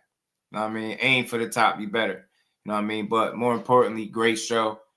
I'm not bothered by that. I know what Tank Davis is. So I know it's easy to say what you want. I know it's easy to say what you'll do against him. But I know what I've seen time and time again. So again, he's supposed to talk confidently. Anything less, I would be disappointed in him, right? As a fight fan. So I ain't tripping off that. But Keyshawn, good win. I think Baranchik is a great move. You get you a title, and now you're in a position to maybe, you know, make more meaningful fights. But I mean, I don't see what the fuss is about, you know. I don't see what. And again, I think like the way I hear it, people think that Just because y'all think that Tank knocks everybody out don't mean every fighter that calls him out is supposed to think that way. That's how people be offended at the, oh my God, did he say he'll do anything to Tank? How dare he? Oh my God. Like, what? Y'all watch boxing like that? That dude ain't exempt from being called out, especially when you everybody's biggest fight. He can get called out, but that shit don't mean nothing. Like, it don't mean anything. Like, you can call anybody out. You have to beat them. Calling them out don't mean shit. To me, it's just something to talk about. It's a good conversation if it's coming from a credible fighter, right? But that's it. That's all. Like, I don't think he's in a position to get that fight. You get what I'm saying? And Tank gotta want to fight him. At the end of the day, he could want to want what he want. He could want to fight Tank all day. If he got other plans or he not in his plans, then you'll never get the fight. So I'm not tripping, but I just don't like how people almost like they be offended that somebody would call him out. Like, I see people be mad if the mere notion that you think somebody can give him a good fight. I got into an argument with somebody because I said them two are a good fight. You get what I'm saying? So it's crazy. Like, people be too sensitive. Like, that man can fight his ass off. He don't need sensitive ass fans being scared to see him tested against other guys that have substance to him, right? So I don't get this whole notion that he's exempt. Like, they be like, well, he got to keep his name out his mouth. What? This is boxing, bro. What do you mean keep his name out his mouth? What are we talking? This ain't the streets. They talking competitively. As long as it stay from a competitive standpoint, that's all. That's all I want to hear. Like, I don't want to hear nothing personal talking about what you will do to him. If it's in the ring all day, give it to me. Talk your shit, but you got to stand on that. Tank is proven. A lot of these guys that say they want to fight him, they not as proven, or they don't be proven. He is. So I'm not scared to see him challenge any of these guys. You know, these dudes better know what they asking for. But I think he's shown as a real fighter. I think 12 fights or so, with one being taken from him, he's shown that. I don't expect him to be nothing different. You know what I mean? Just keep being I don't play other sides, Arena. Like, this boxing, we don't do sides. This ain't no sides. Like, that's weird. That I'm a grown ass man. I love boxing. I like all these dudes that put on. Nobody's gonna tell me to pick a side between a fighter and another fighter. That's weird shit. We adults. I rock with Tank Davis and I support him. I rock with Keyshawn Davis and I support him. I rock with Shakur Stevenson and I support him. I rock with, all the way down the line. So we don't pick sides. We pick winners. We pick who we think is gonna win. We don't pick sides. That's for fans. That's for super fans. I'm not a super fan of no fighter, so I'm never gonna pick a side. I'm only gonna pick a winner. You know what I'm saying? So what Keyshawn is saying is right what a fighter should be saying. That's what people missing, because they got this weird energy about people speaking to Tank like they got to bow down to call his name. You got to stand on business when you call his name. That opportunity present itself, you better beat him. Everything that you said, you better stand on that. See, I know what Tank is. I feel like at least I know. I've seen what he is, so I don't get sensitive when somebody call him out. I don't feel like I got to tear down a fighter to uplift what Tank is doing. Like, that's what people do. That's what his super fans do. So we don't pick sides over here. We pick winners. Simple and plain. Boxing hacker, shout out to my guy. Keyshawn is too dangerous of a fight. Tank team would never take it. They would rematch Lamont Roach first. LOL. I definitely want to see it. I mean, look, for me, he got some ground to cover before he could respectfully demand that fight. He can't demand that fight from his position, right? Can't even demand it even after a belt, but it would make more sense once you get something like Tank said. When they went back and forth in the DM, he said, get something worth fighting you for. You get something worth me fighting you for, and I'll fight you. And I feel like that only something could be a belt. That's the only thing he can get that'll be worth fighting for. So it's just a fight. I don't think Tank and his team avoided. I just don't think he was in their plans. You know what I mean? But plans do change. Know that. I don't know what their plans is, but I just don't think that Keyshawn was the initial focus. You know what I'm saying? We ain't never got a box again. Well, I already been getting these bet, but now it's time for you to get your just due. But on that note, man, shout out to everybody in the building. Much love, much appreciation to everybody that smashed the like button, that hit that super chat, that hit the cash app. Over here, we build on boxing. We support them all. We don't know. I don't support us. If you can fight, if you represent the sport of boxing the right way, you got my support. So that's Tank Davis, that's Keyshawn Davis, and that's every other fighter in boxing that's responsible for putting on good fights. Tank is too far talented of a fighter to need any protection. That dude really is it. Really is it. And if just to go a step farther, because I'm real like that, it's early for the fight for Keyshawn. I support what he's talking, and everybody else should too, because he's talking about fighting the best. If Tank Davis is one of the best and Keyshawn thinks he's one of the best, that's exactly who he should talk about fighting. Would I support them too if they fought? Hell yeah. Would it be a good fight? Hell yeah. Because let me break the news to people. Y'all might think that is levels and light years apart in skill and talent and all that, but it's not. Tank is more proven. If they fought today, tomorrow, I'm picking Tank. They fought next year, the year after that, I'm picking Tank. He need more experience, in my opinion, to be able to beat that guy. I have no problem saying it, but he won't always make a good fight because he can flat out fight. You know what I'm saying? He can flat out scrap. You get me? But shout out to everybody in the building, man. Much love. Another dope show in the building. Keyshawn, keep winning. I can't wait to see Tank back in the ring personally because he got a lot of haters. You know what I mean? He got a lot of haters going on. Shout out to my guy, Key. Went out there and got it popping in his homecoming. Keyshawn Davis is called out by Richardson Hitchens. He had 140, but that'll be a good fight. Brian Norman Jr. said Boots going to sleep. Boots might have some unifications, y'all. So shout out to Boots Ennis too, man. Shout out to everybody, the queens, the kings of the chat. Much love to y'all, man. I appreciate everybody, man. Y'all enjoy the rest of this good Monday, and y'all see all of y'all tomorrow, Tuesday, to build on this boxing. So with that, much love. We out.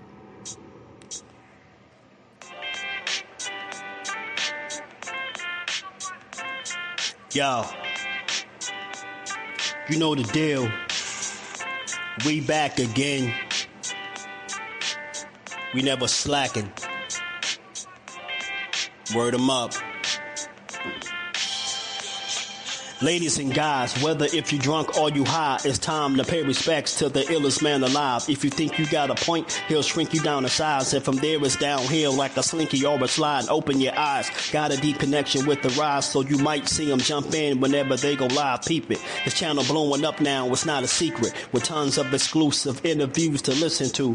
Them other channels I hate, but yo, they missing clues. They start narratives, sip the goose and twist the truth. It don't take a rocket scientist to get the proof. Just click the live at 4 p.m. Eastern time. But when you chime in, make sure you keep it kind. But if cowards want to debate, then it's feasting time. My man Just Do shine busy all the time. Grind 24/7, 365. Videos he might have 365. My rhyme's sick, they make you do a 365. You get a rich if you think you fit to survive. It's Just Do Boxing, time to click the live. Ain't no beginners, if you soft, you ain't down to ride. I crush you, respect too, it's Just Do. He got the illest boxing show on the internet. The boy been a threat and he ain't even had dinner yet. In the building. Make sure y'all subscribe to Just Do Boxing, the best boxing talk on YouTube. Just Do Boxing in the building, 4 o'clock shorty, man. Y'all make sure y'all check him out. He's going to be live today at 4 o'clock, man. And he's going to be spewing some good stuff as he always do with an unbiased approach, man. He's probably the most unbiased channel on YouTube. What's going on? And one of my favorite channels, if y'all into that pugilistic perfection, if y'all into that boxing, that's that boy Just Do Boxing here on YouTube. Make sure y'all check out Just Do Boxing, the only unbiased boxing channel on YouTube, because